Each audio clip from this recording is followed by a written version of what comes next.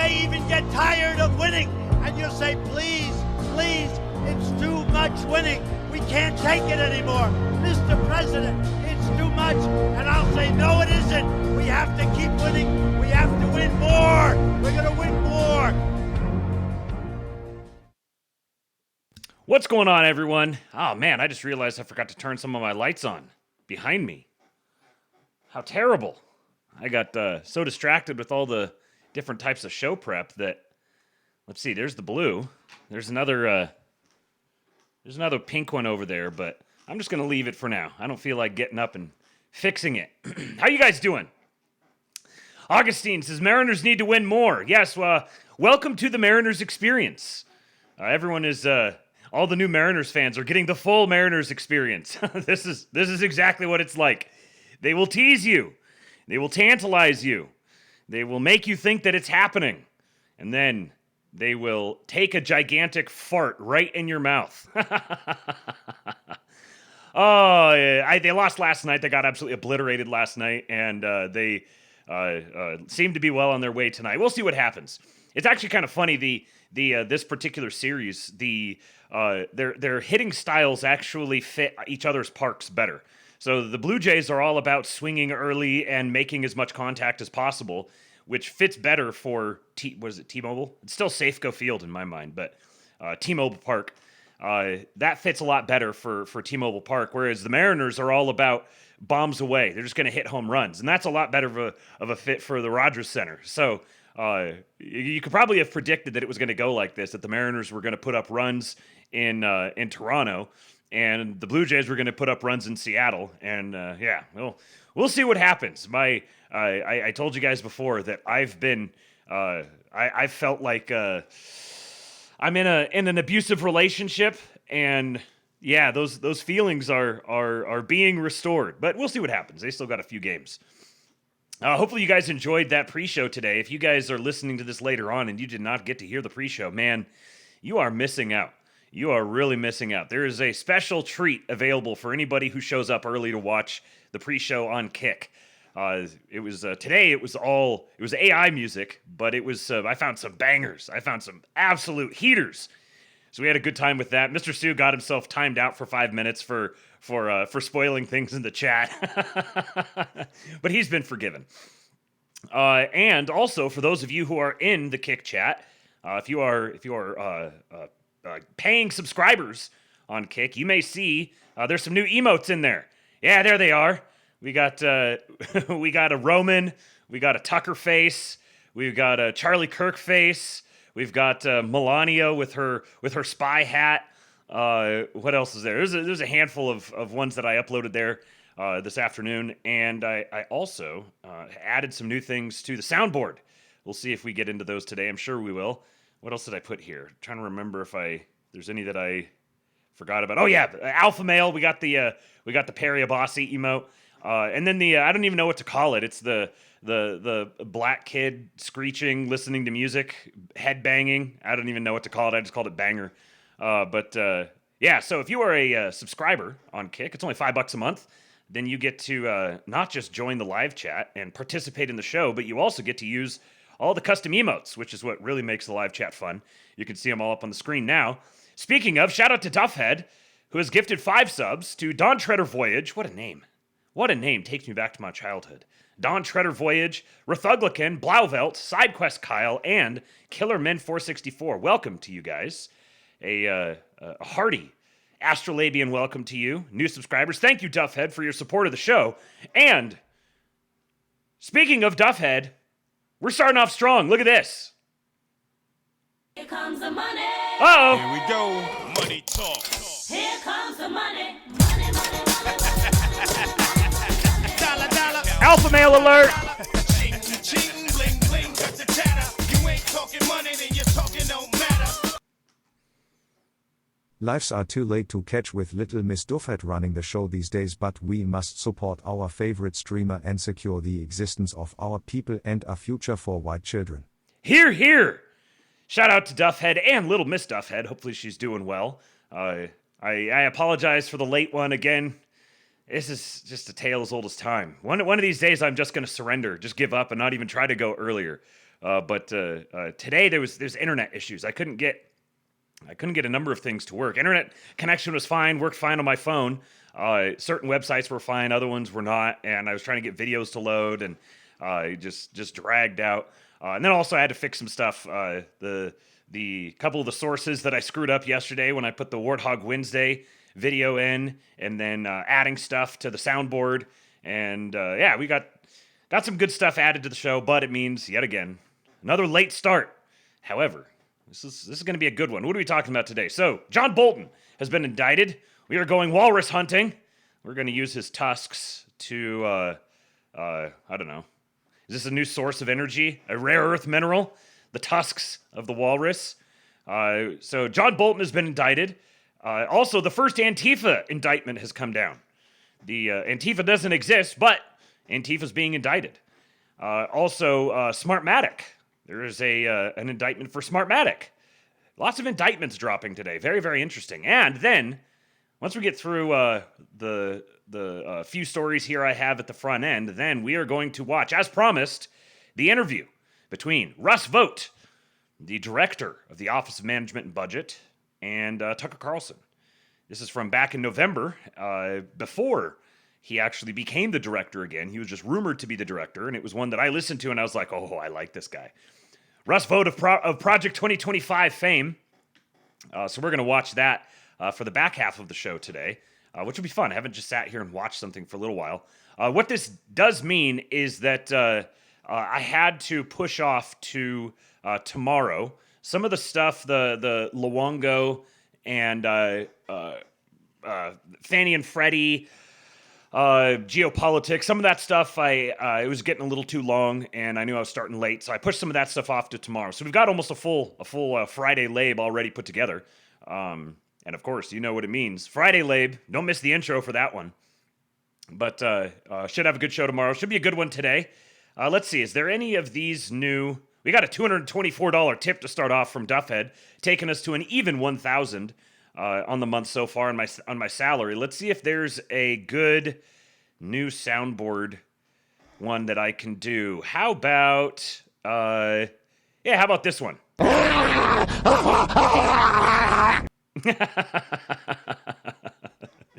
The Barking Dog Man. Barking Dog Ray, he's called. Yes, Tucker and Nick Fuentes are reportedly going to be having a conversation very soon, which I called it. I told you guys. I told you. As soon as they started taking shots at each other, I was like, oh yeah, this is lining up for a conversation. And I think that conversation is going to be appointment listening. That is going to be a very good one. I suspect that they're going to agree on much more than they disagree on. Also, shout out to MGuess1 for renewing a subscription for the 5th month.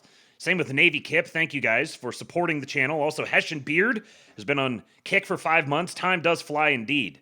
And then Modest Contemplations also resubscribed, and Arthurian Candidate for 2 months and 3 months, respectively. Thank you guys for supporting the show in such a great way. Let me drop the tip link here. I forgot to do that. Tip link.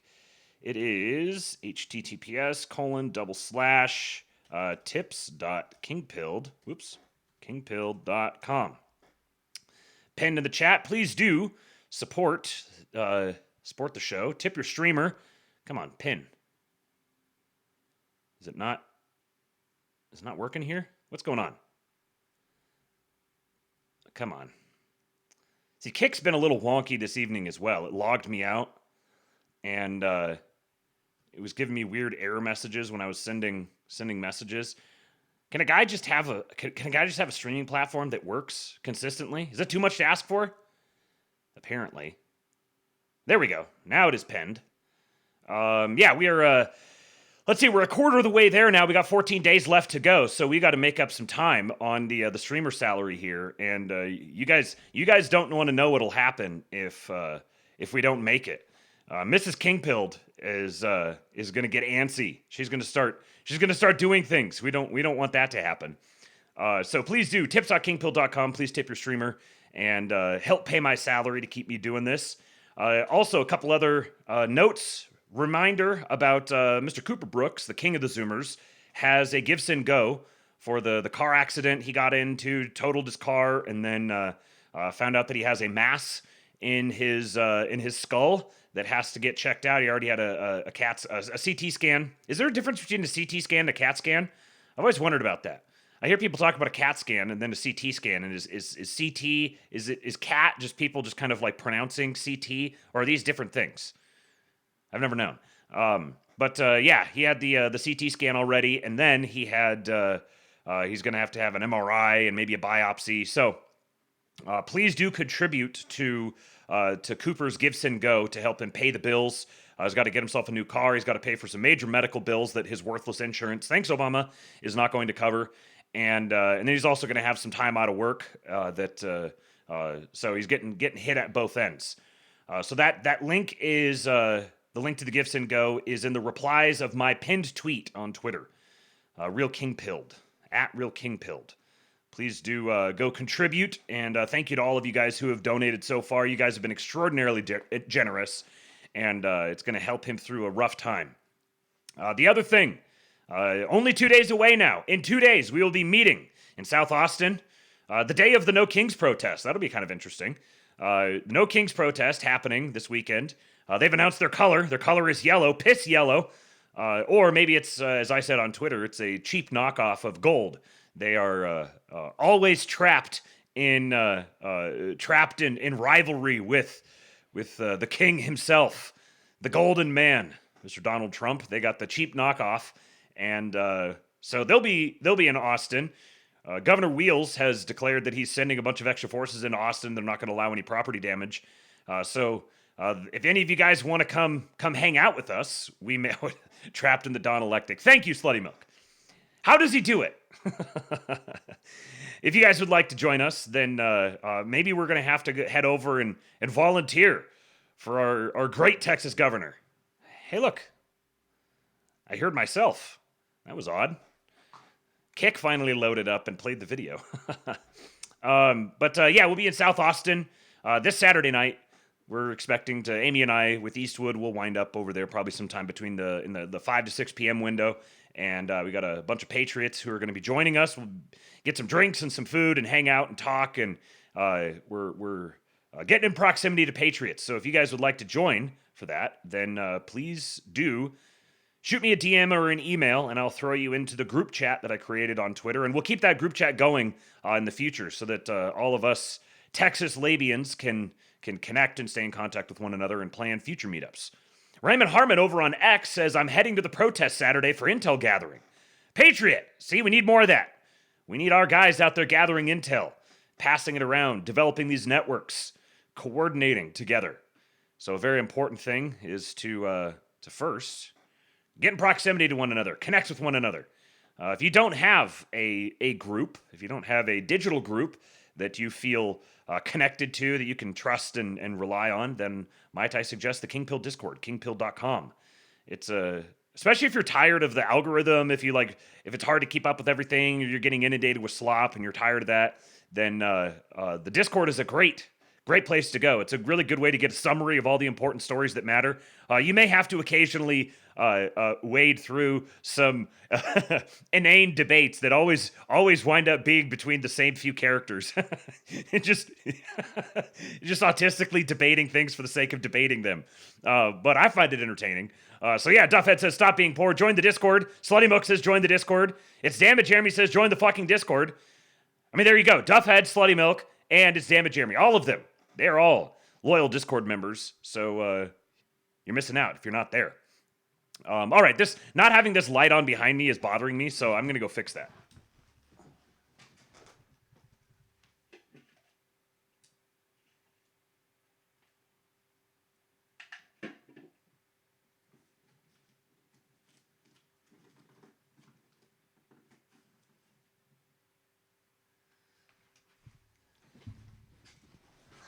I'm sorry. This is my this is the manifestation of my autism. I was giving my my homage to Cal Raleigh there. Cheeks up. Yeah, I realized that as soon as I turned around. I was like, well, all right, here we go. Theodore Dragonsbane has just dropped in for a moment to comment and boost the stream. Peace out, niggas. Support this man. I'm too poor. We will win. Thank you, sir. I had a good conversation with a good friend of yours. We may have to, the Erickson family may be making a trip to your neck of the woods sometime in the relatively near future. And I don't know. There's the possibility we may wind up in that general vicinity on a more permanent basis. But we still got a while to go before something like that could happen. Whoops. All right.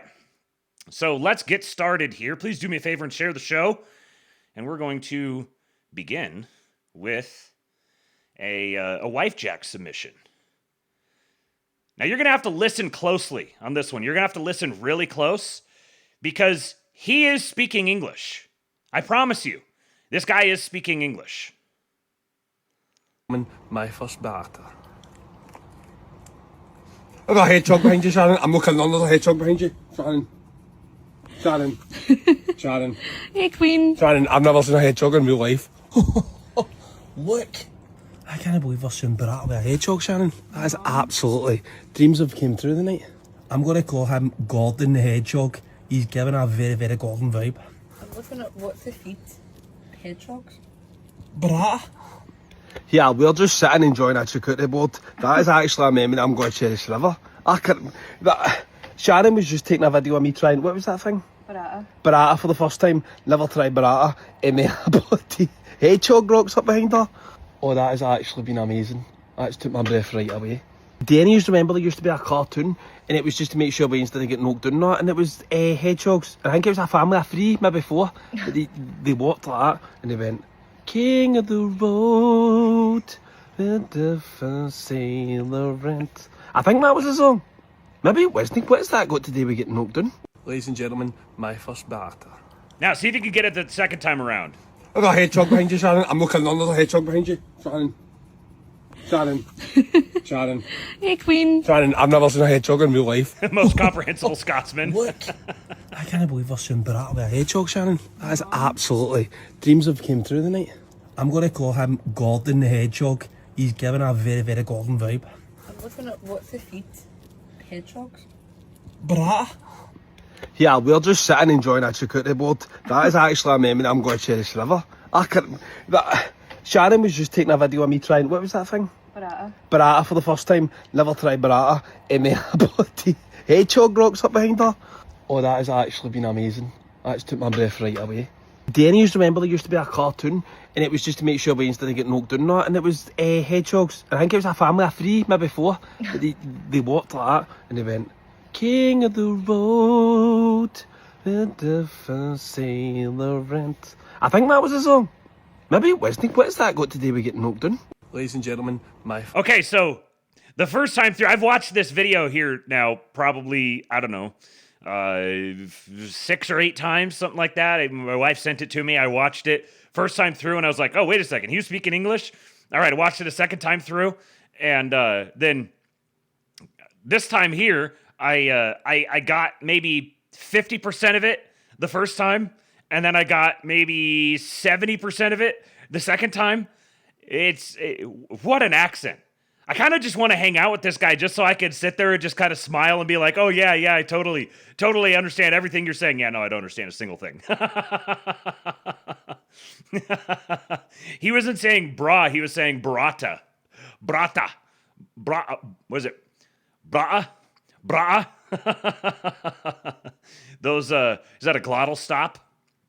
Okay, and then this one here. Shout out to Miles Standish for providing some content for the Labe. This feels like something that would be on Adult Swim at 3 a.m., says the top comment, and that is about as right as you could be. Andre, substitute teacher service. You had a long weekend ripping lines. You don't want to go to class. We'll keep them little f***ers in line, all for $5,000 plus gratuity. We handle kids of all ages. High school, sit your ass down. Middle school, sit your ass down. Kindergarten, while I whoop your motherfucking ass. I love Mr. DeAndre because he lets me say it when we read To Kill a Mockingbird. Hey, Devin, you get extra credit, boy. That trench coat nicer than a motherfucker with that damn anime shirt on. Shit, them babies gonna be on you, my boy. I'm extra nice to the weird ones just in case they start. They got them classmates gotta have fire on you, you feel me? We got my boy Matty Stu teaching math class. The kids call me Mr. Matty Stu. I lost $400,000 in crypto this year. I'm banned from like 11 casinos on the strip, and I owe every bookie in the tri-state area money. So, know a thing or two about numbers. He ain't got no degree for it, but he be at the casino every day counting numbers and shit. You know, like Rain Man. Timmy, elbows in when you throw the dice. You want to keep them tight. You can manipulate the roll that way. They don't teach you that. We hired this one motherfucker I know in the Taliban. Hi, I can teach things like AP rock throwing. Remember, square your hips to the target and follow through. Get the rocks, Abdul. Working with DeAndre is great. It does come with a little more than teaching. One time he had me just ransack a cafeteria. All the square pizzas and chocolate chip muffins. That's all we ate for months. Shit, boy, them lunch ladies got them floppy arms, but they got them fat booties, bitch. You ever got you sucked while drinking chocolate milk? I also teach honors wiring. I remember, kids, they look for the green and red wires to cut. So in our class, we use all blue wires. Blue wires. Remember to use your safety equipment. Back up, kids. These towers are tall. Oh, bitch, I'm hungover. I also teach the philosophy Harry's in the of chat. deodorant. To wear or not to wear. All right, class, that wraps it up tonight. Don't forget your homework. Dodgers in 7, take the over, all right? We're going to win a lot of money tonight. See you on Friday. Every kid that uses my promo code on DraftKings gets an A+. Get an extra $50 for every kid that signs up. Cash in nicely here. Fucking Bill, not a science guy all day long. But this is history class. Shut up, Timmy. That's why don't nobody like your ass. You loser. You, Timmy. That would be there's a good soundboard drop right there. Shut up, Timmy. That's why nobody like your ass. Fuck you, Timmy. Yeah, Dodgers in 7, take the over. My wife says, I bet the kids don't light the teacher's hair on fire in this school. Yeah, my wife had a lot of experience with the LAUSD, the LA School District. She got to experience some of that stuff up close and personal. Okay, what do I got here next? Okay, so, we've been pretty hard on the boomers, but when I see a good boomer, I got to make sure I highlight it. This right here, this is a good boomer. Hold on, let me get my screen squared away here. Dad sold Harley to pay off son's student loans. What's more American than that? Guy says, my dad secretly paid off my student loans, but I found out how he did it, and I don't know how to feel. 2 months ago, I got a letter saying my entire $68,000 student loan balance was paid off. I thought it was a scam at first, but after calling the servicer, they confirmed it. A family member made a full payment. I immediately knew it was my dad. He's always been supportive, though not the emotional type. I called him crying, thanking him. He brushed it off and said, don't worry about it. Just focus on living your life. It wasn't until last week that my mom told me how he did it. He sold the Harley he's been restoring since before I was born. The one he used to tell me would be his retirement ride. He sold it quietly to some collector in another state and used every penny to clear my debt. He's 61, works maintenance at a plant. His knees are shot. That bike was the one indulgence he ever allowed himself. What a hero. What an absolute hero. There are good boomers out there. Honestly, I'd say probably the good ones outnumber the bad ones. But unfortunately, the damage that the bad ones do vastly outstrips, in many cases, on the societal level, vastly outstrips the good that the good ones do. There's going to be the country and really the world is going to be recovering from what the boomer generation did to it for a very, very long time. But this sort of thing, frankly, I don't think it's easy to just talk about boomers writ large and just kind of treat all the boomers as if they're the same. And so every boomer's responsibility is to atone for, is to personally do everything maximally possible to atone for their entire generation. I don't think that's necessarily reasonable. This guy didn't have to do this. It's very good that he did it. It's incredibly honorable that he did it. This is peak dad right here. But yeah, you can't necessarily expect every boomer. It's not reasonable to say that every boomer needs to do something like this. But the more that do these sorts of things, the better off people are going to be. Think about the downstream effect of this on this kid's life. Hopefully he makes the most of it. Hopefully he's not just going to keep being some sort of shit lib and now go rack up a bunch of credit card debt or something like that. Hopefully he actually really takes this to heart and maximizes the opportunity that he's been given. And then when I hear about things like this, and then I think, what if they did some sort of major within the next year or so? They did some sort of major student loan policy overhaul that didn't necessarily just wipe away all student loan debt, but it drastically reduced the effective burden of it. Then, now that the dude has been, it's been probably 25, 30 years that he's been working on this Harley, and he sold it. Man, I would feel for him. But obviously, he would have been taking that into consideration in the decision that he made. This is fatherhood right here. This is the thing to aspire to. All right, now this is I don't totally know what to think of this just yet, but I don't know. It seems kind of cool to me. Check out my boy Palmer Luckey here. Look at this. Look at this guy. Look what he's wearing. It took me a second to realize who this was, but this is Palmer Luckey. Now, what is he wearing? This is what he's wearing. The Ghost Drone. This is Eagle Eye. It enhances the warfighter's perception by overlaying digital information onto the real world, delivering vital real-time insights. Watch this. Bravo. Split. Alpha set. Real-time overlays. Container in the open.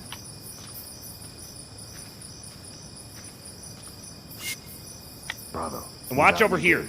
So watch these guys.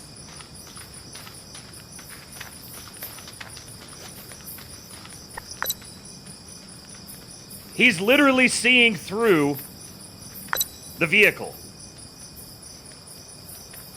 Now he's seeing through a wall. Tango down.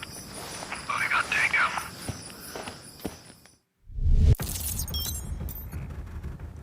Don't let yourself become so libertarian, brain rotted by anti-war stuff that you can't look at something like this and be like, that's really freaking cool. This guy here says demo time. What people may not be noticing is the ghost drone perspective in the corner is delivering real-time wireframes of unit movements directly to the operator's perspective through the obstruction. This is what Palmer Luckey means by superpowers. You can use any asset like a drone or even potentially high altitude or VLEO assets to see through walls. There's apparently he was just on Rogan, and I've seen a lot of people talking about it. I haven't had the chance to watch it myself, but I want to. Here's another one of your PayPal Mafia adjacent guys. Very interesting character, Mr. Palmer Luckey. Yeah, triple the defense budget. That's right. And what this is gonna do for war fighting is pretty tremendous. Now, of course, it'll be interesting to see if this is. I saw Palmer Luckey's talking about how instead of being the world's policeman, we should be the world's gun dealer. Well, I wonder if this sort of thing. What do you got to do to get your hands on these sorts of dealios?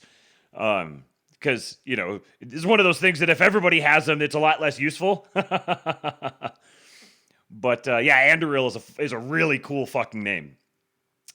I'm gonna watch that Joe Rogan appearance with Palmer Luckey. It's very entertaining watching Palmer Luckey and Jason Calacanis constantly going back and forth with each other. Palmer just will not give him the time of day, which is extremely gratifying. Yeah, we definitely should not sell these. But the way that war fighting is going to change is actually, I think you're going to get like the days of having all-out massive armies storming each other is clearly long, long gone. Drones are going to start playing a lot bigger role, but then also having small, super well-equipped strike teams like this, I think, is going to be their value is going to be amplified even more than they have been in the past. But yeah, that's a cool Game of Drones is the community on Twitter that I pulled that from.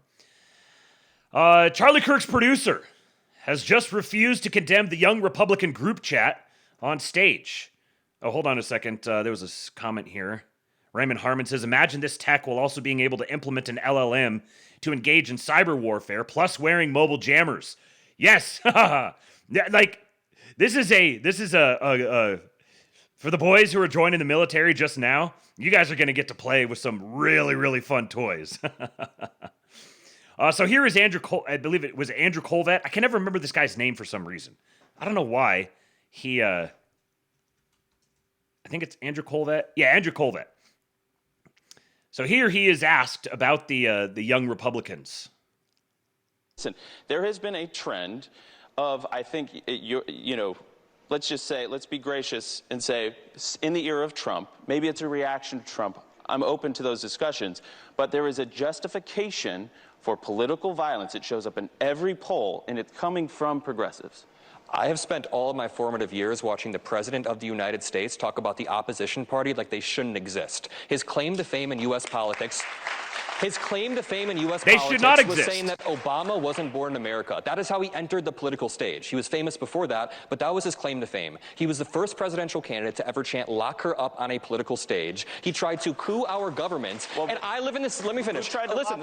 I live in the city of Chicago. Donald Trump, over the past 2 months, has not only posted an AI video of Obama being arrested, but then after that, he posted an AI image of Chicago being invaded. After that, he sent the National Guard to Chicago. So I've spent my formative years watching the president do this, and just think about this. We saw these Nazi group chats, which I'm sure you condemn, right? Shut up, bitch! Well, we can talk about it. Do you condemn it? I want to talk about it. Wait, so when they said gas chambers, disavow. When they say gas chambers, you won't. So you're like JD Vance. You just won't condemn this? Well, I actually had JD on the show today. We had a whole conversation. You guys can all condemn this, right? Hell yes. Thank you. Hold on. All right. Hold on. But Chris, can you condemn that? Here's the point. Of course. Can you condemn? Can you condemn? Will you condemn that? You must condemn. They said meanie words. You must condemn. That's easy. What I'm for him, but you know what? This is not constructive, right? Because what the constructive part is not. This is what. Look, what's happening here, and I know both of you guys, and I want to bring Joe in on this, and I want to get to the audience. But let's just be clear about where the path is forward. The comparison of which is worse is killing us. Okay, it's killing everybody, and you are not wrong. So Orrin McIntyre says they're listening, they're learning. And I want to say, like, the fact that JD Vance came out and made the statement immediately like he did, and that Andrew Colvett here in honestly kind of a hostile venue is willing to step out like this is a significant development. Because there's a lot of people who are going to learn a lot from this. This whole thing happening right now is a massive white pill. It's so good that this is happening the way that it is, because it's so transparent. Especially right on the heels of the Virginia AG saying that the Republican congressman's kids should be killed. Explicitly says they should be killed. And these texts are going out. People are talking about this all over the place. And then this drops. This is part of why I don't see this as a lot of people who are like, oh, this is a big coordinated op. No. This is not some big coordinated op. This is opportunism that people are trying to retroactively capitalize on and turn into a thing.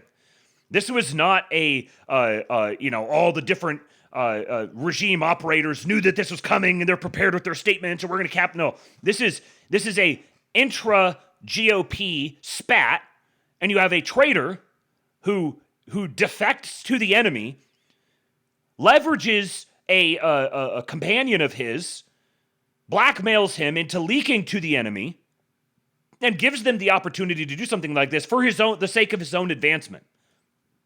He's just trying to take out, it's like low-level stuff. He's just trying to take out some person he has a beef with. And now people are retrospectively trying to capitalize on it. The reason why I don't think that this was some big planned, coordinated hit is because the timing of it is so catastrophically bad. So bad. Trying to put this up against the, like you might say, oh, well, they're just trying to do this to distract from the text messages. No, they're not. It would be terrible. You do not bring up another story to try to distract from these text messages, to try to make the text message story go away, because all you're doing is amplifying it. If they did do this intentionally for that reason, then this is a heads I win, tails you lose sort of situation. Because if they did do this as a big, super coordinated op directly from Obama or whatever, it just reveals how retarded they are. Because all they did is just amplify their own existing scandal. And they created a great opportunity for the GOP to begin policing its own, for the right wing to start highlighting and identifying traitorous people and using this as a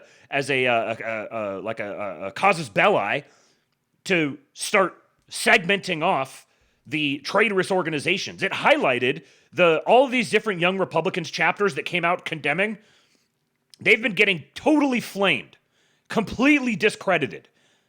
Meanwhile, the ones who, like the Texas Young Republicans or the Arizona Young Republicans, who came out and said, no, we're not gonna play this game. Arizona's statement was a little bit, they were kind of like, yeah, we don't endorse all the Nazi stuff, but this is clearly not an issue. The real problem is the persistent insistence upon calling for and executing violence against their political opponents among the Democrats. They're learning. They're coming along. A few years ago, something like this would have happened. There would have been 0 people of influence or organizations of influence who would have been taking that tack. Now they're coming along. Now we're starting to get the correct response, which is whataboutism. That's the perfect way to do this. This is, everyone wants to disavow whataboutism. No. We're playing whataboutism.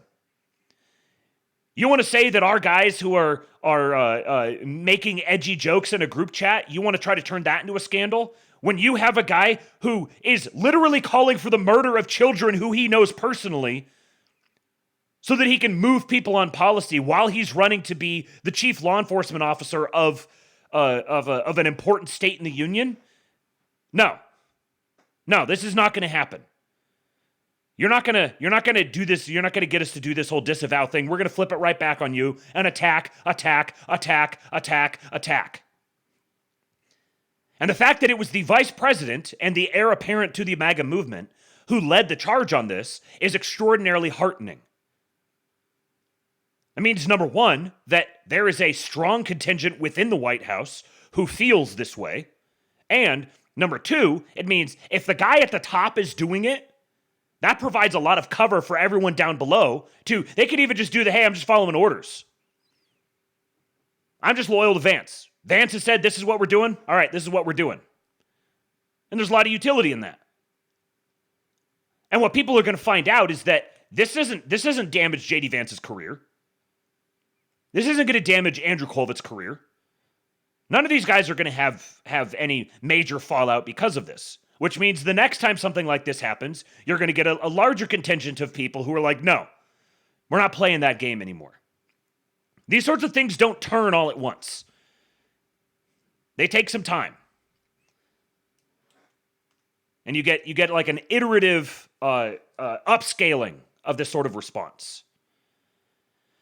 Barndon says the whataboutism looks like it's going to cost that guy the AG race, so it's good. Yes, correct. The things that advance our political prospects, the things that damage our enemies' political prospects are good. Very easy rule. Right, Slutty Milk. Whataboutism is good when we do it because we are right and good. Correct. There is no equivalence here. The Democrat Party is a party of evil and terrorism and corruption and violence and crime against innocent people. That's the only reason that the Democrat Party exists. The only reason they have any power is because of fraud. Fraud, blackmail, violence, mass importation of violent criminals, rigging elections. They would not have political power. They would not have social and cultural power if it wasn't for crime. Literally anything else that is not associated or affiliated with or has anything to do with crime that is related to the Democrat Party is just extraneous. It just kind of happens to be associated with it. There is nothing good or redeeming or worthy of existing about the Democrat Party. And when Donald Trump says those sorts of things, he's right because he's right. And our side is good. When they say it about our side, they're wrong because they're wrong and their side is bad. There is no equivalence. The equivalence is gay liberal bullshit. And we no longer have to be party to it. They have the devil's ideology, that's right.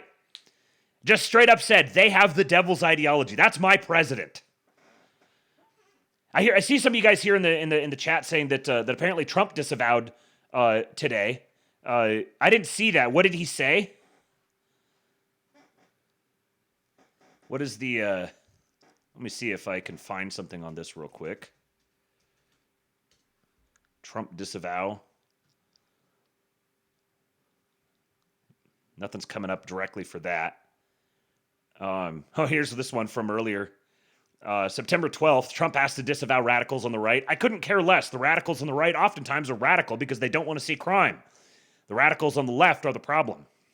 He said something recently that our fugitive truthster highlighted, which was that he alluded to the fact that if they don't crack down on these violent leftists, that eventually there's going to be a violent response from the right, and that we don't want to get there. But it was interesting in the way that he phrased it. Was essentially a tacit approval of that as the ultimate fallback position.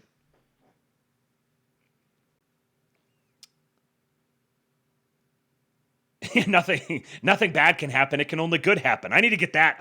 Hold on. I need to get that in the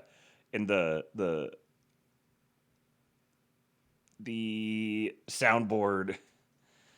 I can't believe I didn't do that already. Nothing bad can happen. It can only good happen. I'm going to have the longest soundboard of all time. I'm actually going to be getting an iPad here shortly to use as we're going to be getting new phones. We'll be able to get an iPad for really cheap. And I'm gonna set it up here to use for the soundboard so I can kind of declutter the screen here a little bit, and I should be able to be a little quicker on it. I'm hoping. I don't recall exactly what he said. It was part of Q&A after his announcement.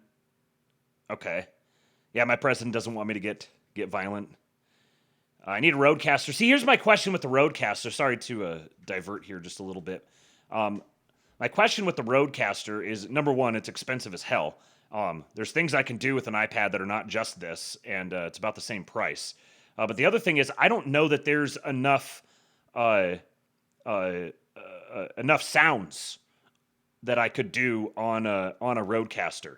Because as of right now, on the soundboard, I actually removed a couple that I basically never use when I added these here today. And I've got 1, 2, 3, 4, 5, 6...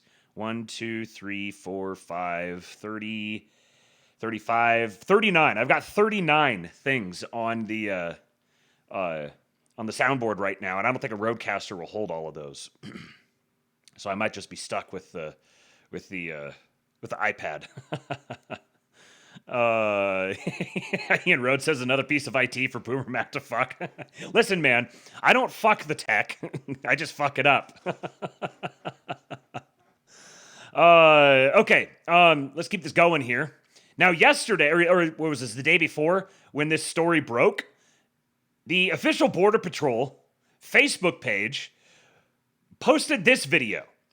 And this was right within, I don't know, a couple hours after that story broke, and they posted this video, and I really can't help but think that this was this was not an accident, that these things happened at the same time. You can never break me, will me, thrill me. You can never kill me, chew me, sue me. Everybody do me, kick me, kite me. Don't jump like a bite me. All I wanna say is that they don't really care about us.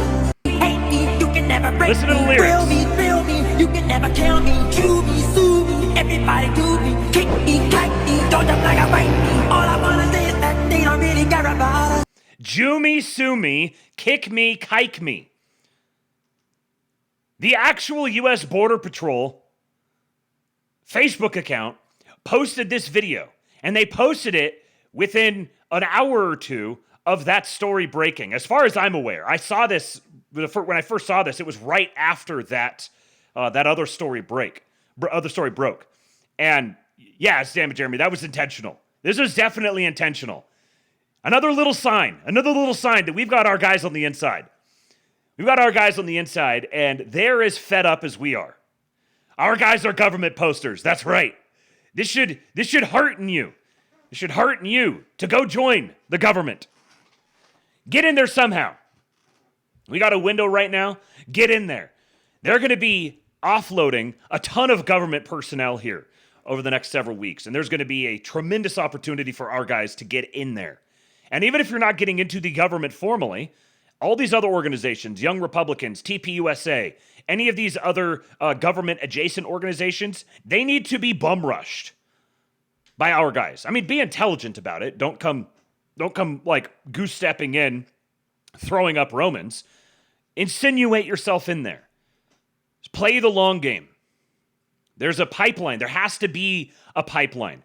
Right now, we've got like all the people on the outside, all of the posters on the outside, and then we've got people up at the top, and then there's handfuls of people scattered here and there throughout the actual government who actually have government, like getting government paychecks. But it's the middle management that needs to be cleaned out. And the longer that it takes to clean them out, the more the smarter ones are going to dial themselves back and try to hide their own power levels in a sort of a inverted sense and burrow in. So the sooner we can get as many of our guys in there as possible, the better. Yeah, Raymond, he says, with sufficient patience, we could own the pipeline. Just saying. Our president says that he wants pipelines. We need to be building and owning pipelines, boys.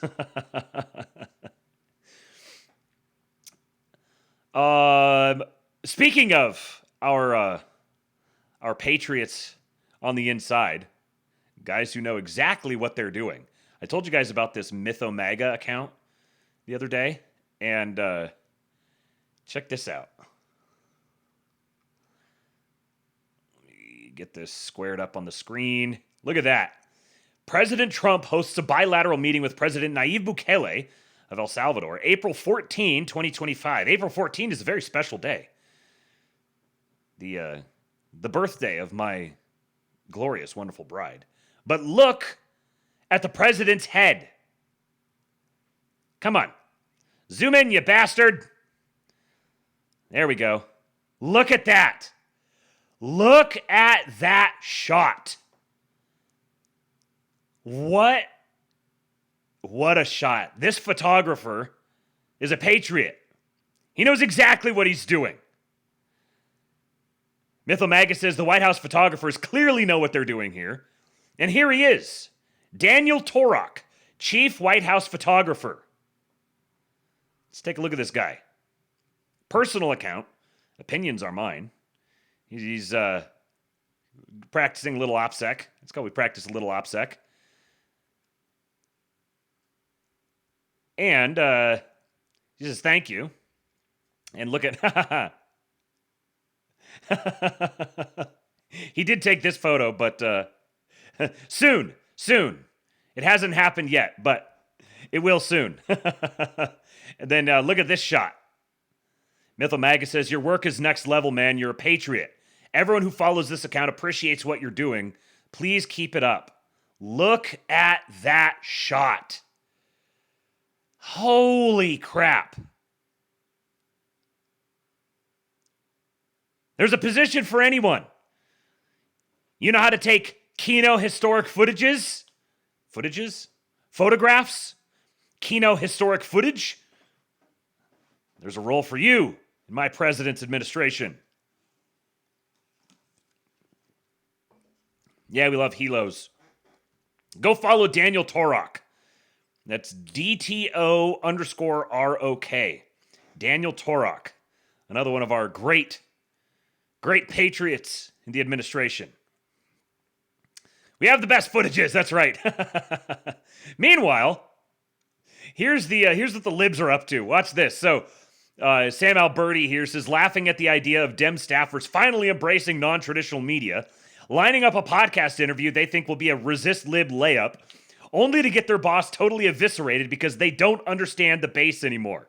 So this is you guys may have seen the I've Had It podcast. These wenches. Let's see here. Shut the fuck up, bitch. Watch this. Do you think he's a war criminal, Benjamin Netanyahu? Do you think he's a war criminal? I again, these are questions that a lot of people think are the important litmus tests that are loaded and hot. My urgency is to be an effective leader in bringing an end to this crisis. And I get these questions all the time that to me undermine my urgency. I think the thing that Democrats get so frustrated with, where we are right now, where you see like the Zoran Mamdanis and the Graham Plattners rise up, because they can go on podcasts and you can say, do you think Benjamin Netanyahu is a war criminal? And they just say, yes. And that's the end of it. It's not all of the rhetoric answering. It's like what happens to Democratic politicians, they go through this like prism, and then we can't ever get like the answer to yes or no conversations like you do with Bernie and others. And that's the frustration for the Democratic base. Do I think Netanyahu is worse than Trump? Yes. See, it just has to come back to Trump. They are trapped in here with him. It always has to come back to him. Every single thing they say always has to be framed in the context of Trump. They cannot help themselves. Trapped in the Donelectic. The N-word. And they keep losing. One of the biggest reasons they keep losing, because they are trapped in that Donelectic with him, and he wins every single time. He owns that frame. The white man is back, baby. The white man is back. CEO did ves God, Brotor. I'm trying to understand that. Something was good, brother. That's my guess. Thank you, Rothgar. $10 tip.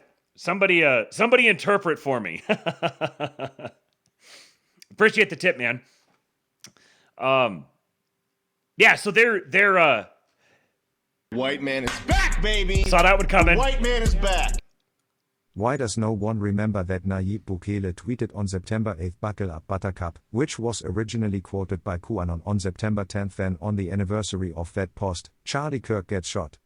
That's a very interesting... I had forgotten about that. Thank you, Austin Trees. Yes. Bukele tweeted, "Buckle up Buttercup" on September 8th, which was originally something said by Q on September 10th. And this was like, I think, September 10th, 2019, I believe. And then on September 10th, Charlie gets shot. There's some... When I really put the schizo hat on, I'm like... you got like the Simpsons predicting so many things, and people have speculated that they have access to some sort of like quantum computer or something that's telling them the future. And there's certain things that have happened that have made me suspect that may not be as far-fetched as it sounds. Obviously, I'm not gonna be betting any money on that, but all of the deltas, all of the Q deltas things, there's plenty of stuff in there that is just like, if you have enough data points, you can make any picture you want, kind of. But so the deciding which data matters and which doesn't when you're trying to form a full picture is actually important. Because if you just take every single data point imaginable and cram it in there, then you got a lot of little pieces you can move around and form whatever picture you want. But there's some stuff that just seems just completely implausible that it could be coincidental. Like, calling these things just massive coincidences is itself too much of a conspiracy theory for me. Like, that's totally implausible. Yeah, Superior B, what was the thing called? Looking Glass that allowed them to look into the future? Yeah, I'm just saying, I can't completely rule that out. Now we're getting more public officials who are either teasing with Q stuff or openly saying Q things, and I don't know. We'll keep an eye. We'll keep an eye. Just keep your mind open. What was I saying? Oh, so the AG candidate Jay Jones or whatever his name is from Virginia just had a debate, and in that debate, it was like an hour. The white man is back, baby. The white man is back.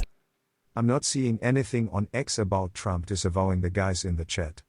I feel like if he did, it would be all over the timeline. Yeah, I agree. I am seeing that polymath faggot get shit on by everybody for being a little homo. Oh, great. That is good to hear. Well done, Patriots. Thank you for shitting all over the polymath guy.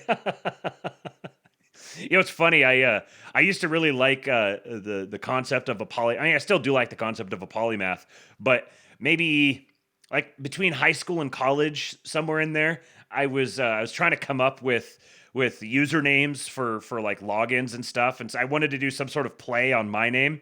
And there was a couple of things that I said that I used Polymatthew for, because Polymath, Matthew. And then some years went by, and I realized, oh no, that's very bad. No, I'm not going to keep using that because no. Polymath. If it's the one I'm thinking of, his name is like political math or something. I think it's Polymath spelled with an I. Let me see see if we can see this. We're getting derailed here, but that's what the show is for. Political math. Now I can't find him. I thought it was Polimath, but it looks like that's not pulling it up. Political math is his handle. Political math. He's one of these like sort of the, I don't know. He's kind of like a DeSantis guy, sort of one of these like a National Review sort of conservative with like an overlap in like the rationalist world. What did he say? Oh, I see. He says, here's the thing, and I genuinely need conservatives to listen when I say this. When you protect coddled little idiots who joke about Hitler, you are putting people like Arena in more danger. He's quote tweeting Kevin Sorbo. Says, I don't care about a group chat leak. People respond when we care about Arena, and we worry about crime and we hate violence. They connect to that. But when we defend shitty behavior on our team, they hesitate. When people on our team joke about loving Hitler, it makes the normies worry about giving the right power. You do what you do. Protect who you want to protect. Just keep in mind that there are consequences to your decisions. Do you genuinely care about Arena or are you using her as leverage? People can tell the difference. And Oren says, still time to delete this.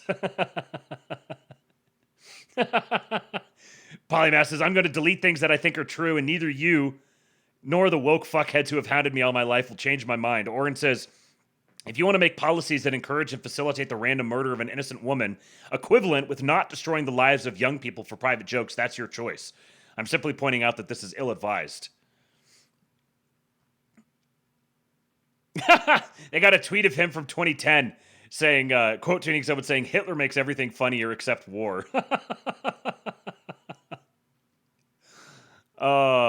Woman Definer says, the only reason you care is because a faction of the right you don't want to have influence made jokes you yourself have certainly made.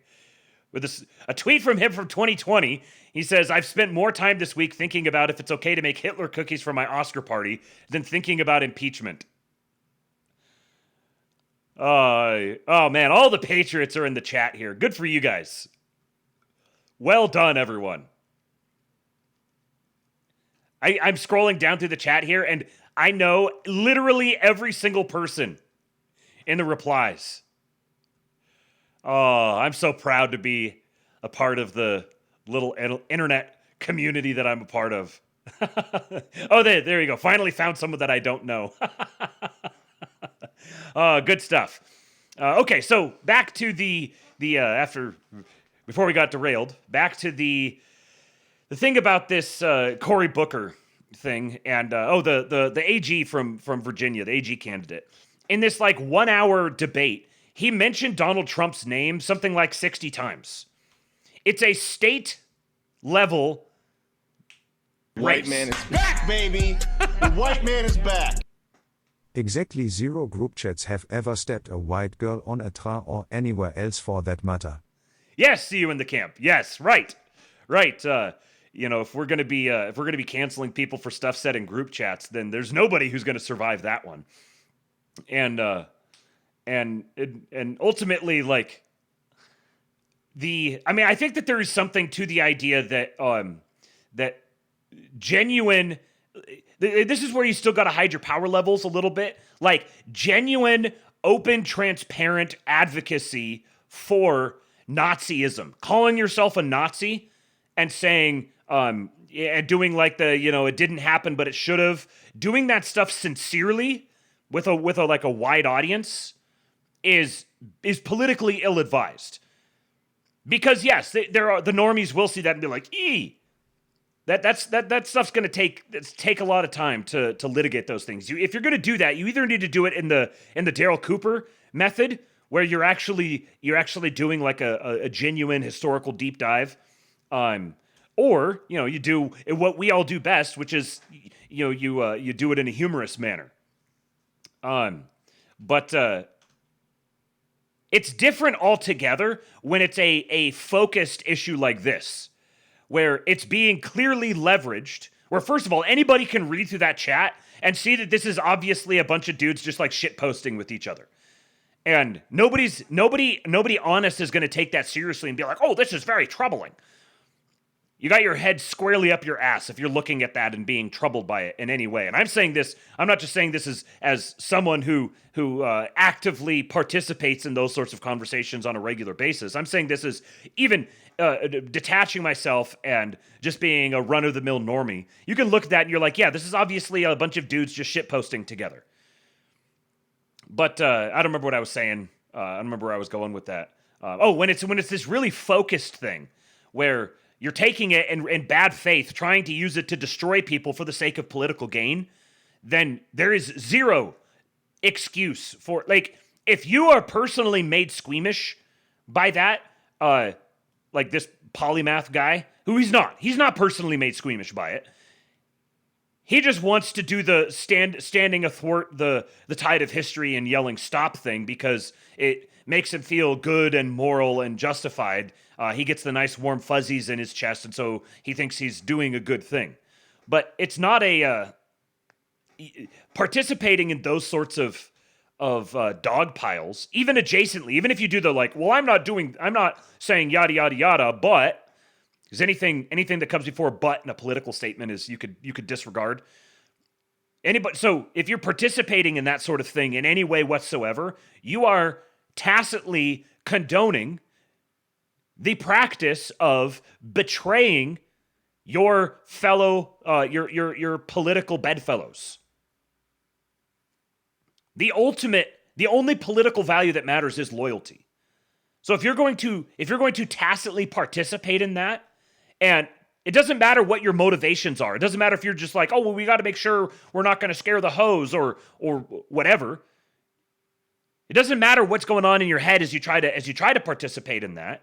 You can try to distance yourself from that all you want. But that is what you're doing. You are saying it is good and right to destroy the lives of young people and for making jokes in a private group chat and to condone disloyalty and leaking to the enemies for the sake of getting one up on your intra-party disputes. I beg of every single one of these eggheads, please have the vaguest sense of what time it is. Now is not the time for moral victories or trying to take the moral high ground. That doesn't mean do obviously immoral or unethical things, but there's few things more unethical than blackmailing a political companion into betraying his own people, leaking private conversations to the worst people on the planet to try to get a little political win for himself personally. That's extraordinarily unethical. And I do not give a shit what you think about host scaring. You cannot condone that sort of unethical thing and then claim that you're like occupying the moral high ground. But anyways, let's see if I can get this sentence finished this time. So this Virginia AG candidate mentions Donald Trump like 60 times in the course of a 60-minute debate, a state-level AG debate. They are wholly embedded within Trump's frame. And the electorate is very quickly sectioning off into the people who have Trump derangement syndrome fatigue, coupled with the people who love Trump, and the people who just radically hate him and spend every last second of every single day thinking and like seething about him. And what this means is that the future of the Democratic Party has nothing to do with moderation. There is going to be no situation in which the moderates are going to come in and the cooler heads are going to prevail. They're talking about trying to kick John Fetterman out now because of this panel that he was on yesterday where he was like, people need to chill out.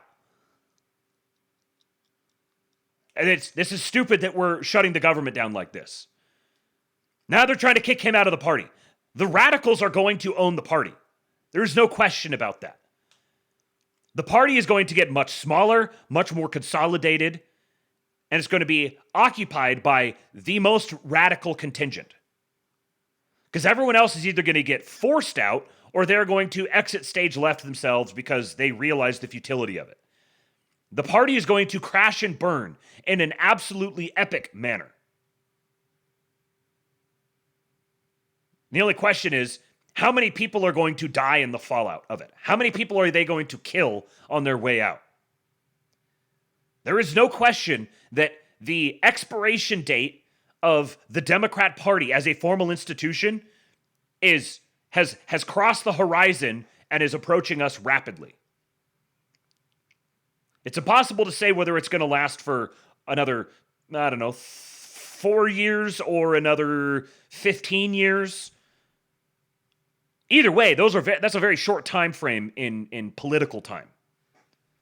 It's going to die. It's going to be replaced by something else. Now, that something else isn't necessarily going to be good.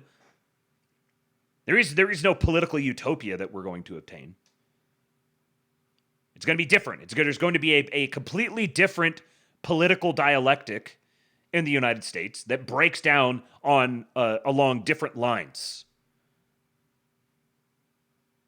And I think we're starting to get some glimpses about what that's going to look like. Either way, they're both going to be much further to the right than, I don't know. How far back would you have to go? I mean, I think they're going to be, like, really we're passing the left-right. We're sort of going to start leaving the left-right thing behind, by and large. People will probably still use it just because of muscle memory.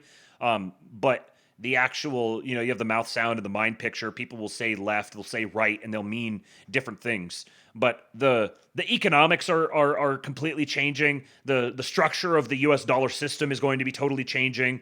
And I think this presages a change, a restructuring of the U.S. government writ large. And I don't think that's going to happen in the near-term future. I think we're probably looking at more like anywhere between 20 and 50 years out when we get like the full, complete changeover to some new sort of, whether it's like a constitutional monarch or, something. I think what's going to be is something completely original. It's going to be an original, distinctly American system of government that's going to be, it's still going to be derivative of the Constitution, but it's going to be a sort of reconstructed Constitution in some sort of manner.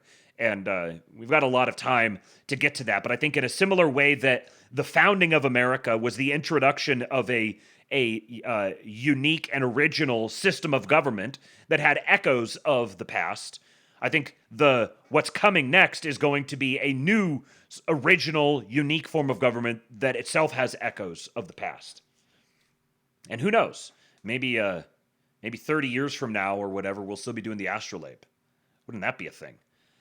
I mentioned this story yesterday. I love this. Absolutely love this GIF, especially with the MAGA hat added to it. Earl dropping the beer. Shout out to Logan Hall, one of our great patriots. But Disclosed TV, citing the New York Times, says Trump admin considering refugee system overhaul, granting priority to English speakers, white South Africans, and Europeans who oppose migration or support, quote, populist political parties. The proposals, submitted in April and July by State and Homeland Security, align with favoring white applicants claiming persecution. Additional measures involve DNA tests and slashing refugee admissions to 7,500 from Biden's 125,000. DNA tests. The Trump administration is considering DNA testing for immigration admission. This is the summary from Disclose. Was it? Actually, can I read the whole thing? Oh, here we go. Let's actually look at the New York Times article. Trump considers overhaul of refugee system that would favor white people. The proposals would transform a program aimed at helping the most vulnerable people in the world into one that gives preference to mostly white people who say they are being persecuted. These fucking people, I hate them so much. The Trump administration is considering, oh, hold on, who wrote this? Zolan Kano-Youngs and Hamed Ali Aziz. Star Wars names. Let's see, is there a soundboard that works for this one? How about, I've got just the one. I got to find it. No, we're not doing that. You're getting called a slur. I don't know which one. Whichever one I feel like saying at the moment. You're getting called a slur. The Trump administration is considering a radical overhaul of the U.S. refugee system that would slash the program to its bare bones while giving preference to English speakers, white South Africans, and Europeans who oppose migration, according to documents obtained by the New York Times. The proposals, some of which have already gone into effect, would transform a decades-old program aimed at helping the world's most desperate people into one that conforms to Mr. Trump's vision of immigration, which is to help mostly white people who say they are being persecuted while keeping the vast majority of other people out. Wow, would you look at that? Mr. Trump's vision of immigration is the same as mine. That must mean I'm getting what I voted for, yet again. The plans were presented to the White House in April and July by officials in the state and Homeland Security departments after President Trump directed federal agencies to study whether refugee resettlement was in the interest of the United States. Mr. Trump had suspended refugee admissions on his first day in office and solicited the proposals about how and whether the administration should continue the program. Trump administration officials have not ruled out any of the ideas, according to people familiar with the planning, although there is no set timetable for approving or rejecting the ideas. The officials spoke on the condition of anonymity to discuss the confidential plans. Subtext here is we've still got people within the administration, people potentially within state and Homeland Security who are leaking to the New York Times. The proposed changes would put new emphasis on whether applicants would be able to assimilate into the United States, directing them to take classes on American history and values and respect for cultural norms. Imagine that. Imagine having an immigration system that emphasizes whether or not applicants would be able to assimilate into the United States. Yeah, Trust Plansar, so much for Infinity Jeets. I was reliably informed that Donald Trump is a Zion Don, has sold out to Israel, and that all he wants to do is import Infinity Jeets. Have you guys seen anybody who made those sorts of claims come around and be like, okay, I was wrong? Have you seen a single person? I don't think I have. It's almost like they're just bad faith losers. That appeared to be a reference to the European far-right political party Alternative for Germany, whose leaders have trivialized the Holocaust, revived Nazi slogans, and denigrated foreigners. Sounds like some patriots to me. Vice President J.D. Vance has criticized Germany for trying to suppress the views of the group, which is known as the AfD. A senior official said the Trump administration was monitoring the situation in Europe to determine whether anyone would be eligible for refugee status. The official spoke on condition of anonymity because the plan and I have been finalized.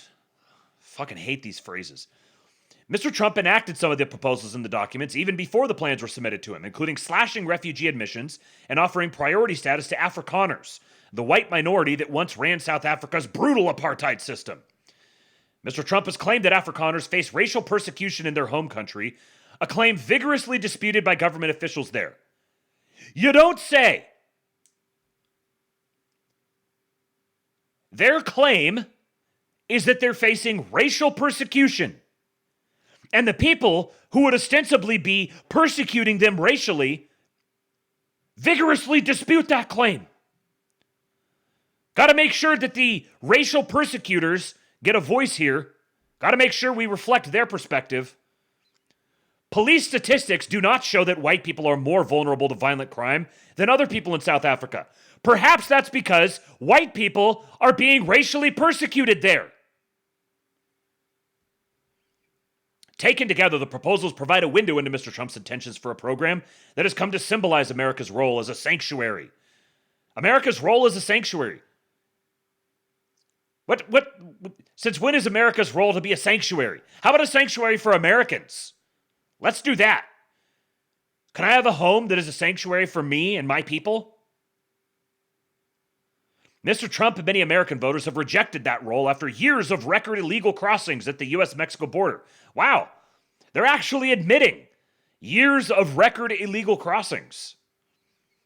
Although the refugee program, with its meticulous screening processes and years-long waits, is considered the right way of seeking protection in the United States, Mr. Trump has made clear he wants to crack down on immigration in general, both legal and illegal. Did they? I don't remember, and I'm not going to go back and find out, but did they ever refer to Biden as Mr. Biden while he was president? Did they ever refer to Obama as Mr. Obama while he was president? Or is this an honor that's preserved just for Donald Trump? I'm also going to take another little victory lap here. Remember when I told you guys that when the administration is talking about refugee admissions,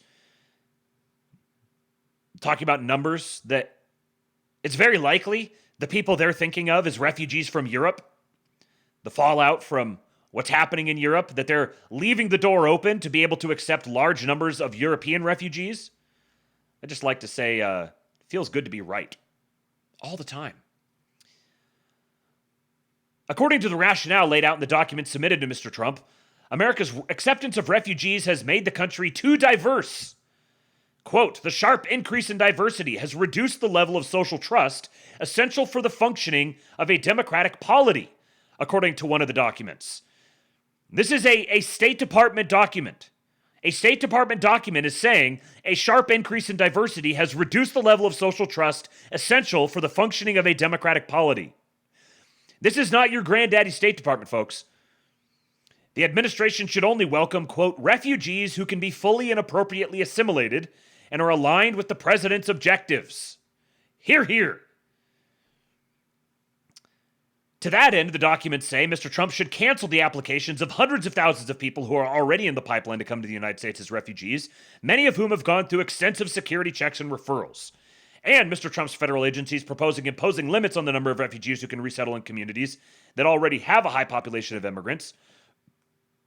Oh, sorry, let me start that over again.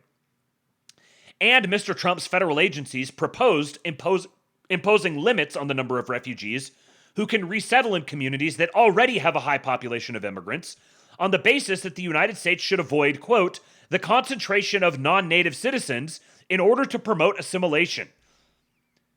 This coming from the State Department. Thomas Pigott, oof, what a name. Tommy Pigs. Thomas Pigott, a spokesman for the State Department, would not comment on specific details of the documents, but he said, quote, it should come as no surprise that the State Department is implementing the priorities of the duly elected President of the United States. He added, quote, this administration unapologetically prioritizes the interests of the American people. I love getting what I voted for. The administration has made some exceptions to its refugee ban. According to the documents, federal agencies have worked to resettle a limited number of Afghans who assisted U.S. soldiers during the war. Critics say the plans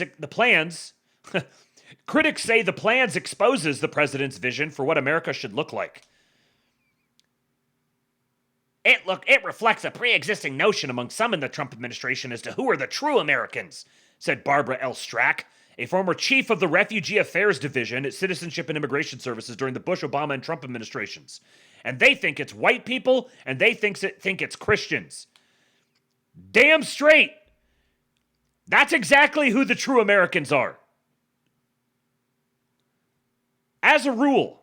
Of course, there are exceptions to that rule, as there are to everyone. But that is Native Americans, white Christians. Other changes include more intensive security vetting for refugees, including expanded DNA tests for children to ensure they are related to the adults they are traveling with. Imagine that. Imagine not actively incentivizing the trafficking of children as a matter of formal policy. Mr. Trump also is planning to slash the number of refugees allowed into the United States to 7,500 in the upcoming year, a drastic decrease from the limit of 125,000 set by the Biden administration last year. Mr. Trump is required by law to consult Congress on imposing a refugee limit, but the White House officials say the government shutdown has delayed that. Oh no! Oh no! Really? You shut the government down and now we can't consult Congress on limiting refugees? Aw, what a bummer. Administration officials are not done submitting proposals to the White House, according to the draft of a third report obtained by the New York Times. The latest proposal calls for U.S. embassies to make referrals for who should be considered for refugee status rather than the United Nations, which has long been the practice. So here would be a potential new policy change. That U.S. embassies would make the referrals instead of the fucking United Nations. The State Department has been guided by the United Nations in who should be considered for refugee status. You have no idea how bad things have been. The change would allow for greater American control of who gets funneled into the refugee pipeline. What a radical notion that Americans should control who are accepted as refugees in America. At the UN General Assembly Summit last month, Christopher Landau, the Deputy Secretary of State, defended the Trump administration's approach during a panel on refugee policies. Quote, saying that the process is susceptible to abuse is not being xenophobic, it is not being a mean or bad person, Mr. Landau said. The administration has argued that allowing thousands of refugees from all over the world to enter the nation would overwhelm American communities that have already called for additional resources to assist the record number of migrants who crossed the U.S.-Mexico border during the Biden administration. Migrants at the border, however, seek protection through a program separate from that of refugees, who often wait years overseas before they are vetted to travel to the United States. The refugee program has historically received bipartisan support from both Republicans and Democrats. Mr. Trump and the architect of his immigration restrictions, drumroll please, Stephen Miller, where my Gigajew at? Gigajew in the chat. They have for years sought to limit the number of refugees entering the United States, particularly from Africa or Muslim-majority nations. During his first term, Mr. Trump demanded to know at a White House meeting why he would accept immigrants from Haiti and African nations, which he described as shithole countries, rather than Europe. God, I love my president. His administration now appears prepared to turn those sentiments into policy. In the report, administration officials also proposed banning refugees from resettling in U.S. communities that have requested federal aid to assist migrants in recent years. What a rational policy. If those U.S. communities have required federal aid to assist the migrant resettlements in their communities, perhaps we don't send more. But many local leaders and refugee advocates is like, if you are self-described a refugee advocate, that should automatically put you on the short list for deportation. Just immediately. You don't belong here if you're a refugee advocate. How about refugee advocates advocate from their own country? They argue that not only can refugees adjust to life in America effectively, they also benefit local economies. Line go up! They adjust to life in America effectively. Could I get a source for that? This seems like a good time to play this one. Okay. What kind of American are you? And this one. No offense, but it sounds like some fucking commie gobbledygook. Yeah, refugee advocate, except for Afrikaners. Afrikaners applying for refugee status get fact-checked by the New York Times. But refugee advocates get uncritically cited. Oh, here you go. Oh, here's a sentence for you. Oh, you guys ready for this one? Marian Abernathy, a lay leader at the Judea Reform Congregation Synagogue in Durham, North Carolina, has helped refugees who had settled in her community since 2016, including a dozen families in the last 4 years from Afghanistan, Ukraine, Haiti, Venezuela, and Syria. Holy crap! What a sentence!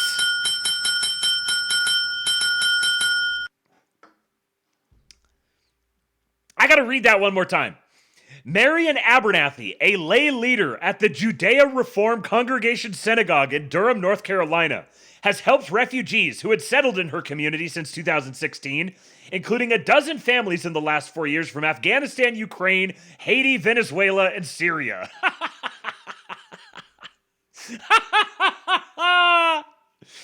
The refugees have worked as nursing aides, engineers, Uber drivers, medical technicians, and lunch coordinators at local schools, she said. That's not a sales pitch I want to hear. We're bringing in people from Afghanistan, Ukraine, Haiti, Venezuela, and Syria to be nursing aides, engineers, Uber drivers, medical technicians, and lunch coordinators at local schools? That sounds like a terrible idea. Literally only one of those countries, Ukraine, might vaguely be, assimilatable.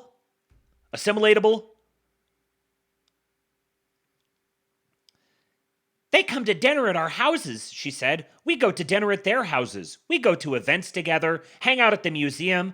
I don't feel like they're not integrated. I've rarely seen a group of people, she said, who work harder and who want fewer handouts. Yeah, I don't believe you. Sorry, just don't believe you. Okay, let me back this out here. Next one. You guys are going to like this one. Oh, yeah. Shout out to Solianath, who, by the way, if you guys have been following this, the winds come so fast and heavy now that stuff that once would have defined, a month or a quarter, now just sort of, there you go, another win. Solianath and Martin, Captive Dreamer, both got permanently banned on Twitter because of some fuckery happening with the current chief of product there. And there was a big hullabaloo about it. And then Elon intervened. And what do you know? They're back again. And I'm just going to say this. In the entire time that I have been on Twitter, which is, I think I created my first Twitter account in 2009. So 16 years, almost half my life, I have been a Twitter power user, let's say. I have never, ever, ever seen people get banned permanently and then brought back within a couple of days. This is a first. A big first. The white man is back, baby! The white Perfect man timing. is back! You heard Sam Hyde, the white man is back, baby. Yeah, fuck the entire Star Wars cantina. Thank you, Austin Trees. That's right. Okay, so Solianath says, Charlie Kirk fought and died for this. Make it happen. So old Rose Swig here says, am I reading this right? Is the GOP actually going to end H-1B and go beyond? Let's read this document. Let's get this zoomed in where I can see it. I'll tell you guys where this document is coming from. Slutty Milk says he's met Swig. Swig's a patriot? That's good to hear. End the H-1B abuse machine. The H-1B program has become a fraud-ridden corporate workaround dominated by India-based outsourcing firms, depressing wages and displacing U.S. talent under growing scrutiny. Require a $175,000 national wage floor and a $250,000 petition assessment payable by the petitioner. Cap total annual visas at 60,000, including nonprofits and research. Limit validity to 2 years, renewable once for a maximum of 4. Bar automatic extensions tied to green card filings. Allocate visas to highest actual wages when oversubscribed. Prohibit staffing and outsourcing firms from petitioning. Restrict federal agency use to narrow defined exceptions. Require in-person site checks for top volume petitioners and prior violators, all aligned with the broader third-party employment ban. Or repeal the Immigration and Nationalization Act 101A15HIB.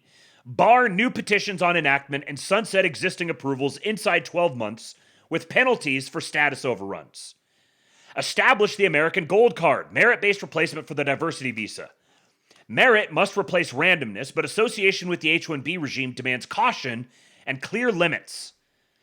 Replace the $55,000 per year diversity visa lottery with a codified merit-based American Gold Card modeled loosely on the Trump-Lutnick framework as a transitional good faith measure, not a new permanent pathway tied to the current H-1B structure.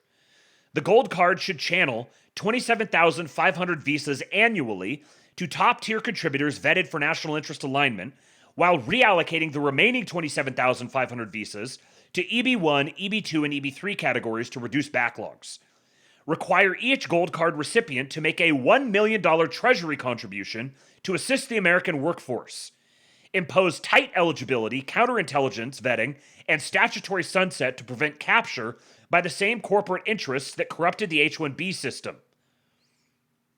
This provision demonstrates good faith reform while ensuring any merit-based program serves U.S. security, funds domestic labor priorities, and remains subordinate to the enforcement and sovereignty goals of this act. End discretionary work permits. This is the H-4 EADs, OPT, STEM OPT, and beyond. Discretionary EAD authority has undergone a historic scale hijacking, becoming de facto amnesty and a cheap foreign labor pipeline that crowds out citizens and suppresses wages. Terminate all forms of employment authorization not expressly created by Congress. Rescind spousal and student work authorizations, including H-4 EADs and F-1 OPT/STEM OPT. End permits under executive or regulatory authority, DACA, parole, deferred action, and temporary protected status, unless Congress has provided explicit statutory authority. Codify a bright line rule. Work authorization attaches only to lawful status created by Congress. This closes the amnesty by EAD backdoor and collapses the shadow labor market it sustains. Ban on third-party employment. Decades of contracting and body shop schemes have gutted the integrity of employer-specific visas and turned whole programs into shadow labor networks. So, this is from this document. Oh, actually, there's more. Hold on. Terminate all forms of third-party placement, contracting, or outsourcing under any visa category. Prohibit foreign nationals from performing services for any entity other than the petitioning employer or at work sites not owned by that employer. Bar the use of subcontractors, staffing companies, and labor brokers. Impose strict liability on petitioners for any violation, with mandatory debarment for repeat offenders. Mandate worksite geofencing by address to end distributed shadow deployments. End dual intent. The legal fiction of dual intent has blurred the line between temporary and permanent status, inviting status gaming and undermining enforcement integrity. Amend the Immigration and Nationality Act to eliminate dual intent for covered categories and require clear non-immigrant intent at issuance and extension. Withdraw or deny any pending petitions or adjustment applications unless the worker changes to a category that lawfully permits immigration intent. Render status violators or those who circumvent intent rules ineligible for change or adjustment. Eliminate adjustment of status. Adjustment of status has become an ultimate loophole, a domestic green card pipeline that rewards overstays and destroys program separation. Eliminate adjustment of status under the Immigration and Nationality Act for employment and family-based categories. Require consular processing abroad, and restore clear separation between non-immigrant and immigrant intent. preserve a narrow exception for refugees and asylees consistent with humanitarian obligations, terminate eligibility for adjustment of status within temporary categories to prevent status gaming and de facto dual intent. And foreign student guardrails. Too many institutions have turned F1 from academic exchange into a work pipeline, with weak outcomes and day one CPT abuses. Cap foreign student enrollment by institution size and degree level, with waivers limited to narrowly defined STEM research or accredited medical residencies. Congress may set statutory percentage caps or legislate a framework of mandatory reporting, SEVP enforcement, and public transparency, leaving precise percentages and waiver mechanics to DHS, state, and education. Permit targeted STEM exceptions for critical fields such as quantum or AI. Require agency set caps to rely on data-driven metrics like graduate employment rates to determine ceilings. Bar day one CPT. Debar schools that advertise or deliver it. And then there's reform intercompany transfers, the L1. So, what is this document from? Well, here's Gabe Guidarini. Look at my spaghetti American. Finally seeing the proposal I referenced last month and which old Roswig shared part of last night. The fact that an effort for nuking H-1B, OPT, L1, etc. is being shared with college groups is huge. Get ready, GOP leadership. And this is what he'd said last month. He said, word on the street, some external parties and Hill offices may unveil the strongest pro-worker package in years, closing every backdoor on H-1B, OPT, L1, and more. Keep an eye out in the coming weeks. We're talking ending H-1B for good. Here's what this part of the document says. Why Congress must act. Times have changed. For decades, Washington treated visa reform as a narrow policy niche, something for lawyers and lobbyists to tweak around the edges. Those days are over. The people are angry, and they have every reason to be. A generation that grew up watching jobs outsourced now understands the system better than the insiders who built it. They can rattle off program names, cite loopholes, and mock any proposal that doesn't close H-1B or kill OPT. They know that what used to be called temporary has become permanent, and that every promise to fix it has ended in excuses or carve-outs. Even 5 years ago, when a coalition of college groups sent a letter during COVID urging President Trump to pause H-1B and end OPT, that demand seemed bold. Today, it's the baseline. Voters don't want patches or pilot programs. They want permanence in the national interest. Congress can no longer rehash half measures from the Grassley-Durbin playbook or go an admirable but too narrow route. The moment demands more than tinkering with structure and scope. It demands a total reset. Comprehensive approach. Only statutory reform can close every backdoor at once and stop the endless game of category shifting and policy arbitrage. This act delivers that closure. It addresses all major visa classes in one strike.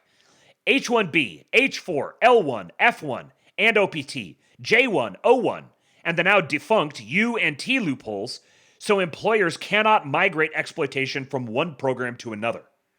If this becomes a bill, it ends discretionary work permits, ends adjustment of status abuse, and bans third-party employment schemes across the system. It replaces piecemeal rulemaking with a single enforcement architecture that finally aligns temporary visas with the national interest. Protect American workers. This reform centers on the wage, dignity, and mobility of U.S. citizens, especially young graduates and early career professionals. It severely restricts H-1B, ends OPT and STEM OPT, and imposes strict L1 and O1 standards. High wage floors, labor market tests, and proof of extraordinary skill, not ordinary labor. The effect is direct and measurable. Wage fairness restored, domestic hiring incentivized, and corporate dependency on cheap labor dismantled. This is not about slowing the economy. It's about rebuilding one that belongs to the American worker. Restoring program purpose. Temporary must mean temporary again. Programs originally designed for short-term exchange or specialized transfer have metastasized into permanent immigration pipelines. This act restores integrity by removing dual intent, abolishing domestic adjustment of status, refocusing F1 on education, tightening J1 oversight, and replacing U/T self-petitions with law enforcement-initiated processes that protect real victims while ending fraud. These steps return every category to its lawful limited purpose, conditional, transparent, and aligned with U.S. interests rather than corporate convenience. Legislative strategy and EO momentum, codifying reforms, creates durable guardrails, and sets the stage for aligned executive action.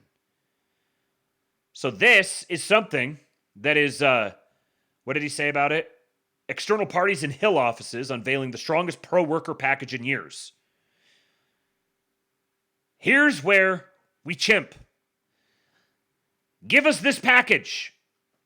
This is what we demand. Make it happen. We want nothing less.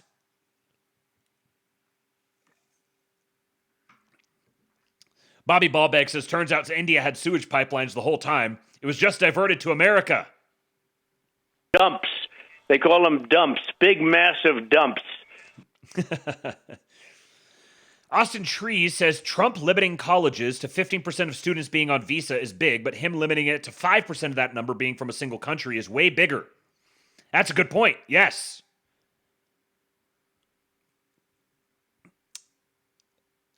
Let's see what I ran out of chat on that window. Let's look over here.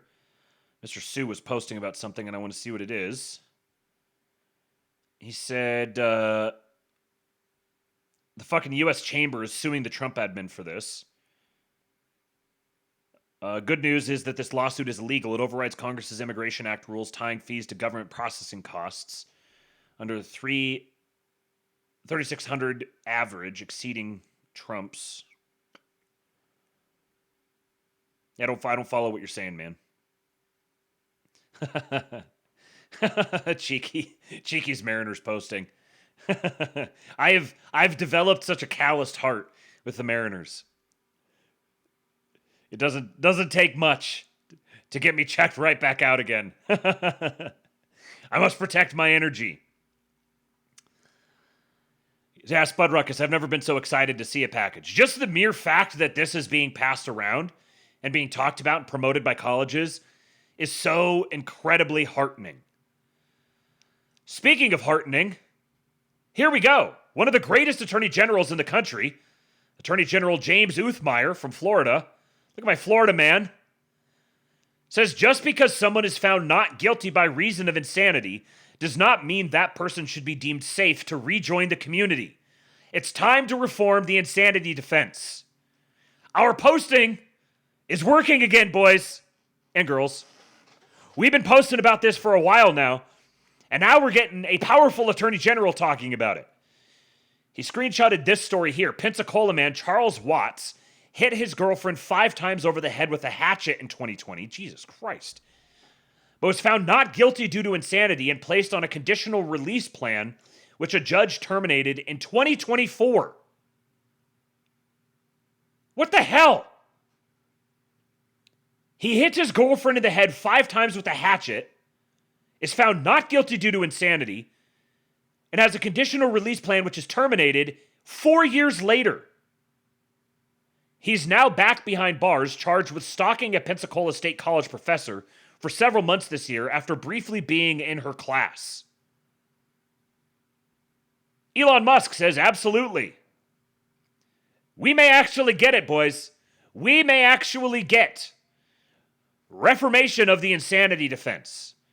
It is terrifying to think of the sheer number of people who are out on the streets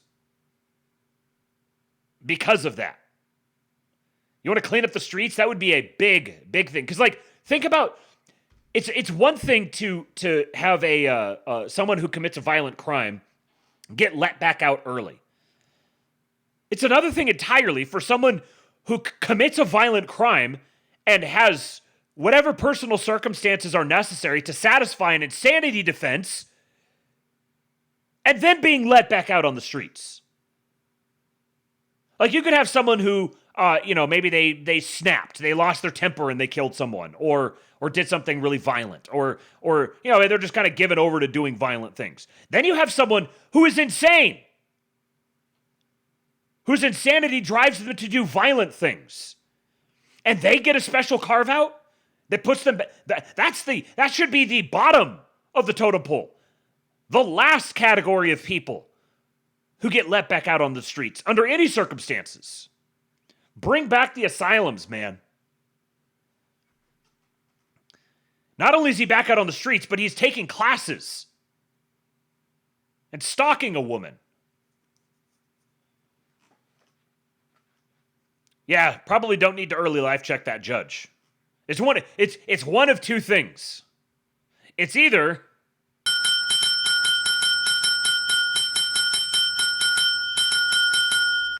or the N-word. Guaranteed. I suppose another option would be hold on, let me find it. Some of these women, they're so stupid. And maybe a combination of the two. Here's another interesting story that just happened. Speaking of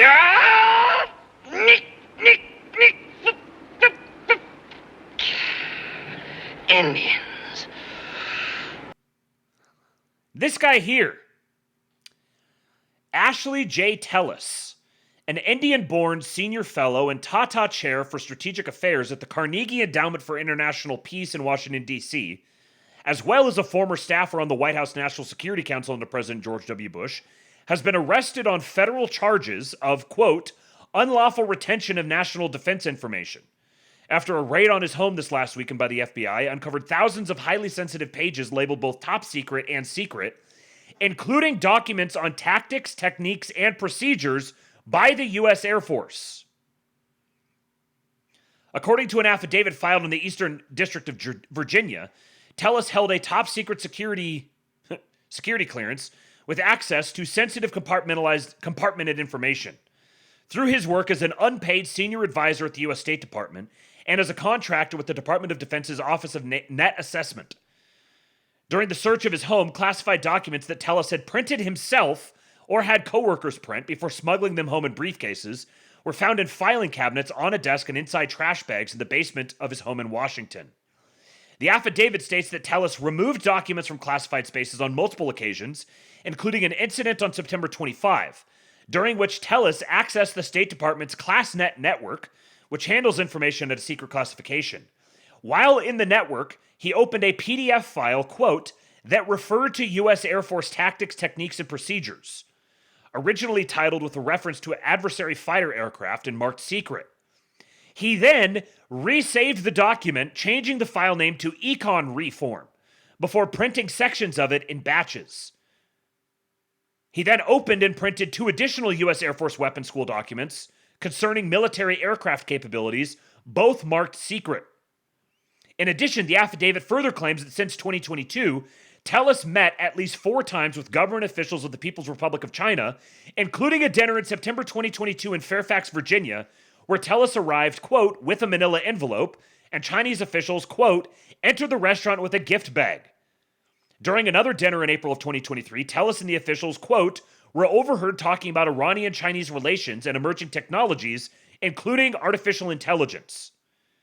So those things happened 2 and 3 years ago. And only now is he being arrested? Why do we have a guy on September 25 smuggling out documents referring to U.S. Air Force tactics, techniques, and procedures, as well as military aircraft capabilities? This is like, yeah, hang the guy. I mean, this seems pretty cut and dry. If anybody merits hanging, it would be this guy.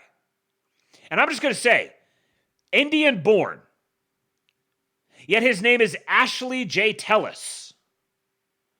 Unless he's changed his name, I'm going to say Indian-born Ashley J. Tellis smuggling information out of, smuggling classified information out, meeting with Chinese officials, talking about Iranian-Chinese relations. I'm going to say this is a British asset. That seems pretty clear. This dude is an MI6 asset. I would bet every single dollar I've ever earned.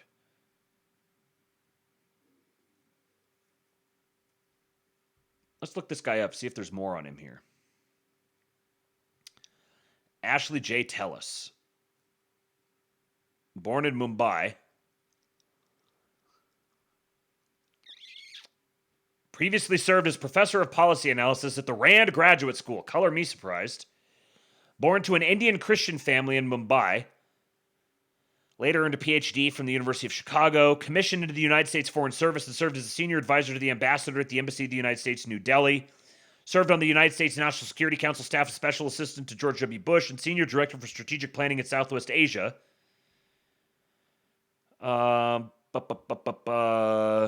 India's emerging nuclear posture between recessed deterrent and ready arsenal. Strategic Asia, reshaping economic interdependence in the Indo-Pacific. Yeah, this guy has globalist spook. Yeah, all you would have to do is just read his bio. Yeah, I mean, you wouldn't even have to know this information about him like meeting with Chinese officials with a manila envelope while they bring a gift bag, or him smuggling out top secret documents. I wouldn't even have to know all of that, and I would just read the guy's bio and be like, yeah, this is an MI6 asset. So clearly. Now, speaking of smuggling top secret documents, we got another one, boys. The Walrus Man. John Bolton has been indicted. He's been indicted under the Espionage Act, and it's a 26-page indictment with 18 federal charges. Here from MSNBC. Yeah, so John Bolton was charged with 18 federal counts, and I apologize, I'm going to look down. I'm reading this. We're still just getting this. We have the first 8 counts are transmission of national defense information. The second set of 9 counts, that's counts 9 through 18, is retention of national defense information. And that looks like it's U.S. Code Title 19, Section 793D and E, which is part of the Espionage Act. Now, there was another statute that they were considering, and it looks like they've only charged him with those Espionage Act statutes, but we're still reading through this indictment. It's 26 pages long. There's a lot of background information here, and I apologize, but we're literally just getting this in right now, so I'm still...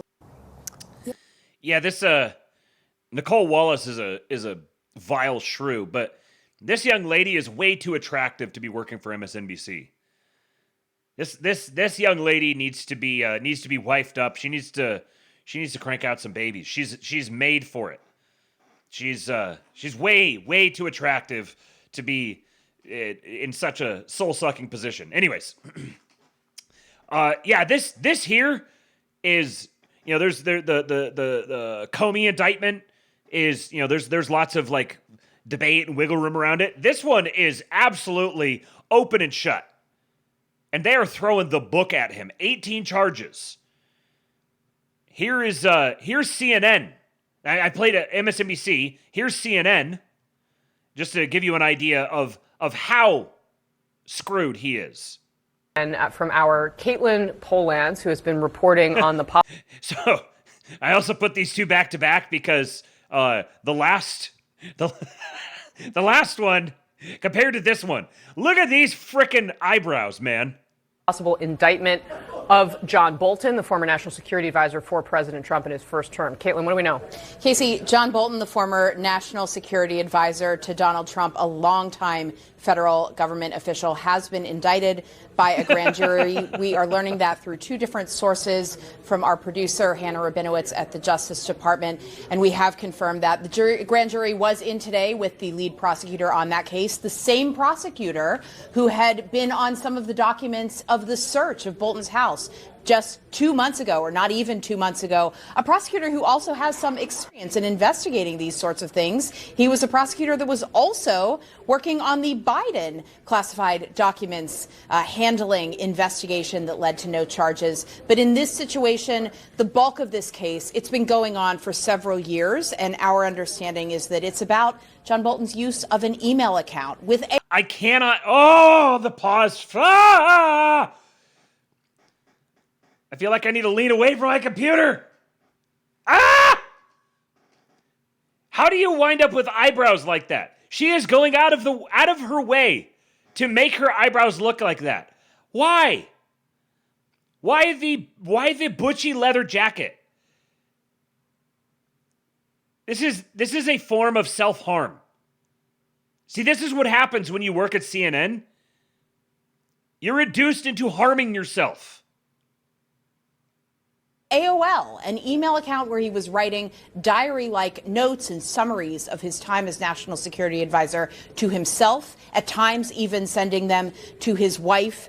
She seems kind of nice. Like, I don't know, I don't get her personality. She doesn't seem that bad. But holy crap, she is actively going out of her way to make herself look terrible. That's not the way her eyebrows naturally look. And daughter, and that is the sort of thing that the Justice Department does say frequently, not just in the climate of a Trump administration, that that's something that you should not do. We have seen many charges like this before of other high-ranking officials, and that also with John Bolton in those search warrants, and what we're very likely to see in court going forward is that the Justice Department saying he should have known better. Yeah, that's she's like... that's something that the Justice Department says you probably should not do. Yeah, you definitely should not take extensive diary notes of a bunch of secret national security stuff and then email it to yourself and give your wife and daughter access to it. Your wife and daughter who do not have security clearances. Yeah, that's definitely something that you should know better and not do. That's the understatement of the year. So now here is a clip from Fox News that as we're seeing a little pattern with these guys, that they're bringing them in, landing these indictments on them, and then we're getting rumors that they're doing a little arm twisting. Regs, there's no statute of limitations on this. He continued to possess classified documents. Yeah, Will, I'll tell you, I've worked on these cases both on the prosecution side and on the defense side, and I'll tell you That's a handsome beard.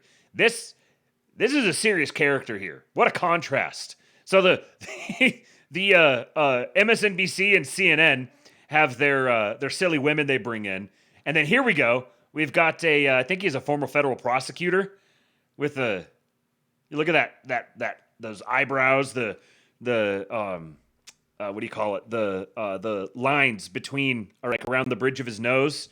This guy looks like he's all business. they are very difficult cases to defend against because it is, in essence, a simple analysis. Is the document classified? Is it in your possession? Did you purposefully possess the document in question? And then you reach other analyses. You look at what was the purpose for the possession to determine whether or not additional charges may be brought. Remember, though, I'm very mindful of the fact that Bolton has a lot of knowledge and a lot of insight. There's may be an effort to also get his attention and get him talking about other things that he may have information about. This is just the beginning, the tip of the iceberg. I think it's a difficult case to defend against. He, of all people, should know. Doesn't matter if it's old or new materials. If it's classified and you possessed it, then it could be a crime. All right. So yeah, he's this is very open and shut, and I suspect that they're probably going to be giving him an opportunity. Given that it's just he's completely pinned to the wall. There's no wriggling out of this one. It's a pretty straightforward case. I suspect they may be giving him an opportunity to get out of it to a certain degree, if he wants to turn on some people. Sean Davis says John Bolton is in deep trouble according to the federal indictment against him. He not only stored thousands of pages of classified documents at his home long after his government employment ended, he regularly shared classified info with multiple uncleared individuals via unsecured Google and AOL email. And those emails here, those individuals rather, I believe were his wife and daughter. So it says, from on or about April 9, 2018 through at least on or about August 22, 2025. So this is up to, 6 weeks ago? He was still doing this 6 weeks ago. Bolton abused his position as National Security Advisor by sharing more than 1,000 pages of information about his day-to-day activities as the National Security Advisor, including information relating to the national defense, which was classified up to the top secret /SCI level. with 2 unauthorized individuals, namely individuals 1 and 2. Bolton also unlawfully retained documents, writings, and notes relating to the national defense, including information classified up to the top secret SCI level at his home in Montgomery County, Maryland. Individual 1, whose identity is known to the grand jury, was related to Bolton, either his wife or his daughter, resided in the District of Maryland, never held a U.S. security clearance, and was not authorized to access, receive, or maintain the classified information that Bolton shared related to his work as National Security Advisor. Individual 2, whose identity is known to the grand jury, was related to Bolton, never held a U.S. security clearance, and was not authorized to access, receive, or maintain the classified information that Bolton shared related to his work as the National Security Advisor. So this is the first one. Individual 1's probably his wife, because it says this individual resided in the District of Maryland. Individual 2 is probably his daughter, because it doesn't include that.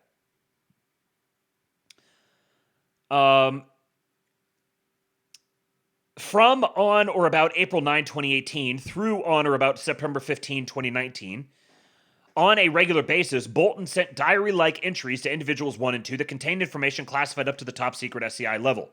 Bolton wrote many of these diary-like entries by transcribing his handwritten notes from his day's activities into word processing documents, which he then electronically sent to individuals 1 and 2 through a commercial non-governmental messaging application. On other occasions, Bolton used his personal non-governmental email accounts, such as email accounts hosted by AOL and Google. He's got an AOL email address because he's still a fucking boomer. To email information classified up to the top secret SCI level to individuals 1 and or 2 at their personal email accounts. At no point did Bolton have authorization to store or transmit the classified information that he sent to individuals 1 and 2 via his personal electronic devices and accounts, nor did they have the authorization to know or store the information he gave him. At some unknown time, but no later than August 22, 2025, many of the diary-like entries from Bolton's time as the National Security Advisor, including entries that contain national defense information classified up to the top secret SCI level, were printed and stored in Bolton's personal residence in Montgomery County, Maryland. Digital copies of some of the diary-like entries that contain national defense information were also stored on personal electronic devices and others, used by him and others in his personal residence. After his time as National Security Advisor ended on September 10, 2019, his personal residence was not authorized to store classified information in physical or electronic format. And then it says here, at no point during Bolton's time as National Security Advisor or afterwards, including when his home skiff was decommissioned in or about September 2019, did Bolton tell the U.S. government personnel that he had sent national defense classified information to individuals 1 and 2 over commercial email messaging services, or that such information was stored on personal electronic devices and in personal electronic accounts belonging to or accessible by himself or individuals 1 and 2. At some point between when he left government service in September 2019 and July of 2021, a cyber actor believed to be associated with the Islamic Republic of Iran hacked his personal email account and gained unauthorized access to classified and national defense information in that account, which Bolton had previously emailed to individuals 1 and 2 while he was the National Security Advisor. A representative for Bolton notified the U.S. government of the hack in or about July 2021, but did not tell the U.S. government that the account contained national defense information, including classified information, that Bolton had placed in the account from his time as National Security Advisor.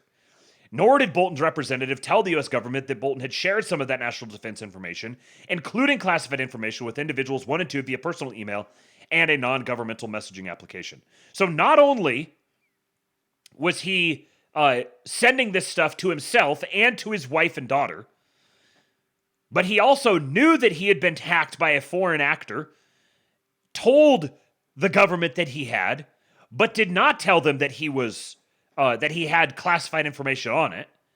And then it also says here at the beginning, interestingly, so he was the National Security Advisor through 2019, but it says from on or about April 9, 2018 through at least on or about August 22, 2025, he was sharing and storing all this information. So even after he was no longer the National Security Advisor, he was still doing this. This seems just completely open and shut, cut and dry. Like, the dude's hosed. And this was a case that was opened. This investigation was opened originally under Biden. The Biden DOJ was investigating this and it was put on hold by the Biden administration for political reasons. So this could potentially implicate other people. As they run this down, who put it on hold and why? How was that message communicated? For what reason was it put on hold? How compromised is the person or persons who put that on hold? Like once they start pulling on these things, this stuff is going to unravel like crazy. Here is another clip.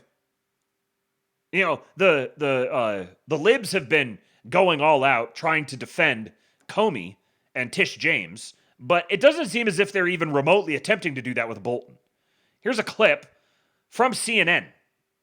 I had a clearance. And this woman here is the former Biden DOJ public affairs official. And I'm not even going to try to pronounce her name. Star Wars name. I had a clearance, and whenever you go through the training to have a security clearance, you are always told about the handling of classified information and exactly how you must handle it and how you cannot take it home.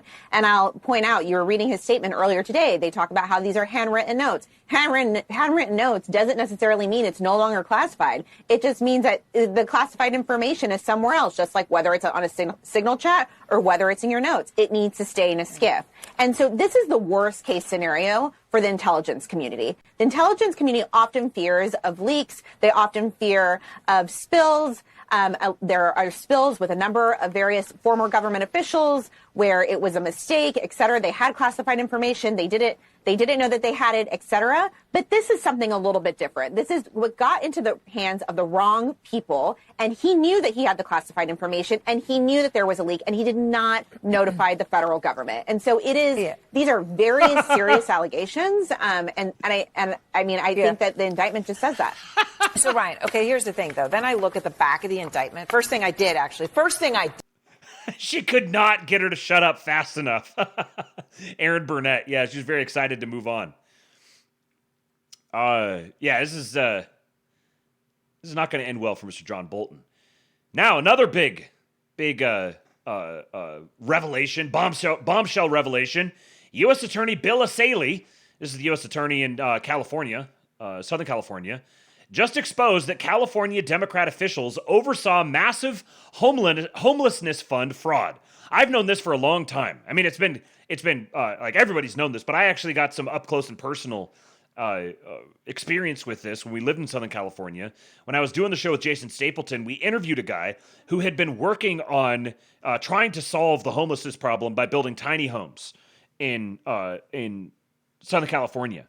And he told us about how he had been sent threatening letters from government officials. He'd had people who came by and took shots at him, like cars that drove by, tried to drive by shooting with him and getting threatening letters. And he was like, no. He's like, the homelessness is never going to be resolved by these government officials because it's big business. They are making extraordinary amounts of money, just raking it in hand over fist. As long as the homelessness problem exists, there's cause for appropriating massive funds to them that just gets laundered all over the place. Well, now, as Gavin Newsom is trying to do his big stand up to Trump routine, and everything is escalating with respect to, you got Oregon, you got Illinois, you got California, you got a number of these states who are all trying to coordinate in opposition to Trump. Well, here we go. Here we get a big release about what's been happening with this fraud in California. Of where billions of California tax dollars intended to solve homelessness ended up. California has spent more than $24 billion over the last 5 years with little to no progress in solving our homelessness epidemic. California state officials failed to provide meaningful oversight over the individuals who received most of these funds, and they had little to no answers to the public's demand for accountability. Well, that accountability starts today. This guy here, Bill Asaley, this dude is a patriot. He's been he's appeared here on the Labe a number of times.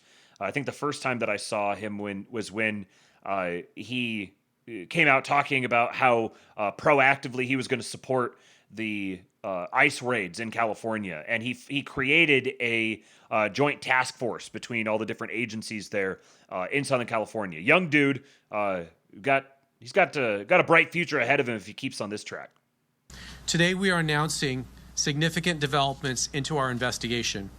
We're making public 2 criminal cases relating to 2 separate real estate developers who were involved in misappropriating millions of state funds intended to combat homelessness.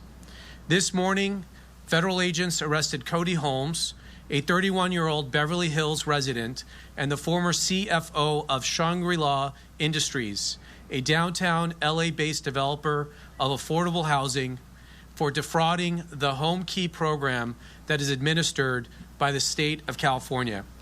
The program awarded grant money, which included federal tax dollars, for specific projects to convert motels into housing for the homeless and to operate the units.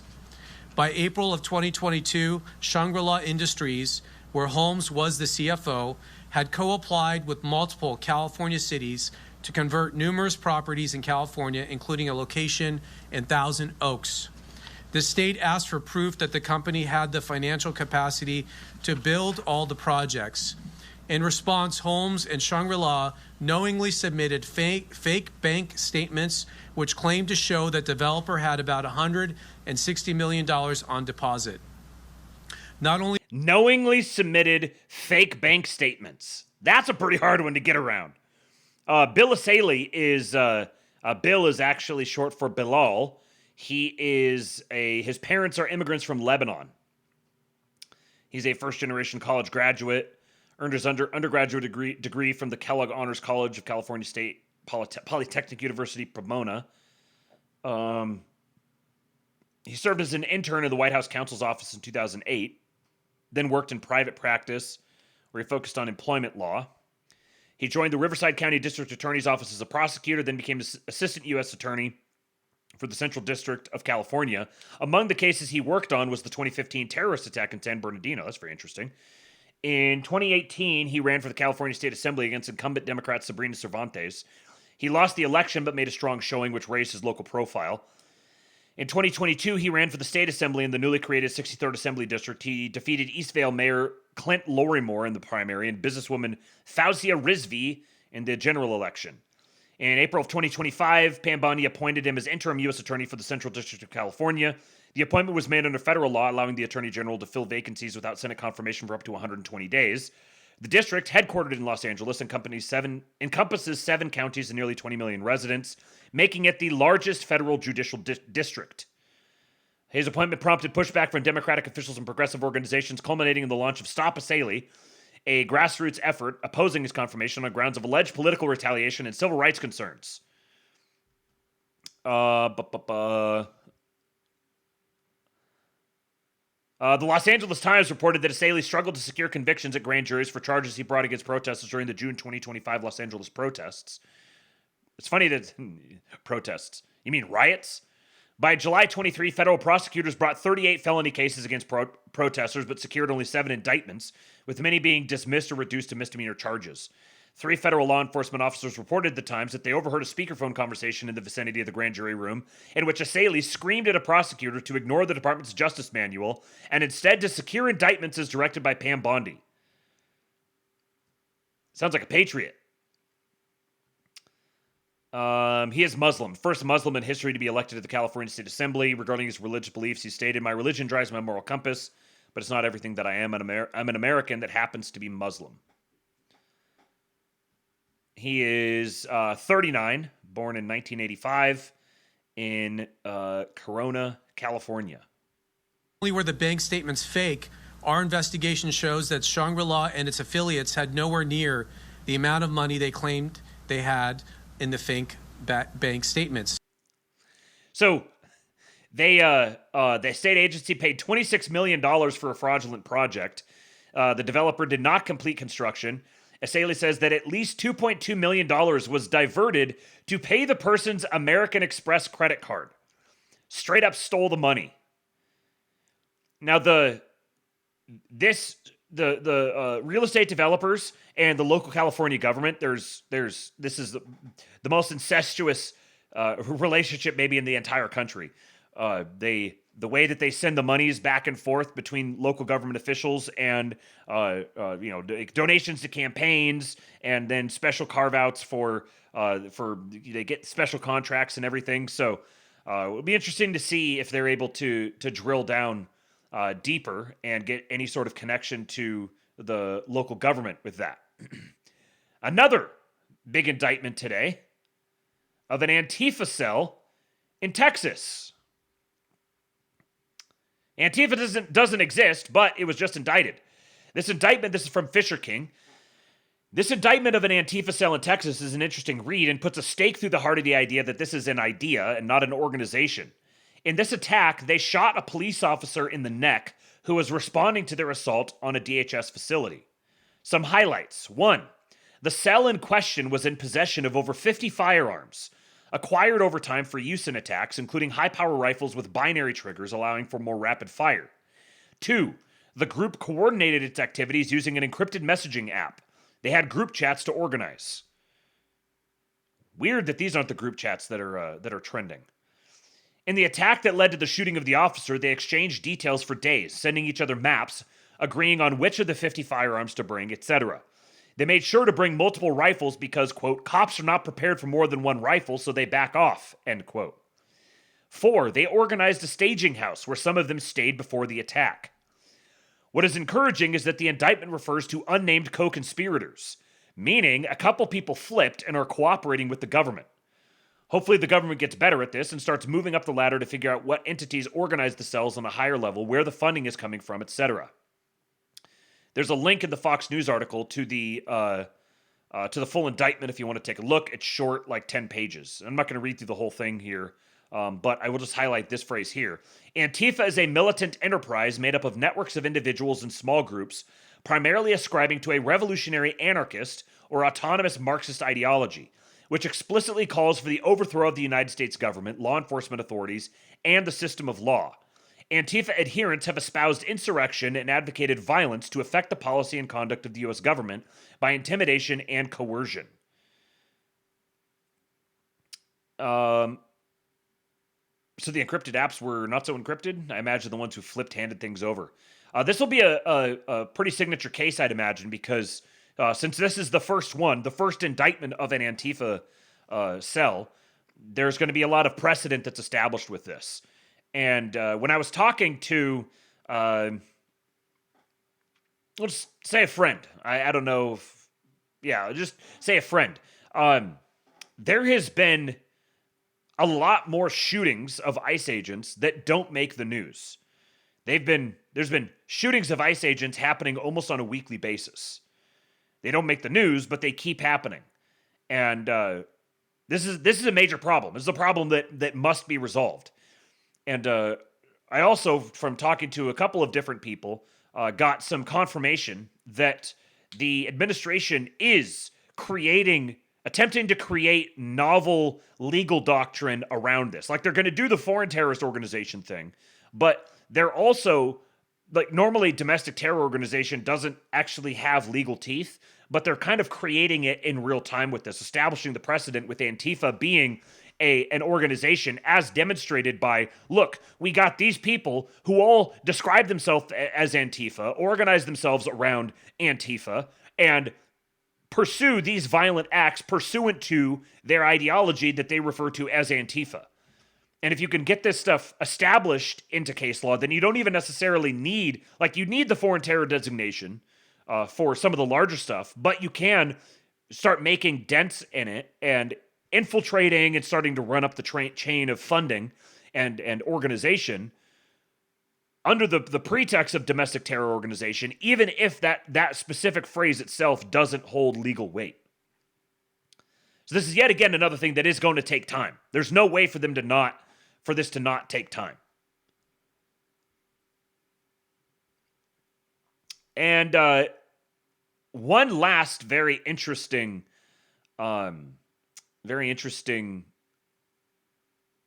indictment, another big legal thing that happened here today, and then we'll talk a little bit about the shutdown, and we'll watch this Russ Vogt Tucker Carlson interview.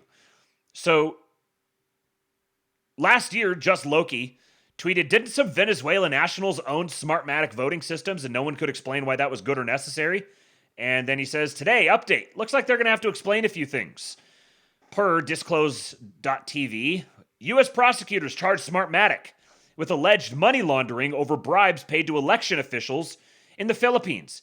Isn't this fascinating timing? So Dominion gets bought out all of a sudden. They very quickly settle their lawsuits, get bought out. Then charges are brought against Smartmatic related to bribes paid to election officials in the Philippines. But Smartmatic is very tightly associated with Venezuela. These are more things that, like, on the surface, I think it may not be clear that these stories are related, but there's just kind of like, there's lots of rumblings happening around underneath the surface, things happening behind the scenes, and every once in a while something pokes its head up above the surface, and you can kind of start tying these things together. This is a really good follow, by the way, here. Latinx adjacent Dr. PhD, Tonerus Hias. Trump is totally not cool about the whole killing him and assassinating Kirk thing. Very, very good follow. So here from Mike Davis, Miami federal grand jury. Interesting. Miami shows up again. Miami federal grand jury indicts Smartmatic. Voting technology provider Smartmatic was charged Thursday with conspiring to bribe foreign officials and money laundering over a decade-old effort to win business in the Philippines. There's an article here from Wall Street Journal, but it's paywalled, and I'm not going to give the Wall Street Journal money. But I will play this video from Patrick Byrne, History of the Smartmatic Dominion Corruption, given under oath by a Venezuelan government defector. There's some spicy meatballs in this one. So, to summarize, is it true that the Venezuelan government paid Smartmatic to create software that could be used by the Venezuelan government to rig elections? That is true. Is it true that Smartmatic sold its software to the Venezuelan government to use in elections? That is correct. The Venezuelan government gives the contract to Smartmatic for it to create the Venezuelan electoral system called SAIS and financed it with $250,000 US. And the Venezuelan government paid it $140 million for them to carry out the elections. And in return of that $250,000 loan, the Venezuelan government stays or keeps the software for the elections itself, keeps it, and as well as the 28% shareholder interest of the company called Vista. And both Vista and Smartmatic have the same owners. These are sister companies set up to be able to carry out an election. Is it true that Smartmatic then purchased Sequoia, an American company? Yes. Is it true that Dominion then purchased Sequoia from Smartmatic in 2010? Yes. And is it true that Dominion acquired from Sequoia the same Smartmatic software that was used to rig elections in Venezuela? That is correct. Is it true that when you examined the forensic images of the Mesa County election management server, you saw the same security bugs you were familiar with in the Smartmatic software that was used to rig elections in Venezuela? Same system bugs, which would be used to manipulate or change an election. Is it true that Smartmatic created a tool called SAES Data Utility, Data Util? That is correct, and it's recorded that tool is named in the settings and configuration manuals. And that tool was created to test the elements of the system within an election. Is that true? That is correct. But that tool can be misused to emulate a voting machine. That is correct, to emulate multiple voting machines. Would you look at that? I suspect that by the time the 2028 election rolls around, it is going to be common knowledge that the 2020 election was fraudulent, was stolen. That Joe Biden was never elected. Never actually elected. I mean, all you have to do is it's really, you can just look at it and you can tell. It's very clear. But I'm talking like even normies aren't going to be able to deny it. You just look at the number of votes that came in. All of a sudden, woo, and then right back down again. Which is hilarious because the way that the Blue Anon people have taken that is like that was supposed to be the new baseline. So they're like, look, there was this many votes, and then this many votes, and then this many votes, and then Joe Biden got this many, but then Kamala Harris only got this many. They deleted ballots. I suppose that's one way you could decide to look at it. Yes. They just the Trump administration.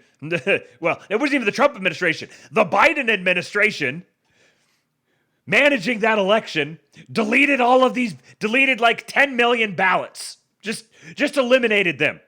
That's kind of a fun conspiracy theory. He put the MAGA hat on and then went and deleted 10 million votes that went to Kamala Harris so that Trump would win.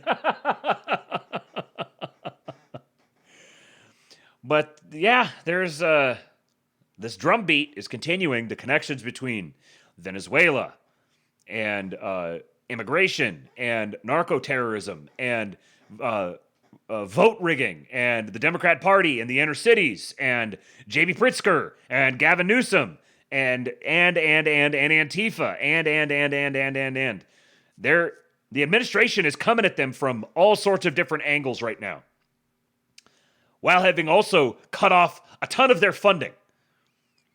And this doesn't even get into then the geopolitical financial engineering that's happening with LIBOR, SOFR, the construction of the new U.S. dollar system. We're going to get into a lot more of that tomorrow.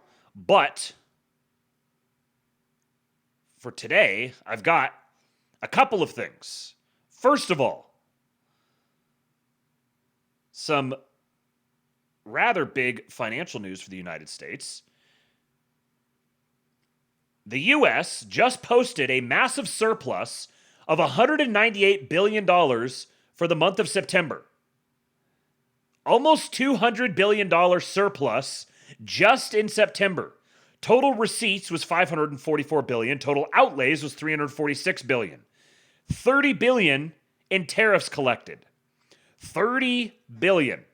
Now, September is a common... it's not unheard of for September. It's April and September are the 2 months where, even historically, the government will have a surplus because September is the end of the fiscal year, and in April, obviously, because of taxes. But this year, the United States ran a nearly $200 billion surplus in September. The deficit shrank by $41 billion. September's monthly surplus of $198 billion was the largest surplus of any September on record, and it was 147% higher than last year. So last year, there was a surplus in September, but this year, it was 147% higher. Fiscal year 2025's deficit to GDP is now projected to be under 6%, and with continued fiscal restraint, we can reach 3% by 2028. And, note, September was before the shutdown. So you cannot say that this was just some sort of an anomaly because of the shutdown. The shutdown didn't start until October. Look at our gigafag. Look at that man. Yeah, best shot. I love this picture of Trump. He looks like the smug little goat. Yeah, Slutty Milk. Hey, Massey. Hey, Rand Paul. Curious what y'all think about this. I think they're probably too busy trying to campaign for libertarian donations to care about the fiscal state of the country or the actual condition of actual Americans. Now, Bobby Ballbags here says that he... I see both of you guys. Bobby Ballbags Northumberland, DMing me Kino. Okay, let me check my DMs real quick.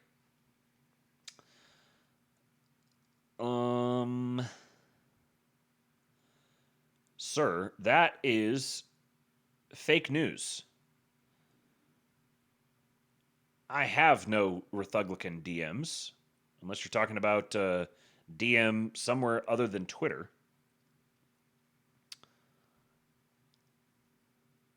Yeah, no, I don't have any DMs from Northumberland. Was it a tag? Oh yeah, he tagged me in something here. Oh, okay, yeah. Here, take a look at this. Before we listen to Mr. Peter St. Onge talking about permanent federal firings.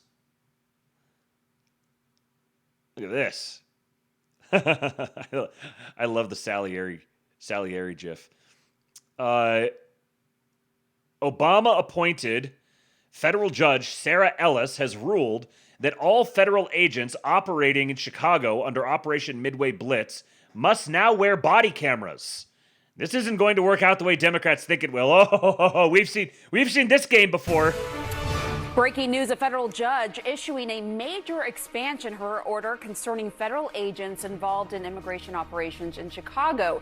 She says all of them must have body cameras, all the agents there, and then they have to keep them turned on while they're deployed throughout the city. Now, I don't even know if a federal judge, if this is even actionable. Like, can a federal judge actually enforce something like this? Is there any teeth to this? I mean, even if there wasn't, though, yeah, absolutely. We just saw the video the other day of the guy they were dragging some Antifa guy in Portland, and they had a federal agent that was following along behind him, filming them. This is just going to mean that our social media Kino is going to be even better. Yeah, this footage is going to be better than cops. That's right, Ian Rhodes. Oh, I can't wait. Also, shout out to Appeal to Cool Negro Justice Groiper. Sounds like a patriot to me. He's the guy who tweeted the Salieri gif. All right, Peter St. Onge. Speaking of patriots, permanent federal firings begin. Meanwhile, Trump finds creative ways to pay the military and defund Democrats' trillion-dollar slush funds. Caesar seized senators' estates to pay his legions. By shutting down, Democrats are seizing their own estates for Trump. Peter St. Onge is Caesar posting, wearing an epic American flag shirt. Can life get any better? I submit that it cannot. The permanent federal firings have begun, while President Trump finds creative ways to pay the military, in fact, to pay everything that's popular, while starving $2 trillion of federal spending that Democrats and their donors use as a permanent slush fund. Best shutdown ever. Last week, based Caesar St. Onge. Slutty milk? You motherfucker. Oh, Caesar St. Onge. OMB Director Russ Vought issued the first raft of permanent firings called reductions in force, or RIFs. Now, RIFs start the clock ticking for thousands of bureaucrats, since if the shutdown is still going 60 days after a reduction in force, the parasite, or not essential bureaucrat, is gone for good. Parasite! So far, the IRFs target Democrat fiefdoms like Health and Human Services, Housing and Urban Development, the IRS, and Environmental Protection Agency. Now, it was only 4,000 IRFs in this first round, but Vought and Trump are signaling much more to come. Meanwhile, after Trump said he would use tariff revenue to cover food aid for pregnant women, called WIC, last week, he announced the military would also be getting paid using $8 billion unused dollars at the Department of War, with another $50 to $100 billion lurking in unspent accounts, plus $31 billion of border and military money, the big beautiful bill, cleverly tagged as mandatory meaning it keeps going even during a shutdown. Twitter commenter Latinx adjacent PhD compared this to Julius Caesar paying his legions by seizing his enemy's assets, which is pretty close. Caesar did confiscate Democrats, or Optimate's estates to pay his legions. So far in the shutdown, Trump is doing exactly what I hoped, find creative ways to keep the popular stuff, from school lunches and WIC to Social Security and Medicare to air traffic, deportations, and the military, all whilst defunding the useless crap Democrats live off. This has kept voters on Trump's side. Indeed, many now wonder why we were wasting $2 trillion a year on people and programs that are non-essential. Meanwhile, Republicans' odds for the midterms, the all-important game in Washington right now, have actually improved since the shutdown. So a sex brought to you by I Trust Capital. Between public polling, threats to federal back pay, and now bona fide RIFs, Democrats are caving. 3 Democrat senators are already voting with Republicans to reopen government with no new spending. That's John Fetterman, Nevada's Cortez Masto, and Maine Independent Angus King. Alas, it takes another 4 to overcome the filibuster and actually reopen government. In a recent interview, Louisiana Senator John Kennedy suggested Democrats are quietly maneuvering to get 4 senators to cross the line with plausible deniability for Democrat leadership, but they have to wait until the October 18th No Kings rally, when their rioting activists will be out in force. So Democrats could surrender the week after, perhaps with some face-saving Obamacare boost, for which hopefully Republicans extract maximum concessions on federal spending and workers. But if they don't, if Democrats want to keep going, Caesar will seize more estates and the legions will get paid. Okay, we'll be watching. See you next time. If you want to protect generational wealth in gold and Bitcoin, or even if you want to speculate... My favorite professor, I'm going to play his ad. ...in crypto, I Trust Capital has built one of the most secure platforms in the world that you can even use with your IRA so you don't pay any taxes until you retire. Because I Trust is dollars in and dollars out, your assets cannot be stolen by outsiders, something that actually happened to millions of crypto wallets in September. If you want to diversify your portfolio without paying gold custody and high fees, if you actually want to sleep at night without worrying about hacks and keys, check out the vault-grade security and institutional level protection of I Trust premium custody accounts. Visit itrustcapital.com/Peter and get an instant $100 funding bonus. We do have the best bald Pete's indeed. Make sure you guys are following Peter St. Onge and go give him some money. You can subscribe to him on Twitter. You can patronize his advertiser, itrustcapital.com/Peter.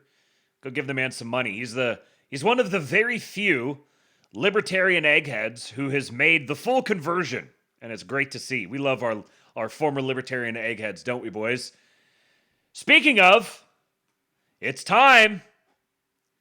Here he is. Here's the man, Mr. Russ Vought, talking to Tucker Carlson. Oh, I've been looking forward to watching this. Last time I watched it was when it first came out back in November. Russ Vought ran OMB under Trump the first time and hopefully will again. Here's what he learned about how the deep state actually works. So I've got this on 1 1/4 right now. Yeah, I got what I voted for. Got this on 1 1/4 right now. We can speed it up or slow it down as necessary. You guys let me know in the chat. And yeah, let's see how the 10 months ago. See if anything has changed. I don't remember everything they talked about. I just remember really being impressed with them after listening to this and really enjoying it. So we'll see if anything has changed in the last 10 months. Here we go, boys. So you ran OMB before, and you don't have to comment on this. It sounds like you are very likely to run OMB again. Tell us what OMB is, for those who aren't from Washington, what it does and what you would do with it. So OMB is the nerve center of the federal government, particularly the executive branch. So it has the ability to turn on and off any spending within the Office of Management and Budget. Office of Management and Budget. It has the ability to turn off the spending that's going on at the agencies. It has all the regulations coming through it to assess whether it's good or bad or too expensive or could be done a different way or what does the president think. And then all of government execution. So anytime you have cabinet executive branches conflicting with each other or working together on something, for instance, the wall. The president wanted to fund the wall. We at OMB gave him a plan to be able to go and fund the wall through money that was the Department of Defense and to use that because Congress wouldn't give him the ordinary money at the Department of Homeland Security. So it really is. Presidents use OMB to tame the bureaucracy, the administrative state.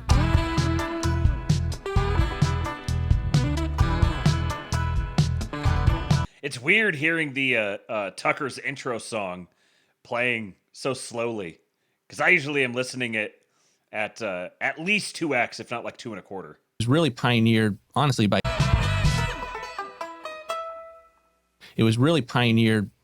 FDR, and then President Nixon also was really learning from FDR on how to use it to tame the bureaucracy, and we would have seen. Did he create the office, Roosevelt? The office was formerly the Bureau of the Budget for the last 100 years, right? And then Nixon renames it Office of Management and Budget, and it becomes kind of more of a statutory thing, reporting directly to the president, no longer within Treasury. And so since then, you've had it still there, still really important. Zoomer Dylan says Tucker's podcasts are great. Loved his podcast about seeing a demon with that Orthodox guy John Hears. Yeah, John Hears is great, and Tucker is great as well. I saw Stormy just said recently that anybody who counter signals Tucker Carlson is getting put in a camp, and I could not agree more. Yes, Slutty Milk. Trump said about Russ Vogt the other day, some call him Darth Vader. Dun, dun, dun, dun, dun, dun, dun, dun, dun. Viewed by the country largely as a budget cutting exercise, but it is the president's most important tool to dealing with the bureaucracy and administrative state. And the nice thing about President Trump is he knows that, and he knows how to use it effectively. So you can't get any of your domestic policy done without OMB, it sounds like. No, you will be in a situation where you will have, at best, really awesome cabinet secretaries who are sitting on top of massive bureaucracies that largely don't do what they tell them to do. And you have to have statutory tools at your disposal that force that bureaucracy from the White House to get in line. And that is really the main thing that OMB can accomplish, in addition to what everyone would think of from a budget office, which is, you cut spending, you figure out how to deal with your fiscal finances and all of that. You're making me anxious. I mean, I can't handle a disobedient dog. I can't imagine what a disobedient federal agency looks like. How resistant are they to democracy? They're incredibly resistant. I mean, think about Ukraine and the president. I love how that's such a Tucker thing to say. How resistant are they to democracy? He's so. It's like, it's not passive aggressive. It's like he asks questions in a sort of a rhetorical way that reframes it instantly, like reframes it against his opponent, casts his opponent in a really poor light. So it's if they're not doing what they're told, they're being resistant to the will of the people. So how resistant are they to democracy? God, I love Tucker. In that first term, wanted to cut off funding for Ukraine. Why? Because it's a corrupt country, and we didn't know how it was going to be spent. It's totally normal policy process to go through that the people lost their minds about. But the bureaucracy was literally just ignoring it. And quite frankly, his political appointees, like John Bolton, were ignoring him as well. And what we then did at OMB was, I had been personally told, like, I want the money cut off until we can figure out where it's going. And we cut the money off. And it was like all hell broke loose within the bureaucracy. We got impeached, yeah. And so... Tucker laugh. And so you have the ability at that point to bring them to come to heel and to do what the president has been telling them to do. And we can do that in foreign aid. We can do that all sorts of places. It's kind of crazy. Mr. Stu, it's patronizing. That's what it is. He's very patronizing, but he's like patronizing in the best way possible. He's so good at disguising his complete and utter contempt for people while also making it obvious that he has complete and utter contempt for them. Everything you're saying I'm familiar with, but if you think about it, that's the end of democracy, because the only authority in the executive branch comes from the president, the vice president, also elected, but it comes from voters as expressed through elections. So bureaucrats in the federal agency, appointees in the federal agency, have no authority to act independently that I'm under our Constitution, do they? No. And this is really, the left has innovated over 100 years to create this fourth branch of an administrative state. You and I might call it the regime, this administrative state that is... I remember hearing when you and I might call it the regime. Hearing that, I mean, even a year ago, it's become much more normal over the past year to 18 months to refer to it as the regime. But I remember that once upon a time, that was kind of like a signifying marker. If you referred to it as the regime, that was that's something that originated within right-wing Twitter and percolated out. So someone referring to it as the regime, and then specifically he's like, you and I might refer to it as the regime, like we're on the same side here. totally unaccountable to the president that lets it move in the direction that it has been going. But the president is accountable to voters, so are members of Congress.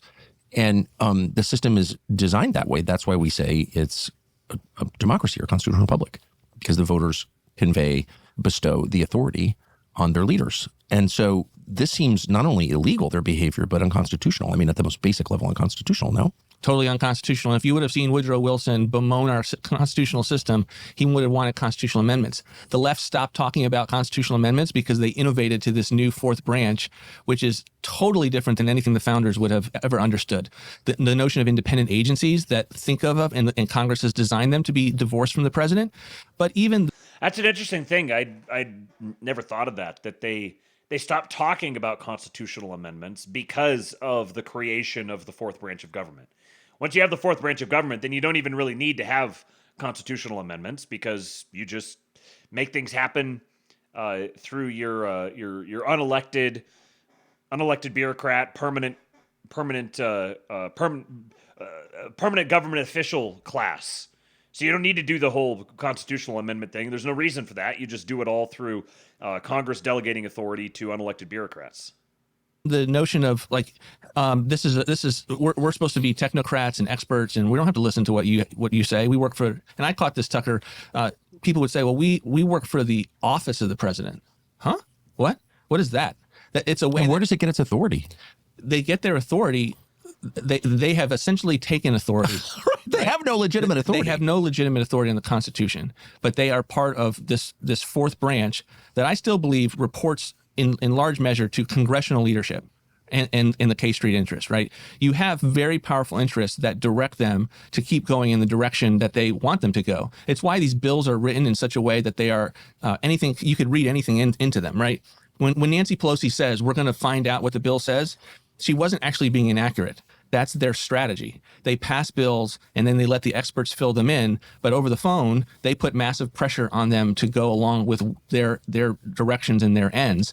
And lo and behold, you get conservatives, Republicans that take office, and then you find that it's incredibly difficult to wield power to get them to deal with all. I think he was about to F-bomb there. Their directions and their ends. And lo and behold, you get conservatives, Republicans that take office, and then you find that it's incredibly difficult to... Yes! It's incredibly fucking difficult. Wield power to get them to deal with all of that muscle memory to get them to do what you want. And so you got to have statutory authority that a president kind of steps in and says, I am fully aware of where I sit in the Constitution. I am fully aware of the tools at my disposal, and I'm going to use them on behalf of the American people because I just want a massive agenda-setting election, and I'm going to go do what I said I would do. But that's democracy, correct? That is democracy. That is not oligarchy. And when they say we're going to preserve democracy, we know that they have been meaning all they want to do is preserve their kind of amorphous oligarchy administrative deep state. Austin Tree says, what is K Street? K Street is a metonym for lobbying, essentially. So it's the lobbyist class. It refers to actually K Street in DC, but kind of like the Hill refers to Congress, K Street refers to the lobbying class. I don't think that's an overstatement at all. I mean, I just think I don't even see the counter argument against what you just said. So let's just, if you don't mind, walking us through what happened in the example that you gave Ukraine. So you just said the president comes into office in 2017 and says, why are we sending all this money to Ukraine? Where's it going? There's no audit. We don't know. It's the most corrupt country in Europe, one of the most corrupt in the world. Maybe we should find out. We don't know. Okay, we're cutting off till we know. I think that's what you said. Mm-hmm. And the agency's like, no, we're going to continue to fund Ukraine. How do they do that? They ignore the president. It's where the K's live. Yes, that's right. Oh, that's good. That's very good, Life Support Unplugger. K Street is where the K's live. Ding, ding, ding. And officials ignore the president. And I think one of the things you'll see in this next Trump term is policy officials, his political appointees, that are not looking to get out of what he has clearly told them to do. Right. So let's assume that issue is solved. But at the bureaucratic level, the issue, I think what you're saying is, let's assume that he appoints people who agree with him and will do what he asks. Correct. Okay. So, for instance, my staff was part of what we call the policy process, right? Where you would go and you defend and you would articulate what you're trying to accomplish. And we had put the hold on the Ukraine funding. And my guy goes to all of these meetings, and he's like literally the only one in the room that wants to do what the president has asked him to do. Everyone's kind of just ganging up on him. And that is think of that often for all of our political appointees. They are surrounded by people that have no idea about what the reasons and the agenda that the president has been put in office, and they're just bombarded with reasons of how can you do this? What are you thinking? Did you know that this is you can't do this? Most of the time, that's not true, and so you have to cut through all of that. And to have the courage of your convictions, and quite frankly, Tucker, the know-how to have read the law, to get in the granular details yourselves, to not be staffed by your the people working for you. This is a really good observation here, that the political appointees, oftentimes the political appointees can be fully, they can mean well. They can be very competent, very intelligent, very like go-getter types of people, but it's more than just having the willpower. You also have to, especially in some of these agencies, when you're dealing with these permanent bureaucrats, these people who have made an entire career learning every last little, like think about if you've ever worked at a job for a long time and you know all of the inside baseball with that job, all the policies and procedures and the things you can do and can't get away with. And the political appointee, almost by definition, is an outsider coming in, and they're going to be surrounded by the people. They're the new person in the office. Everyone in the office knows they have an office tempo. They have their routines and their typical guardrails and stuff that they operate within, and there's the institutional inertia there. And the political appointee coming in has to, if they aren't totally read up on all of the most dry, mundane details about the operation of that agency and the things they can and can't do, regardless of what the people within the agency actually think, but the actual what the actual law says about what that agency can and can't do, then they're just going to get the runaround the whole time. And they could even be getting the runaround from people who genuinely don't know any better. Those bureaucrats may not be malevolent actors. They're just someone who's I've worked in the Department of Labor for forever, or HHS, or name an agency. Been here for 20 years. This is the way that things are always done. Nobody has ever tried to do it a different way. And this outsider comes in and he's going to try to tell me how to do the job. He doesn't have any experience with this. He doesn't know the way that the federal government works. And it's my job to inform him what we can and can't do. And this could be a completely good faith relationship. And so it was incumbent coming in this time that they had much more, number one, the people being put into these positions, this is part of Project 2025, educating these political appointees on how things actually work. What can and can't be done within these agencies actually according to the law, not just according to the traditions of the bureaucrats in that agency. So they have to know very well what they can and can't do. And then you have to have some sort of for lack of a better word, some sort of an oversight umbrella where you get someone like Russ Vought, who was made in a lab for this job, and then he has some sort of a reporting a contingent of people who are serving as oversight in between agencies and reporting back to him. This is what DOJ has been doing. This is why he's been so closely involved with DOJ. He may even have a formal role with it. I can't remember. But I believe that the agency, that the DOJ agency, is actually a subset of OMB. Correct me if I'm wrong. But I think it may report directly to him. And so each of these little DOJ strike teams that they created that went into each of these agencies was a way of cutting through that institutional inertia and ensuring that you could have 4 people. Yeah, I think there was a lawyer and a software guy and or some sort of coder guy or something. There was there was 3 or 4 people in these strike teams that were going into each agency, and they're all reporting back to Russ Vought. So if you have a political appointee that's put there and they're doing their best, they're trying to do their job, but they're surrounded by these bureaucrats who are either hostile to them or just this is how things are done and you can't change it. They have a way of instantly identifying those things and cutting through them and having a clear legal pretext for what the given agency needs to do. This notion that you can just come in and preside is not true. You have to be in the weeds and to drive these agencies to be able to fix where we have the undergrowth and the muscle memory that we've had for decades. Muscle so memory is why a good can't word you for just that. so if the president says, again, to refer to your example, I don't think we should be funding Ukraine, I'm elected, we're going to cut this off. If Congress wants to fund Ukraine, they can go ahead and do that, but the agencies are not going to fund Ukraine. So why wouldn't you just fire the people who disobey, who try to subvert democracy? You've got to know how to fire them, try to subvert and there democracy. are tools to do that. And the president was innovating in that space himself with what's called Schedule F, of essentially saying, if you work for me in your policy, a career official, think your attorneys who are writing regulations, then we're going to create a new classification for you, and you are going to be what most of the country is, which is at-will employee. That's where we're headed. But there was also ways that Why, I don't understand a system where a president, any president, Obama, Biden, Donald Trump, comes in and doesn't have control of the executive branch because constitutionally he does have control. So like, how come you can't fire them? Why is it just not as simple as saying you're fired? It should be, and this is one of the mountains of the administrative state. You know, this is how they have built their institution, by essentially having it be incredibly difficult to hire and fire employees. And so I'll get another example. When the president decided to take money from defense to build the wall, we had clear legal grounds to do it that Congress had given us. It's called transfer authority. And I told this to the Hill, and obviously this was controversial. It shouldn't have been controversial. Congress had given us very clear transfer authority. I must have had at least 3 times someone relitigate that decision from the career staff who work at OMB. Are you sure? Are you sure? I think we should oppose. I think this. Because guys, the decision has been made. Execute the decision. And you see that everywhere, right? And if you don't drive it, you're going to get better. You're not going to be able to accomplish what the president needs you to accomplish. How about if you were just to start the meeting with this is how democracy works. The people elect a leader. He carries out their will. Anyone standing in the way of that is subverting democracy. We will not allow that. Anyone who does that is fired instantly. Could you do that and just say you're fired for unconstitutional behavior? You can do that increasingly when you move towards a Schedule F system. And there are other tools in the toolbox. But under the current system, what would happen if you tried that? If you Lawsuits. Lawsuits, yeah. But if you fire them all.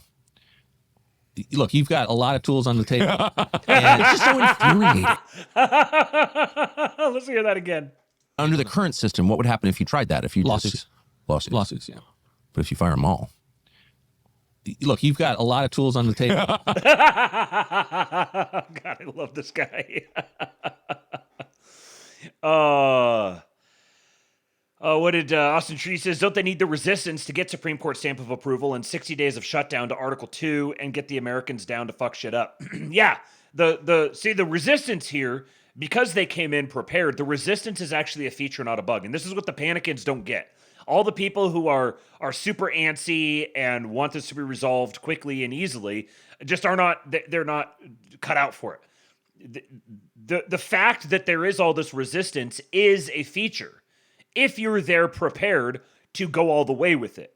Because without the resistance, you can't actually get the Supreme Court stamp of approval. But you have to do this stuff very deliberately and intentionally and in the right order. You have to have your order of operations perfect, because if you don't, it can backfire on you tremendously by getting some sort of legal precedent that you don't want permanently instantiated.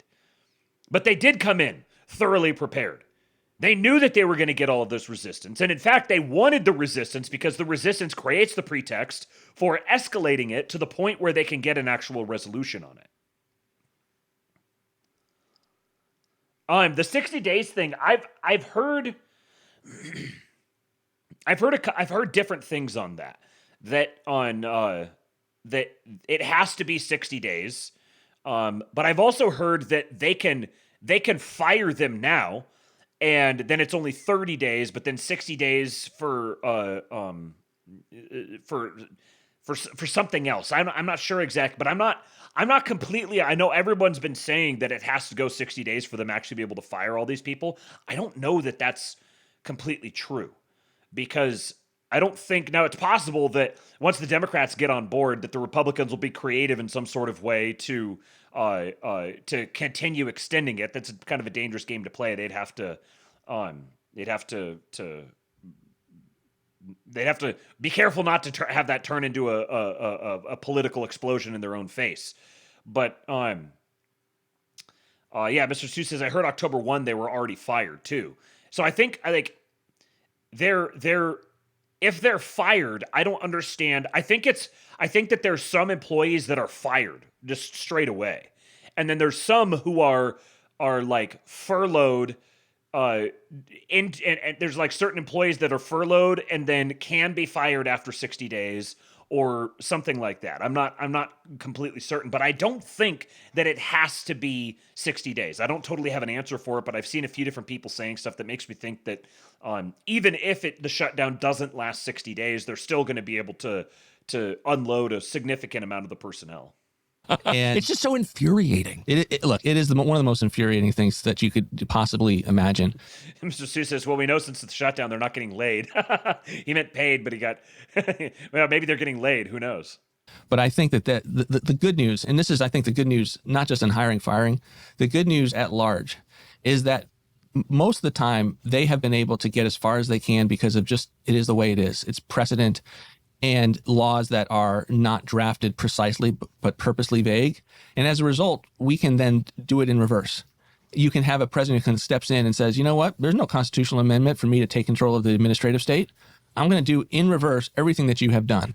And I think that is the great hope. What you need is people who are able to absorb political heat. They don't have a fear of conflict. They can execute under withering enemy fire. They are up to speed and they are no nonsense in their own ability to know what must be done. And they are unbelievably committed to the president and his agenda and truly believe in their bones that they're not there for their own agenda. They're there for what President Trump was elected to do. And so his commander's intent matters a great deal. And that's the view that I always had, Tucker, is how do I get in the minds of the president to think through what is he trying to accomplish? And then I'm going to go figure out how to do it. Yeah, because once again, he is the authority and no one else does because only he was elected. And I'm fixated on this question of like, where do career bureaucrats think they derive the authority to make these decisions? Like, who made them God? I think it's very, no one ever asked that question in D.C. or considered a freak if you do, but I think it's a key question. So one of the problems that you had last time was the media. Mm-hmm. Explain how that works, how the media works in conjunction with the permanent state and the Congress to thwart the president.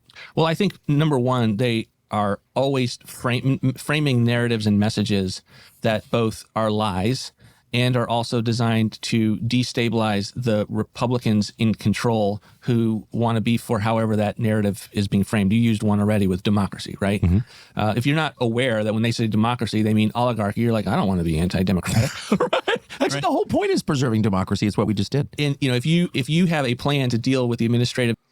Okay.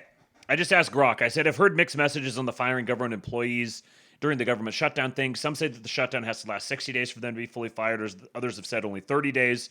Others have said the firings can be effective immediately.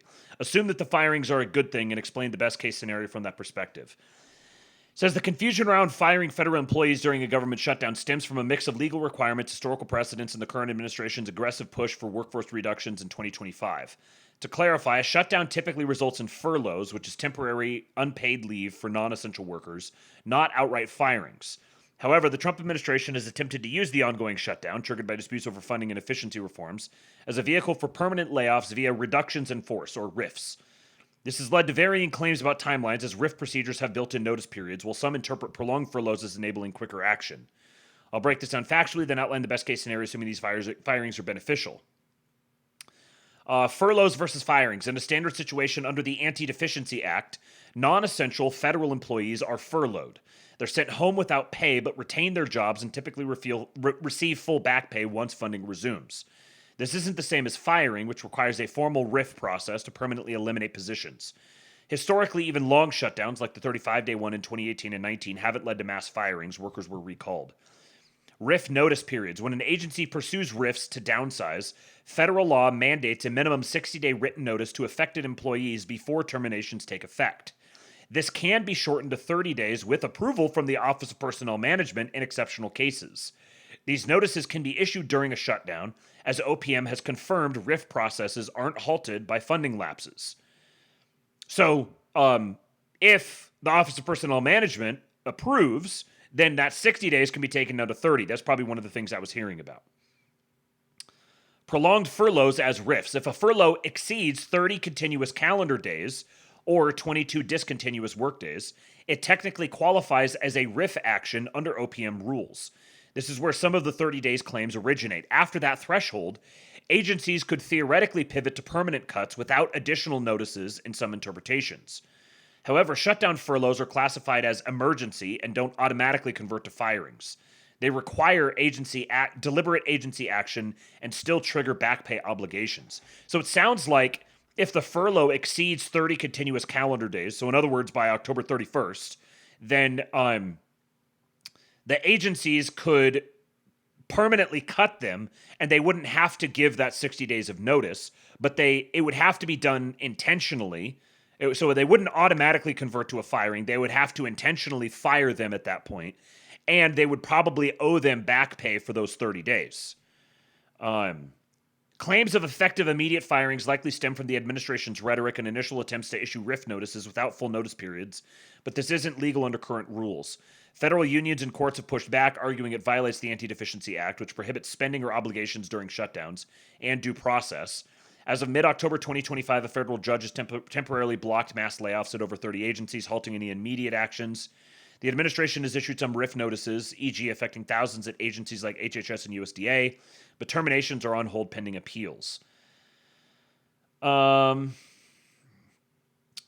If the shutdown drags on past 30 days, it could strengthen arguments for treating furloughs as RIFs.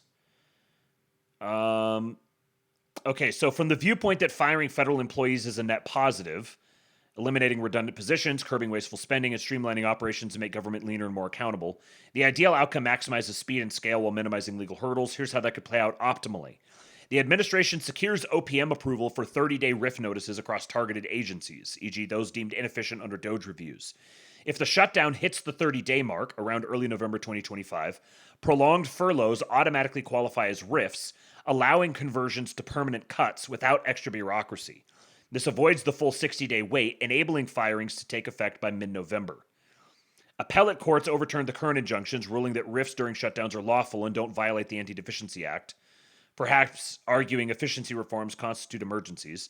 This greenlights immediate resumption of notices already issued, potentially firing tens of thousands in waves, starting with non-essential roles in bloated departments like education or energy. Building on early cuts, e.g. the 4,200 plus already notified, the process expands to hundreds of thousands, targeting a 20 to 30% workforce reduction as floated in DOGE plans. Prioritization focuses on high-cost, low-impact positions using AI-driven audits to identify redundancies. Cost savings, immediate billions in annual payroll reductions. Federal workforce costs approximately $500 billion yearly, freeing funds for tax cuts or infrastructure without raising debt. Efficiency gains, cultural shift, long-term impact, yada, yada, yada. Okay, so important thing is that OPM is on board. And so it seems like 30 days, that 30-day mark is an important one. So it'll be interesting to see if the Democrats are coming back supposedly after the 18th. And I believe that the next session, they had a vote today where it was voted down again. And I saw that the next session is either October 24th or October 27th. I don't remember which one it was. But if they move beyond the 30 days, then it seems as if a lot of these, as long as they've got OPM sign off, which I'd imagine they would get, then that would instantiate many more of the reductions in force. The director of OPM is Scott Cooper. He is has a background in the technology industry, including nearly 16 years at Andreessen Horowitz.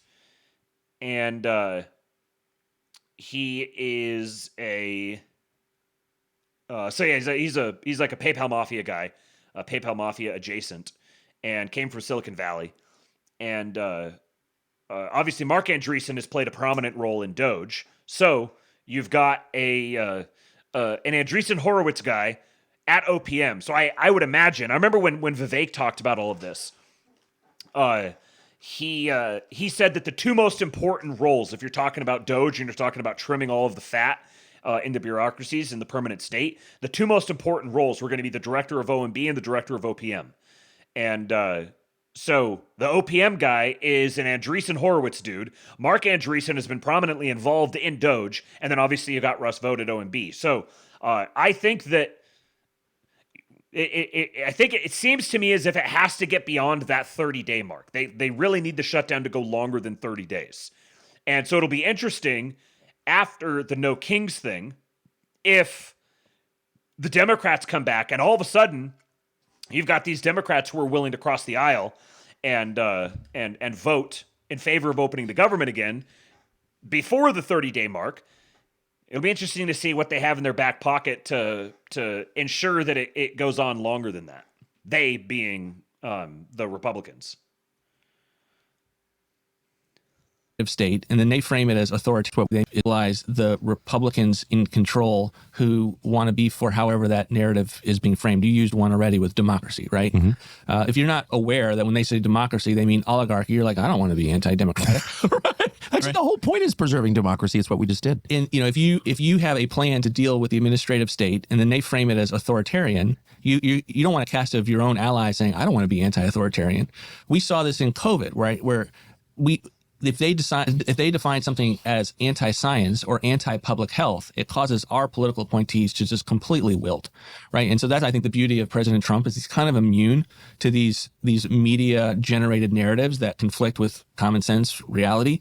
That, I think, is the main one, because that is controlling the skies from a military standpoint, right? Like that is their ability to shape the conversation in such a way that it makes it very hard. Number two, they're obviously working in conjunction with leakers and individuals with know-how to know, when a hold has been put on Ukraine, to be able to send that and have it explode in the public arena. And so you have to prevent leaks. You have to govern well from the get-go to be able to manage all of that as best you possibly can.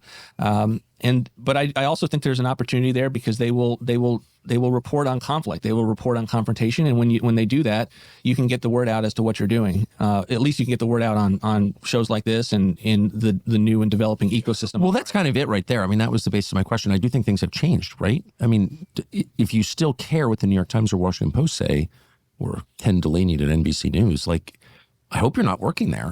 Right? Do you think anybody still cares what they think? No. The whole ball game has shifted, right? Like, I don't even know why you would do many of these interviews at all, because if you can't get, you've got to be able to get your words out without just complete combativeness. And I think the best example is, remember the Caitlin Collins interview with President Trump. I mean, it's just constant interrupting and misuse of lies, actually, right? And so, like, that's the kind of thing that you're up against.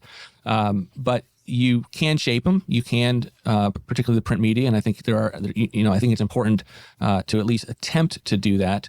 But you have to make the measure of the person that you're dealing with, and sometimes they're just, they're complete activists themselves. Do you remember when Democrats used to refer to abortion as something that should be safe?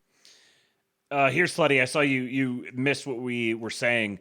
It says if OPM, if the Office of Personnel Management approves, then the 60-day notice for a reduction in force for federal employees can be reduced to 30 days. And it says that if a shutdown reaches 30 consecutive calendar days, then prolonged furloughs automatically qualify as RIFs, allowing conversions to permanent cuts without extra bureaucracy. So they have to give 60 days notice, but after a 30 consecutive calendar day window of time, then they automatically are considered reductions in force. Now, what's interesting is the last time there was a 35-day government shutdown in 2018 and 2019, that didn't happen. There weren't mass reductions in force after those 30 days. So I suspect that may be because they have to, that after those 30 days, they may have to intentionally, like, it isn't that it just automatically happens, that it has to, it's actual a policy that has to be enforced. And maybe they just didn't enforce it in 2018 and 2019 with that shutdown. I'm not sure. But it does seem as if 60 days is not necessary, that there's a lot that can be accomplished as long as the shutdown lasts longer than 30 days. And so for that, I give you guys one of these. And when asked, use the word baby. It does seem, I want to ask you about the intel agencies. It does seem like one of the main vectors of control is briefings. And the number of people I've spoken to, Congress executive branch, like, oh, no, if you only got the briefing. I think I lived there too long. I just don't believe the briefing. Maybe sometimes they're accurate, sometimes they're not, but they're almost always designed to control the person being briefed. Did you see that? I did, and I've very rarely ever learned anything particularly interesting in a briefing. Is that true? Yeah. They didn't tell you who killed Kennedy, huh? They did not, right? And so I think I came away with the similar skepticism of these briefings and the information and the overclassification in the system. Yes. They classify everything, and you're really reading this thing, you're like, you realize that's all just normal stuff that's out in a Congressional Research Service. Yeah, it's on Twitter. Right. So, So I think that's a huge thing that we've got to fix, overclassification in system. But I think they both create this environment where it's very exclusive. They are trying to bring you into their kind of priestly role, so that I saw the briefing. If you had seen the briefing, you would be okay with us not having a FISA warrant requirement. Exactly. Right. You would be okay with us just another $100 billion. These are the sorts of little things. When he says he refers to their sort of priestly role. This is that's like a reference that someone wouldn't make unless they really have a deep understanding of the precise nature of the regime, that this is a priest class. Like these are the little nuggets that I gleaned the first time I was listening to this 10 months ago. And these are the sorts of things I look for when I'm listening to someone like this, and I'm kind of trying to evaluate how much of our guy is he. And when they say things like that, that's like that sets off a little indicator for me. Dollars for Ukraine. We can't have Ukraine fall. None of it is rigorous analysis. And honestly, I think that's the biggest thing that I was bemoaning, is the extent to which rigorous analysis that I thought would be there wasn't there. What do you mean by rigorous analysis? I don't expect people to agree with me constantly. I want well prepared memos that have a conviction to them. Yes. And then support them. It's not, these are not like, I'm going to plant the flag. Yeah. And then we can just say, okay, who's right, who's that, who has better supporting it. No. It's like, I'm going to give a blob an exercise to report on something, and the blob is going to kind of like it's not a Google spreadsheet, but it's going to all be an interactive Google spreadsheet to just spit out something that is a consensus document. And you're reading this thing, and you're like, this makes no real claims other than to affirm the narrative that we just talked about, right? So what's the point other than to preserve the status quo? At that point, the point is just to know what the intelligence community is writing on, because you're not going to learn anything from it. I talked to someone recently in the last few days who works in the intel community, the IC, who was saying that you can see people who come to Washington for the first time in high positions in either branch before and after their briefings, and they're like different people, and they fall for it. Like all of them fall for it. Now we're going to tell you all the things you wondered about. We're going to tell you the truth about the presidents, especially. Trump seems, as you said, immune from this, and he's done it before. But this person said you should see how much they change, like deep inside, once we lay the bullshit on them. They're not the same. Have you noticed that? Oh, I've seen it. I think part of the problem, and this is endemic of not just the IC, but we don't read enough in general. We don't have our own convictions. We don't search for understanding ourselves. And so you have people go in and they're like, I kind of need this career staff to tell me what to think. I don't want to look stupid, right? And so that has killed us on our side of the aisle, the conservative side, to say we don't have people that are driving policy and bringing their own opinions and their own history. And so they are susceptible to feeling like they still believe that these people have an authoritative stance on things, and they don't have enough skepticism that in fact, the emperor has no clothes.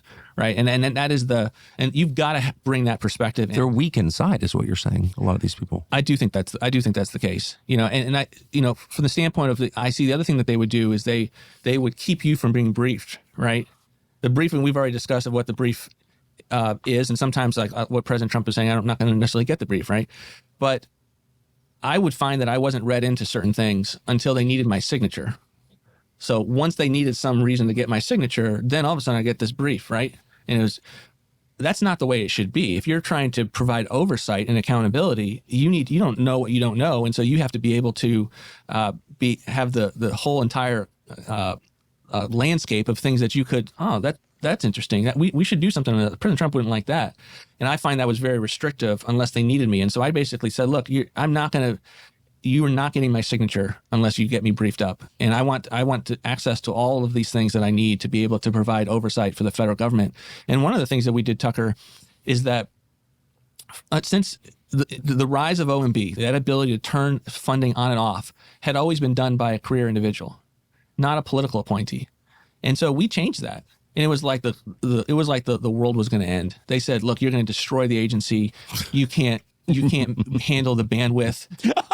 You can't handle the bandwidth. The chaos will be unmatched, and we changed it. And next thing you know, everything's flowing across our desk. Oh, that's interesting. We're not doing that. Like, it was just amazing. And if you don't know and have that thesis that says this is what must be done, you could be the most incredible conservative in the world. You could be the most policy consistent person with the president, but you don't know how to put your hand into the glove and use that agency for the president's behalf.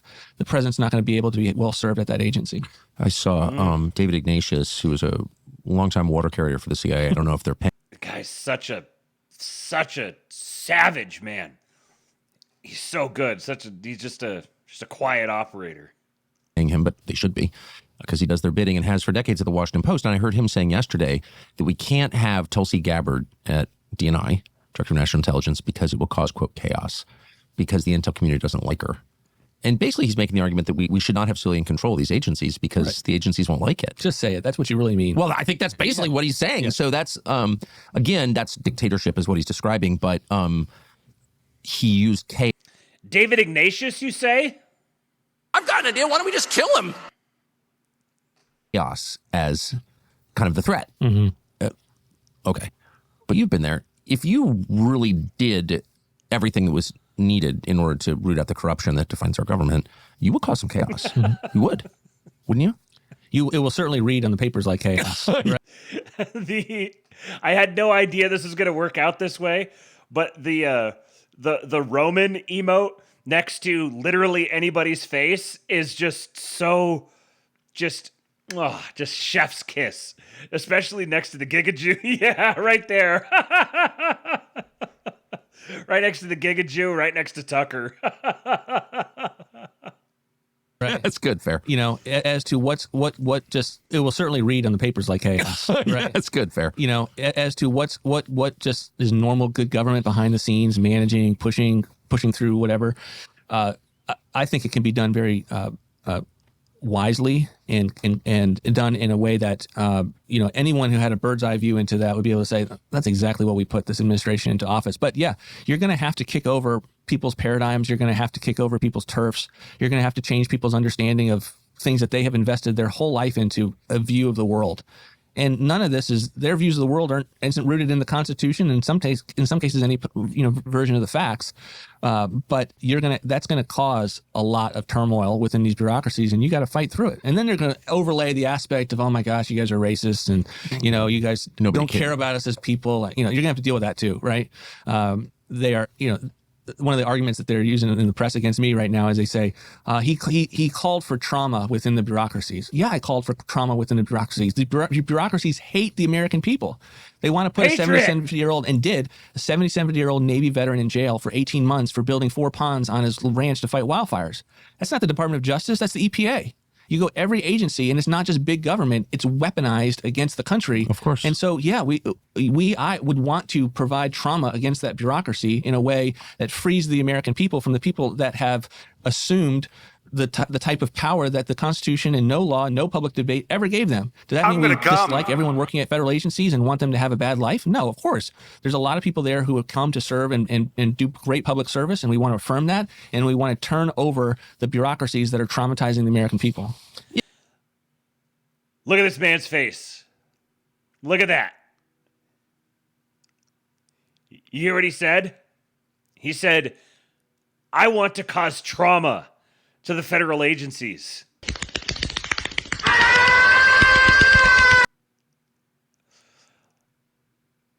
Yeah, and the outcomes are terrible, and they're terrible because it's corrupt. That's why it doesn't change. And the D.C. metro area is the richest in the country, and they don't make anything. So it's just like that's the most obvious marker for corruption I can imagine. Tell us about what congressional confirmation hearings are going to look like for Trump's appointees. They're going to be exhilarating if you have the right approach to them.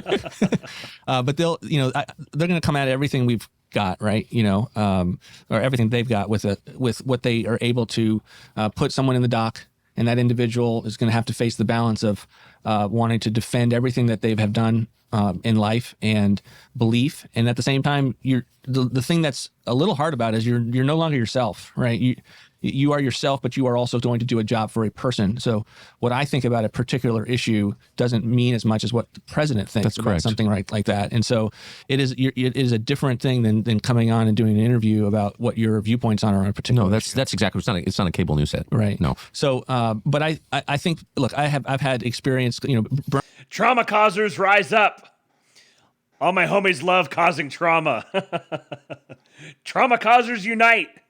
Bernie Sanders went after me very, very hard in my first confirmation hearing as deputy OMB for essentially believing in John 3:16, and it was. Wait, he hit you? He attacked you on the basis of He your said I should not religious serve. beliefs? He said I was a bigot and I should not serve in the federal government because of my Christian faith and believing something that essentially comes down to what's articulated at sports games with John 3:16, and that was most. Who's the bigot? Who is the bigot? Right. That's the perfect question. That goes back. That most nominees will not go through what I went through, but I will tell them, you will get through it.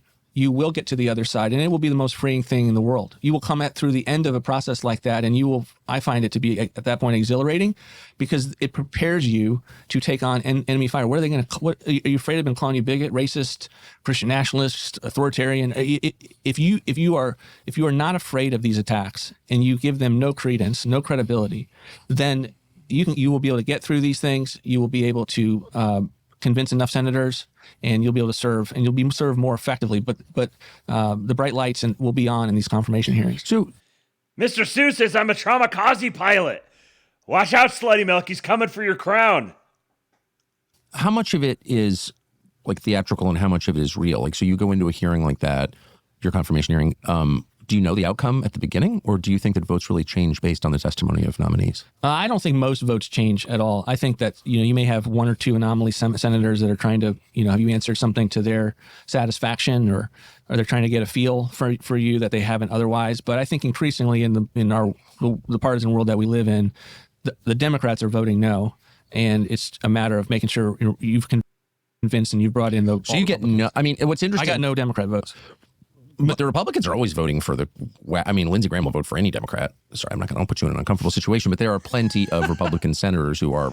Tucker Carlson fucking despises Lindsey Graham. He takes every possible opportunity he can to take a swipe at him. Liberal Democrats, effectively, and they vote for all kinds of nominees. But you don't see that on the other side. You never see that on the other side. And they have an appreciation that they have to attack our people at every level, because they know that every level is a stepping stone for the next level. Exactly, right? So they don't make us say, oh, this is just like the undersecretary. Yeah, exactly. We are opposed to that. That guy will be secretary someday. Correct. Well, you're, I guess, a perfect example, aren't you?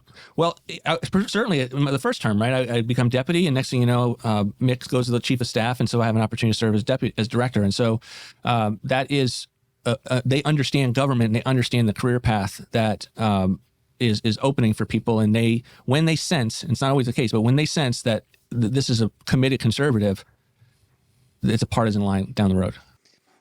That's an interesting point that Democrats, almost like by and large, they understand the operations of government. They've got a deep understanding of it. It's the waters that they swim in. And generally speaking, Republicans do not. So when you get a guy like Russ Vought, who's one of the unique Republicans, who is a deep and committed conservative, who also has a massive, intimate understanding of the bureaucracy. He's a guy who's born to navigate a bureaucracy, to live and operate within a bureaucracy. Having a committed nationalist conservative who also speaks that language and can thrive in that world, it's a rare character. This is why he's one of the most valuable members of the administration. For 35 years, Liberty Safe has been the #1 manual gun sale value. A lot more tax, 300 questions. Pick out what you need. Product we fervently believe in. With Liberty Safe, you are always protected. Isn't it the role of Republican leaders, particularly now, since Trump won the majority of the popular vote, overwhelming majority of electoral votes, House and Senate are Republican, majority of state houses, majority of governorships? That's a mandate. So that means that Republican leaders, the two head guys in the House and Senate, should be helping. Are they going to? I have high hopes that people are seeing what Trump just accomplished and are going to be pulling the oars to get things done as soon as possible. And I think the jury is out, right? I think I want to see, and I'm hoping to see, people looking for ways to move these appointees through the process. And sounds like they're trying to do that. We'll see. But we have to do things not based on how it has been done recently. Like this whole notion of the recess appointments, right? You have some people out there who are saying this is unconstitutional. It's not the way it was meant to be. It's totally wrong. Right. It is a specific provision in the Constitution to be able to allow a president, if he has to stand up an administration quickly and he's dealing with a Senate that won't move quickly enough, to be able to install his people so that he can actually function as a government. Right. That it's specifically mapped out. And yet you have. So in the Constitution. So it's by definition not unconstitutional. Fair. Fair.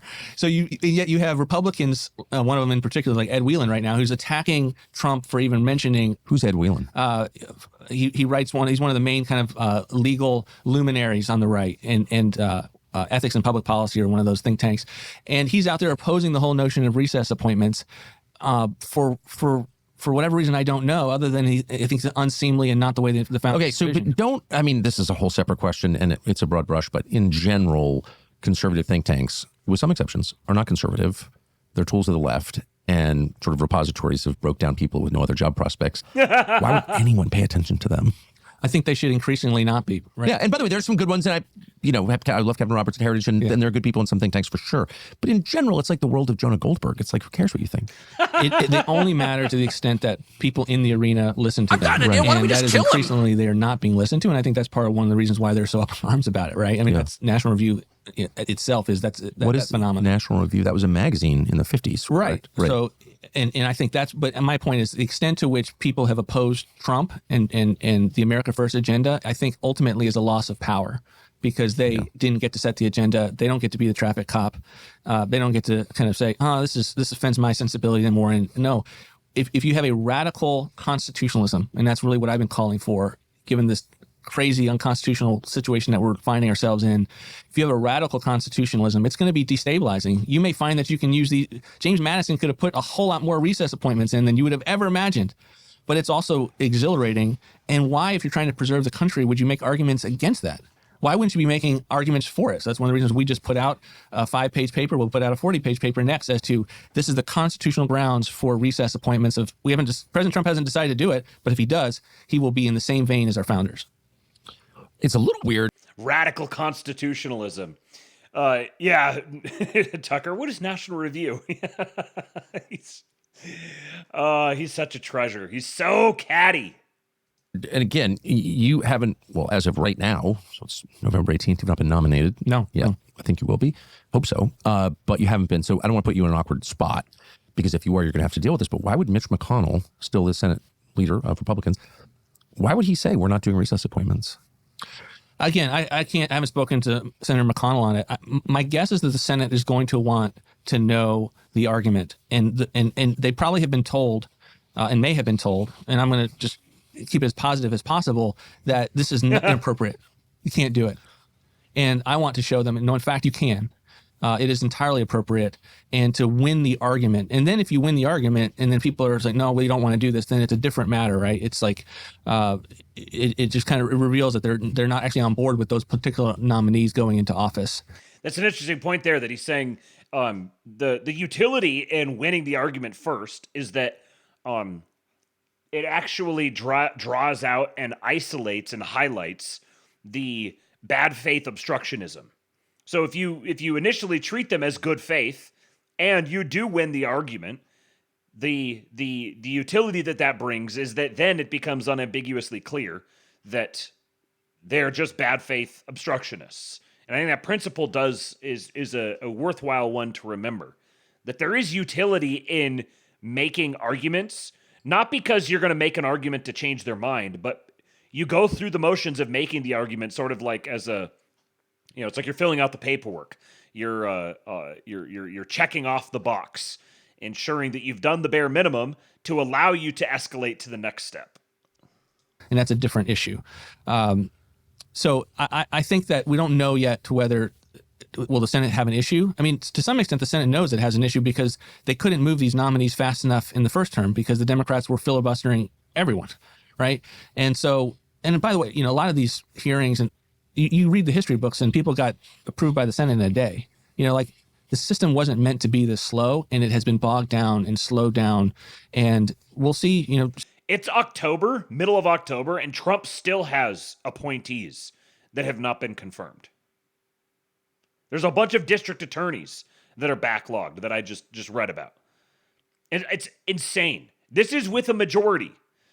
This is what I mean. This is not a real majority.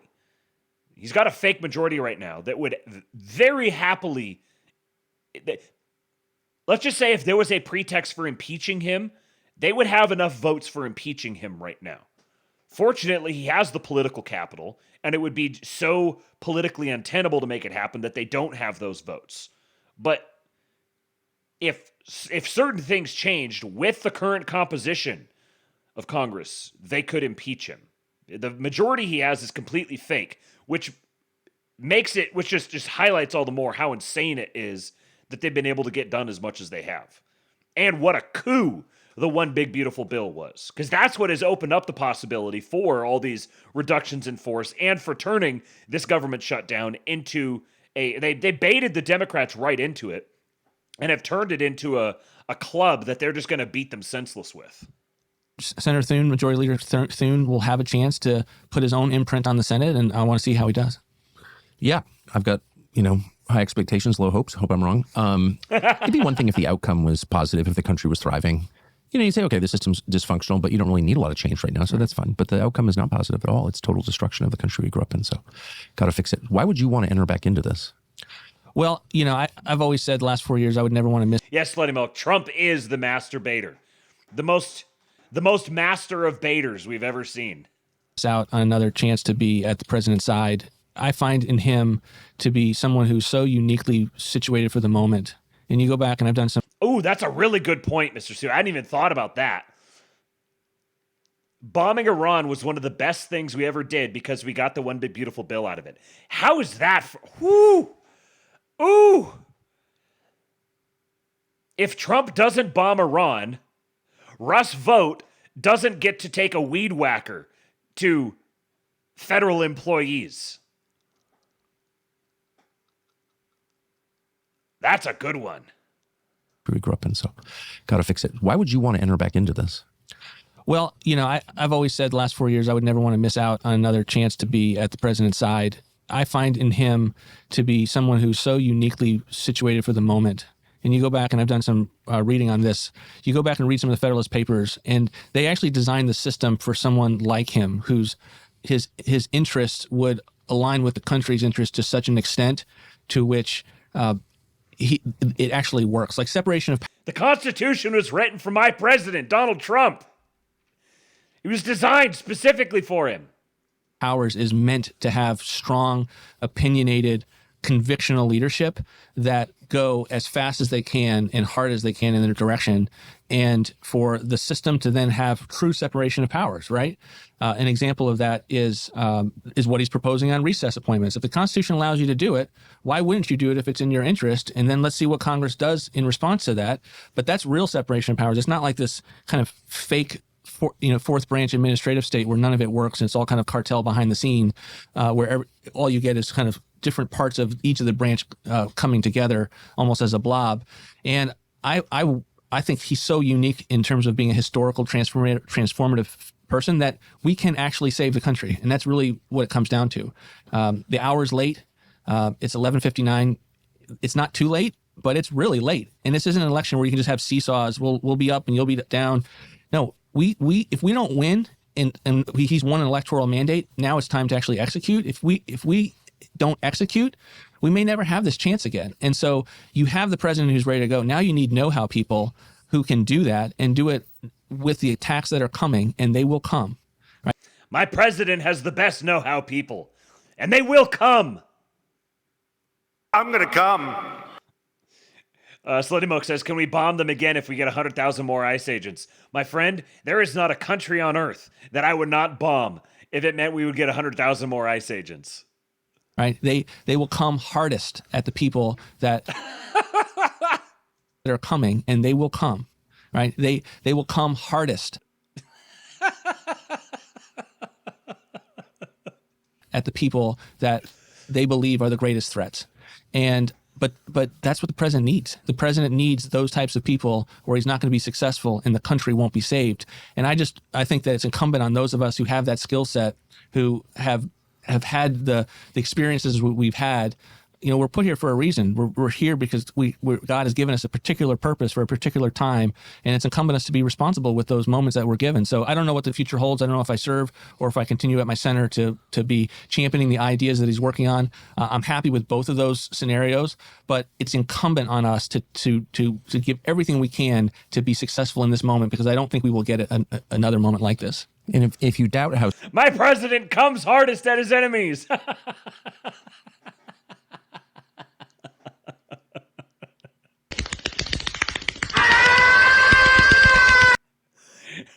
That's the sound of my president in front of his enemies.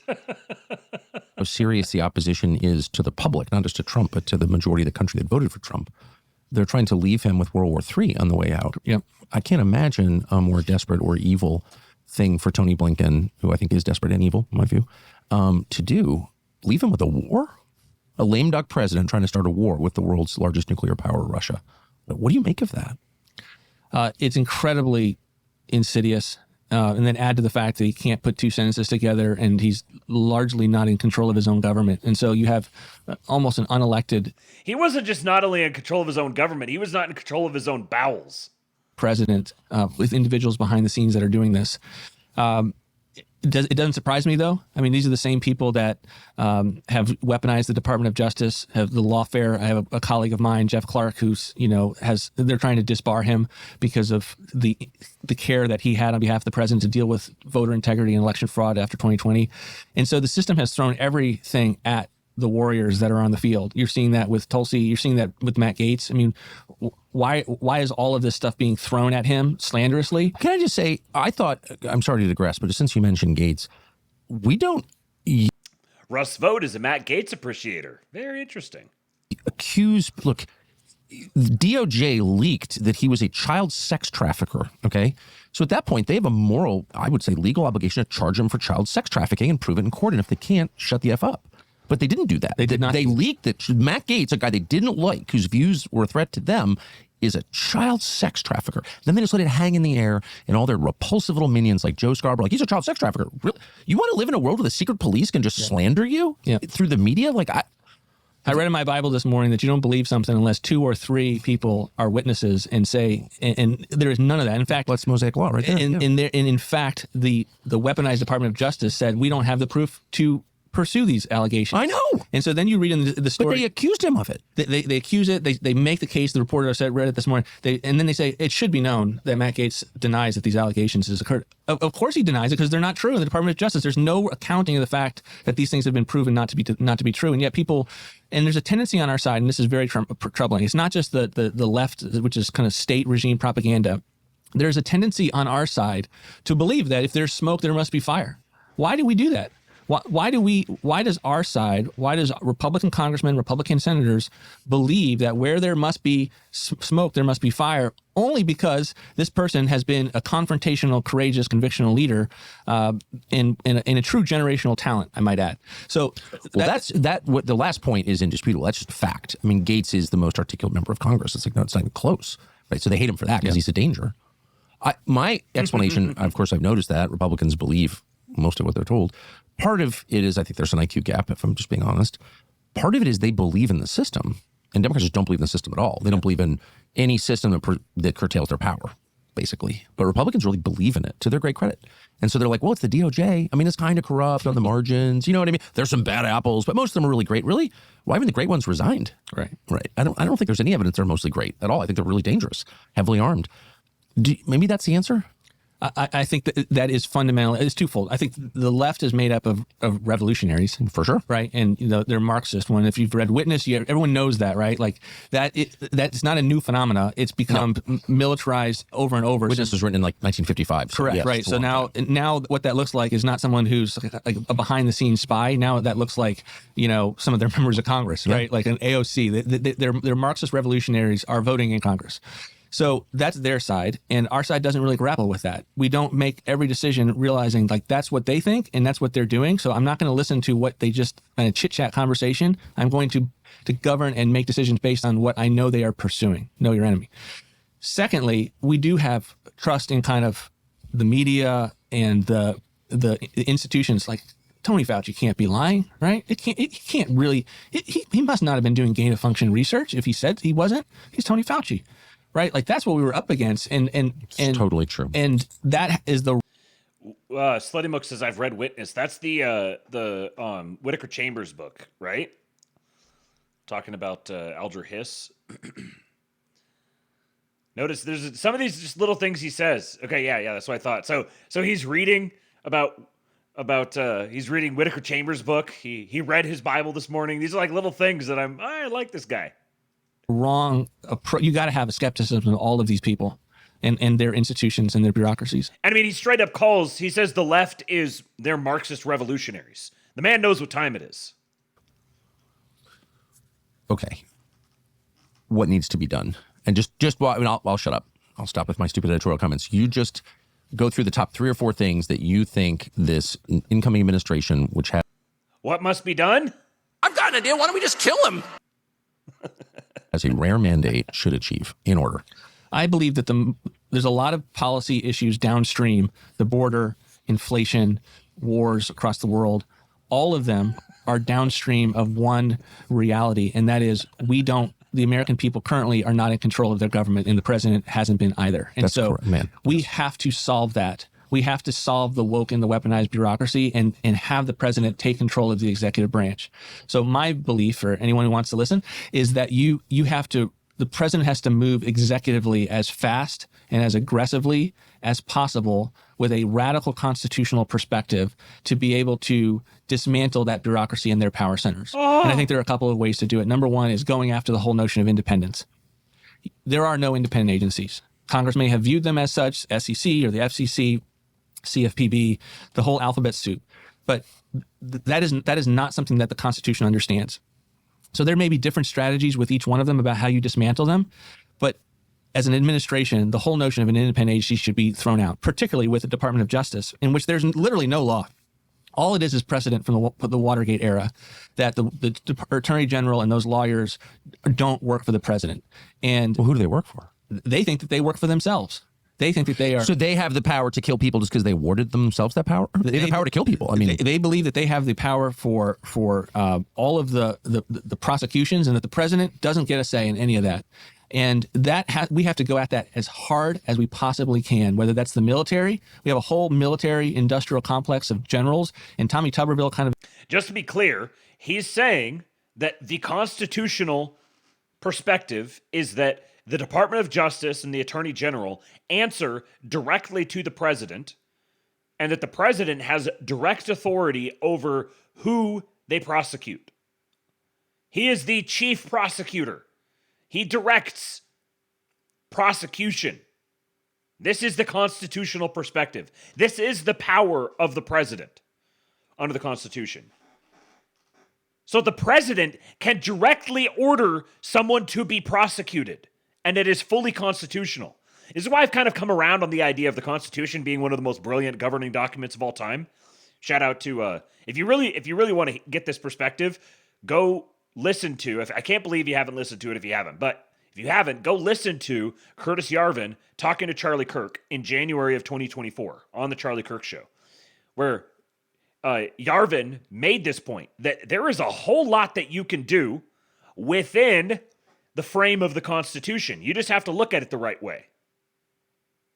Exposed this last year with a fight about life, but it really became a fight about whether we have essentially a military that is not subject to civilian leadership. So you can apply the concept of destroying independence at every agency. I even saw it in aspects of OMB with regard to who gets to make the decisions on statistics, right? Like there are little pockets of independence that have to be we got to remove those, right? They're unconstitutional.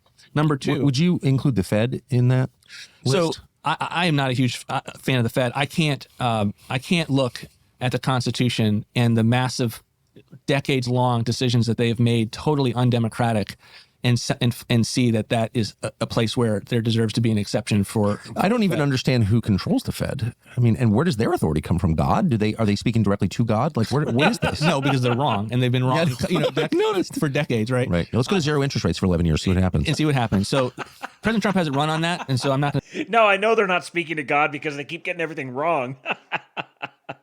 to speak. But I'm just interested as you've looked into the question of what authority does the Constitution bestow into whom? No, and to give you an example, if you go on if you were watching news, you're going to have seen in the last 2 years ads saying oppose the Fed's regulations on bank capital, right? Well, who are they supposed to call? They're not calling their congressman. Congressman has no power. The issue is like the call to action is against the Fed. Well, sorry, you're kind of out of luck.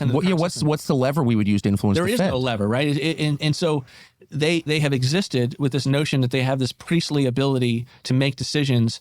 And in fact, I don't actually think they're that good at it. I think people like President Trump are in fact better at it. And there's no reason that they should be exempt from. Imagine Trump as the Fed chair. That's who Trump's going to nominate to replace Jerome Powell. He's just going to nominate himself. My president is going to give Marco Rubio a run for his money and all the different hats that he's going to wear. From the normal democratic process. And if Congress wants to come along and pass rules that says, this is how we want the money supply to go, all of that is in their purview. But I think, this is not some exception to the rule. Doesn't mean in any way that, President Trump has any. Grab them by the rates. E.R. Hank. He's going to grab Jerome Powell by the rates. Interest in doing anything in this area, but I don't think it's the exception that proves the rule on independence being something that is important downstream to the CDC, the NIH. I think everything that people like Bobby Kennedy have been running on and others is about, no, you're not some priestly role. You are politicians yourselves. You just don't have to face voters, right? So independence is, I think, first and foremost. Number two, bring back the notion of empowerment. And this is something that... Of what? Of empowerment. The ability to not spend money. For 200 years, presidents had the ability to not spend a congressional appropriation. That has always been the constitutional system. It had been a paradigm that had been brought from the UK and how we understood. The constitutional principle is certainly power of the purse means that Congress gets to set the ceiling. You can't spend without a congressional appropriation, but you weren't ever meant to be forced to spend it, and it has become a floor. So 200 years, presidents are using empowerment. They get money for something. The president says, I don't think it's a good idea, or I certainly can do it better, or I have events that are happening overseas that cause me not to want to spend on the gunboat when I want to get some treaty done. All manner of executive decision-making that would be a part of that. In the 1970s, at the lowest moment of the presidency, Congress steps in, and to some extent the courts, and they pass the Impoundment Control Act, which was really the Impoundment Elimination Act. And from that moment, they had destroyed separation of powers on spending on fiscal issues. But it was beyond that. It wasn't just about dollars and cents. It was about control of the bureaucracy. So that law effectively meant the executive branch, the president's agencies, have to spend every dollar they're sent by the Congress. Correct. And I believe, as a budget guy, that was the original sin on why we can't do anything fiscally from that moment on. It's also why we get omnibus bills, because if I only need you to get your signature and I lose all of my ability to, throughout the rest of the fiscal year, to push and pull and not spend and make different decisions, I just got to get your one signature. So I'm going to put everything in that one bill, right, thousands of pages, and I'm going to push it through at the hardest time for you politically. You might have some diplomatic visit that you're going on. Yeah, totally. And so impoundment is vitally important, not just to save the country fiscally. It is vitally important to be able to wrest control of the bureaucracy, because when you combine Congress giving the agencies vast authority to interpret the laws that they passed, overly broad, make law essentially that has no repercussions on the people who voted it, right? They don't have to vote on what the right blend is for ethanol. That's right. And then you say that your funding is going for Congress, and the president has no ability. Sorry, Mr. President, you don't have to. That's illegal. You can't turn off my funding. Now, Imperial Congress still exists, just a lot more subtle. So that's number two, bringing back impoundment. Number three. This is such a big, big deal. And it seems pretty clear. Like, obviously, they've been talking about this big time, and they've been building up to it. And it seems pretty clear that the Supreme Court is ultimately going to side with them on this.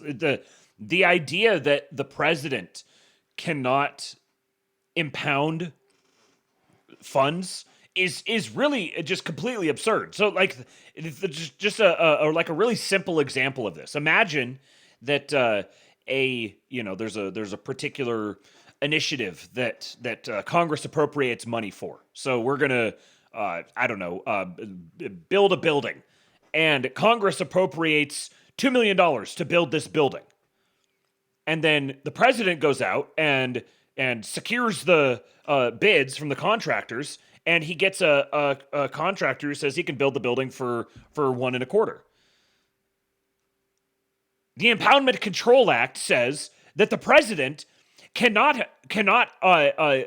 secure that contractor and only pay him $1.25 million. He has to pay him $2 million because Congress appropriated that $2 million. It's absolutely, utterly absurd.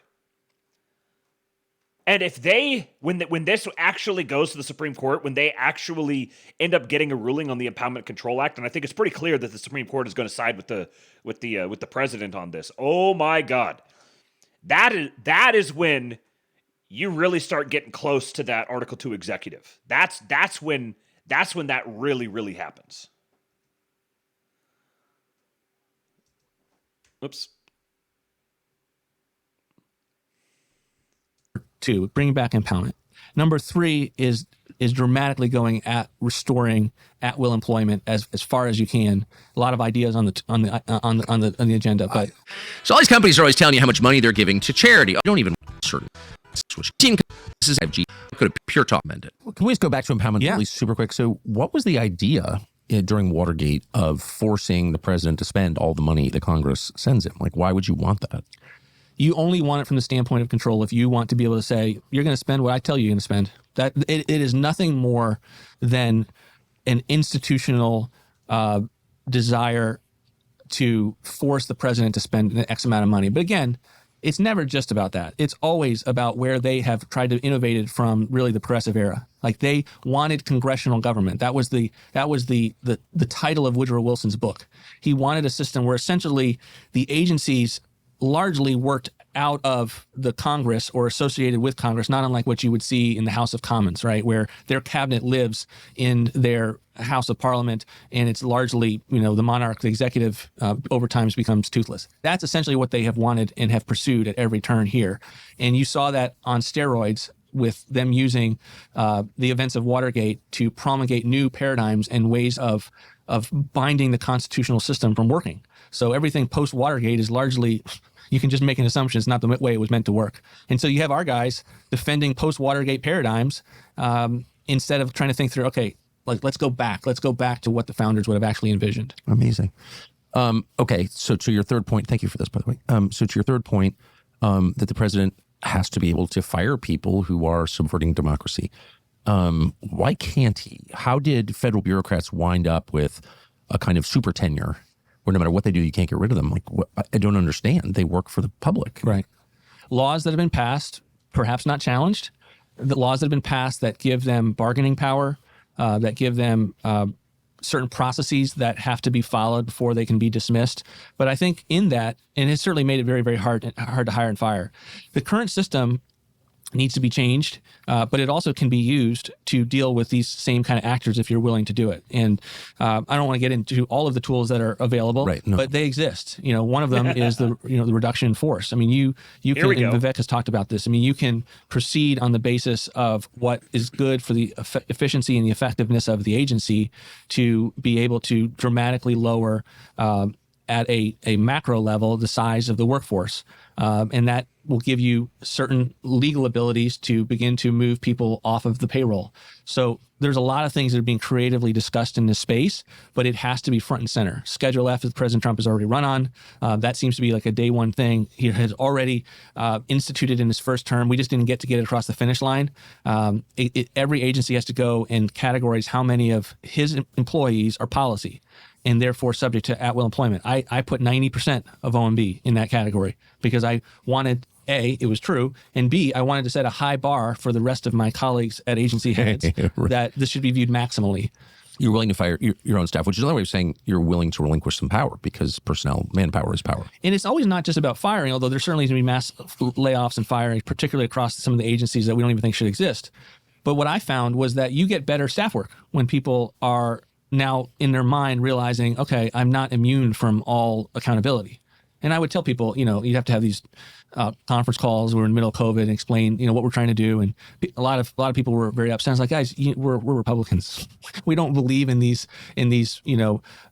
these laws that give you these protections that we think make you less good at your job of serving a particular president. So it's just on its face outrageous. Like everyone else in the country faces the vicissitudes of the job market. I've been fired so many times with a lot of kids. And like, I'm not whining, but most people have had moments like that where it's like, oh, wow, I'm out of money. Why are the people that we pay with our tax dollars immune to the pressure that the rest of us feel? It's like so crazy and it outrageous. doesn't mean that you can't tell your boss what you think. Like that's the most crazy thing in the world. Well, right? What? Yeah, I mean, I've worked for some pretty authoritarian people, by the way, over the years. And the last people I worked for, very nice to me, I will say, but like they had really strong views on a couple topics, and I like kept my views on those to myself at dinner. Yeah, they're my bosses. I mean, I don't really understand like how does an entirely separate set of rules apply to our employees, the public's employees, our housekeepers? This is how I think of them. They work for us.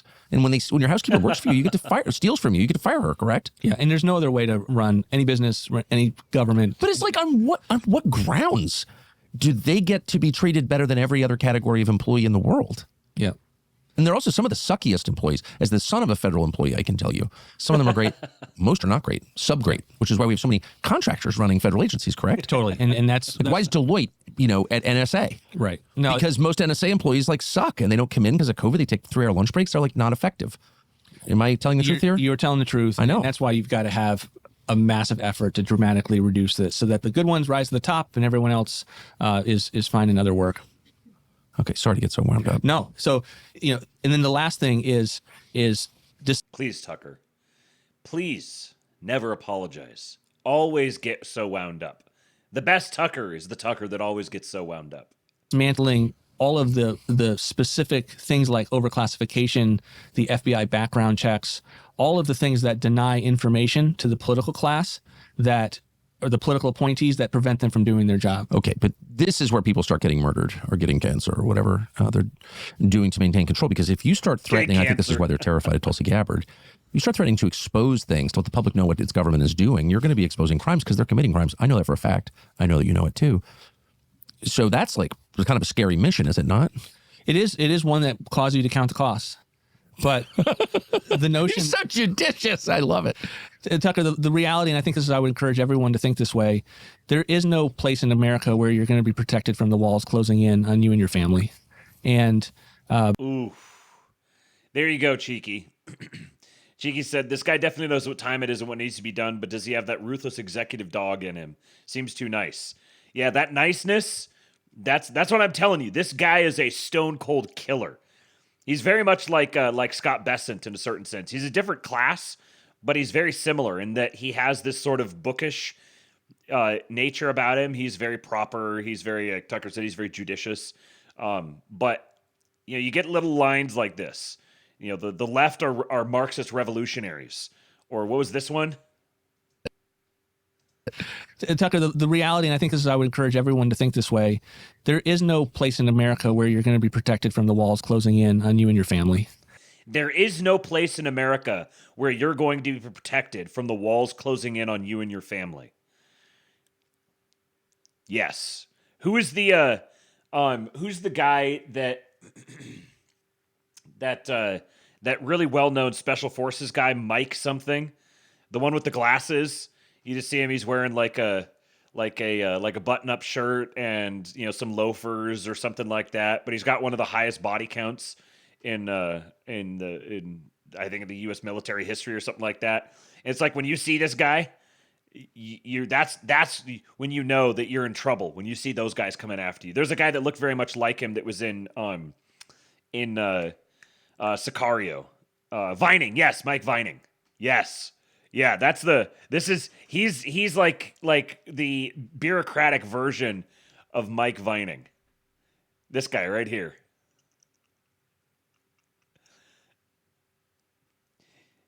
You don't want Mike Vining coming after you. Look at that shot. This shot right here. Here's another thing. What the hell? I did not expect to open a YouTube video with that. That is a YouTube link. I'm trying to get this picture. Of course, it's a Sicario. Yeah, there you go. Right there. Right there. Yeah. These are the dangerous men. You do not want to be at the business end of these guys. And that's what Russ Vogt is for government bureaucrats. Russ Vogt is Mike Vining for government bureaucrats. Send the tweet. And the only extent to which that may not be true yet is Kevin Bacon's degrees of separation. You don't have someone that's immediately in proximity to the FBI raiding their house or being the victim of lawfare. I mean, I know 2 people very, very closely who have been in jail. I know, me too. 4 people that have multi-million-dollar lawsuits. And so they're coming. And the only way to stop that from happening for people that are in this community trying to rebuild from a storm or run their coffee shop, the only way to keep it from happening is for those of us in the political arena to stand tall and unabashedly and to lean forward no matter the costs. And that's the moment that we live in. And so it's not meant to be provocative. It's just meant to know that if you are not loud and proud, that's the wrong way to think about it. But if it is aggressive and public and articulate in how you go about it, it will make it so that more and more people can come along beside you and make it so that the president has enough people that are willing to take on the system. And I believe that he has a growing number of people that are like that, and it will make it very difficult for them to move against individual actors. And yeah, Ryan Isaac, he's a trad Calvinist. He'll take down the heathen. You don't want to fuck around with the trad Calvinists. They'll get you. The nice thing about being out of office is you get to read and kind of wide and understand what happened, and to have new perspective. And I'm just blown away by the number of people that they went after individually, like wounded individuals. And we never heard about them. I didn't hear about them until after the administration. It's true. Adam Levinger, Mark Moyer, these are individuals that blew the whistle on corruption, and their agencies conspired with their political appointees to make them go away. And I don't think they'll be able to get away with that this time around. And in some cases really hurt them. They wasted 3 or 4 years. They're dealing with stuff in their families. Life happens and you're dealing with... Life Support Unplugger says, the man is obsessed with cum. That's the repressed trad Calvinist. The intel agencies, multiple working behind the scenes together, never giving you due process. And I think that is, we know their playbook. And we know not only what to look for, but how to be prepared to ensure that cannot happen again. I've noticed, and I don't think I'm imagining it, that a huge percentage of people who criticize the intel agencies wind up with kiddie porn on their computers. One of the reasons I don't use a computer. I don't think that's because they're disproportionately I don't know perverts. why you would use a computer. First of all, you can't respond to anything without it being FOIA'd, right? No thanks, irrelevant pervert. Exactly. And so we have to have a totally different view about going into government. But the intel agencies are not allowed, well, most of them are not allowed to operate domestically, period. Well, they were never allowed. They do it. But they're definitely not allowed to play in American politics to influence election outcomes, and they're absolutely doing that. How do you stop that? Well, I think you need to have people that are there who are fearless, and obviously Tulsi and RFK, and not intel, but saying there are certainly health aspects of national security, Matt being at DOJ. Those are the types of people that you need to get under the hood and to push as much as you possible. You've got to shut their funding off until they can prove to your satisfaction that things are. But wait, we're not even allowed to know what their funding is. We don't know what the CIA's budget is. Well, we don't even know, when you're within government, you can know those answers, and so those individuals can. You can know the size of the black budgets. Correct. Right. So I've never been. That's interesting. It was a very confident answer, because I was under the impression that even within the government that there were some black budgets that they can't even know. And I'm sure even at OMB, like you might know the formal budget, then you might know the black budget, and then there's probably the nigger budget, the extra black budget that they don't know. Been in government, but I've certainly been around this a lot. They're huge. Yeah. No. And so why do we have black budgets? It's a great question, Tucker. I mean, there's dramatically more transparency needed, and I would say it's one of those areas where, not unlike the overclassification, there are things we need to know a lot more about. And I can't tell you, well, what's the optimal level of transparency on that front, but the extent to which you can't have, as a citizen, an understanding of what the size of your IC community is, that's kind of a problem. I just think you're ensuring corruption. And the size of these buildings, like you go around and you realize, oh, wow, that alphabet has an enormous institutional presence that the country's never even heard about. Has a real estate footprint that's beyond what you can imagine. I lived as a child with my brother in a house in Georgetown in high school that was owned by CIA. So there's just a lot. You go out to Northern Virginia, Tyson's Corner, take Chainbridge from DC into Northern Virginia, and like how many of those office buildings are owned by the CIA or some other intel agency? Like a huge number. And so why can't we know that? I don't understand. We need to know a lot more. And we need to demand that we know more. Like, how's Congress, and yeah, they can go into a skiff and they can be given a brief. Debates are supposed to happen on that. It's kind of interesting. There's been a couple little points here where he's been maybe kind of judiciously evasive, let's say, and that was one of them where I don't think it's because necessarily he's hiding anything. There's certain things. He's a political appointee that's going to be sitting in front of Congress, and you can be as bold as you want, but really starting to air out things about the CIA and stuff is probably not all that prudent. But he seemed like he was like, yeah, there's a lot that we should know, and then kind of moved on from it. The House and Senate floor, and you can't. You're providing no ability to be able to share with your voters and us as voters. Did we ever vote for this? Voters! Did we ever vote for this military-industrial complex, this intel community, the extent to which he's the number one voter? It's sprawled all over the country. Like, who got a say in that? It doesn't seem like the intel. I would say is rather undemocratic. Well, the intel committees, the oversight committees in Congress, whose job it is to oversee, restrain, keep the intel agencies within constitutional bounds. In my whole life in D.C., from 1985 until now, I've never seen a single member of an intel committee who wasn't in the pocket of the intel agencies. That's my perception. Have you? I don't want to. I would just say this: Devin Nunes was kind of a unique character in his ability to provide leadership in that, and they came after him with everything they got, and he survived. And I think he's a model, not unlike that. When you say they, you mean Devin Nunes, by the way, an important mentor and influence on Kash Patel. The intel agencies, the forces that are, some out of government, non-government organizations, the press, and working with the intel agencies. Running it through foreign countries. I mean, it's never like some guy at Langley, And so why don't we have more Devin Nuneses? That would be the question that I would ask is what fear factor is there that, and I'm not making a question that I would. Do you see what I see?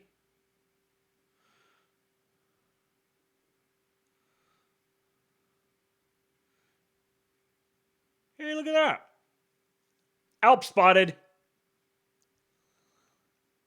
I think that's an Alp. I think they'd already launched Alp at that time. Is it? It's actually kind of hard to tell.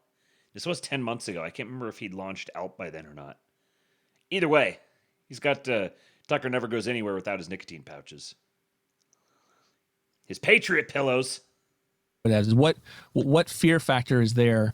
That, and I'm not making an accusation of anyone. I'm just saying that with all Congress and with all non-government organizations, even our organization, there's this point where you're like, if I go after these individuals, this issue set, or this area of corruption, or this policy set, and I saw it right after Mar-a-Lago was raided, and we came out really quickly and said, the FBI should be radically reformed. I thought it should be, exploded into 1,000 pieces, right? Yeah. Why do we have such fear that is such a provocative position? Because you don't own the government, right? And so you're just a serf. That's what we've got to go after, and I think it's a systemic issue that we've got to tackle with everything we've got. I couldn't agree more, and you don't have to respond, but I would just say, if there are members of the, intel committees providing oversight of the intel agencies, they shouldn't be allowed to serve if they have spouses who work in the intel community. Sorry, that's like such an obvious conflict that it's pretty ridiculous that could exist, and yet it does. Tell us on a much happier note. Sorry for the dark digression. What exactly are Elon and Vivek going to do you think, with this Doge enterprise? Well, I think they're bringing an exhilarating rush to the system of creativity, outside-the-box thinking, comfortability with risk and leverage. And that's a pet peeve of mine when people say comfortability. Anytime you say comfortability, comfort does the trick. You don't need to say comfortability. You can just say comfort. They're comfortable. Both those guys are comfortable. It's with risk. amazing. It is and amazing. The reason I love it is, in some respects, this does feel like an intractable problem that we're up against. Yes, and exactly. I don't think it is, but I think it feels that way. And we're bringing people that, are trying to get to Mars. So I'm pretty sure they can handle, the ability for us to balance our books and run a government that's much more efficient. So I think that the things that I've heard them say are things like really going after, or from a deregulatory perspective, all of the recent court cases that have said and chopped at the feet of this administrative state. You don't have the ability to just come up with new major questions, rank and file agency. You've got to have actual specific language from Congress. You don't have the ability to get the deference for every position that you've taken just because you're a federal agency. These have been big axe cuts at the administrative branches. And so I think what they want to do is to use those as the basis for a massive deregulatory agenda and game on. I also think they want to look for as much that you can do to start cutting costs without Congress or with Congress, but to be really aggressive in some of the areas that I've mentioned. Impoundment would be, a huge part of that, the ability to just not spend the money. And then, of course, being as radical or aggressive as you can in eliminating and reducing employees, full-time employees, individuals, and going after contracts that make sense. So I think that's where they're headed, and I think it'll be an enormous boon to the country. Can you do it so neither one of them is going to become a federal employee himself? That's my understanding, correct? That's my understanding as well. I mean, they're not. I'll also say that. So how do you do that from outside? Well, I think that they will be working with the agencies. Trumpfordability. My president makes me feel very Trumpfordable. That do this. I think they'll be working with OMB, whoever's in that role. They'll be working with Treasury, who's ever in that role. And they will be rallying the theory of the case. I mean, I think ultimately that's what's most needed, Tucker, is a specific theory of the case about what can be done. That's right. And then you give it to the people, and hopefully that's been a two-way conversation, but you give it to the people that are on the president's executive team and his administration, and they run with it. And then you've got Doge out there providing a political support for what must be done. Even just to publicize the ideas. I mean, the U.S. government at this point is like a bankruptcy or stage 4 cancer. I mean, it's like so overwhelmingly bad that you don't see a way out of it. At least that's how I feel when I assess it from the outside. Like, how would you even fix something like that? I mean, we haven't had any spending reductions in like 20 years, right? But we're bankrupt, right? But we're bankrupt, and there's just this notion that nothing can be done about it. We still pass $100 billion Ukraine checks. Even if you thought it was a good idea, you can't afford it. You never have the affordability conversation at all. And is that true? It's totally true. Literally, no one ever talks about affordability, what we can do. And these foreign heads of state show up and demand money from us. And nobody ever... Foreign heads of state. Wonder who he's thinking of. I can think of two in particular that I guarantee you, even 10 months ago, I guarantee you those particular heads of state were on his mind. As I've said many times, the radicalization of Tucker Carlson has been long underappreciated. Slutty Milk says, it's a cancer, and the doncologist is here to remove it. How does he do it? Every single time. Or says, I like your country, or I don't, or whatever. I think you've got a good point, love to help you, but we're just out of dough. Nobody even suggests that. Yids of state, Mr. Butt Poop. From the top rope, the yids of state. Indeed. Or dares think that. What is that? They just assume the gravy train's going to keep on going. I dealt with the most within the military, right? But what's that like?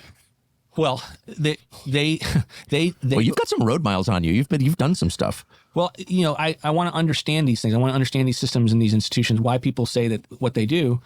And there's no understanding whatsoever. There's no fiscal conscience at all with regard to the individuals. It's nope, we've got to perform a particular function in the world. I read that somewhere in my educational system. I now believe it. Doesn't matter whether that was never voted on. Doesn't matter if that's kind of anathema to where our founding fathers would have envisioned. And so we are going to maintain our presence everywhere in the country. I, the military, get to define my requirements about what's necessary to win that military objective. You, civilian, don't get to ever question my requirements. Those requirements now automatically cost X amount of money, and we wonder why we can't ever have any cuts to defense, and we wonder why then defense spending becomes the Praetorian Guard for the non-defense spending. Right? Okay, I know what you're talking about, but will you flesh it out a little bit, because I think you've hit on one of the keys. So we have been unwilling to cut any non-defense spending, the bureaucracy, which is the, quote, discretionary spending. Members have a vote on it every single year. They don't have a vote on entitlements. Those are on autopilot. They have a vote on the bureaucracy. So everything they hate about government, their members are voting on. We haven't been able to have cuts to non-defense, not because Republicans are unwilling, although many of them are unwilling as well, but because there has been a view that those two things have to be constantly considered together.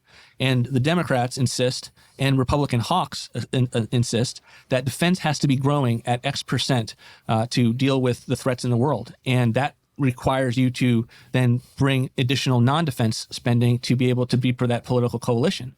And ultimately, if you get your average Republican member, they ultimately care a lot more about the defense stuff than they do about the bureaucracy. Can you say that again? Ultimately, you have your average Republican member cares more about the military-industrial complex than they do about the woke and weaponized bureaucracy that is oppressing They care more about flexing their power abroad than about fixing their own country. I think I know that's true because the I know them. They have zero interest in anything that's happened. Not zero, but they have very limited interest in what's happening in the United States and the 100,000 people dying of drug abuse every year. Yeah. That's bad. Yeah, it's so bad. Ooh, my heart bleeds. The invasion of more than 10 million foreigners into our country without permission. Oh, that's so bad. Yeah, got to seal the border. But what they really care about is toppling some government they don't like or moving missiles to this military base or whatever. And why is that? Well, I think it goes to the unhealthiness of the Republican coalition for like 50 years, but particularly since 1989. Tell me what that means. So your kind of National Review coalition, your fusionist Republican coalition was anti-communist. Yes. It was social conservatives, traditional conservatives. Yes. And it was kind of fiscal libertarians, right? Mm-hmm. That was your coalition. Absolutely. And it worked until, at a certain level when we had the Soviet Union. But when we don't have the Soviet Union, it kind of takes on a life of its own, and now you have to keep us everywhere in the world to be able to justify all of the institutional buildup and the complex that has been built up, all of these defense industrial companies and things like that.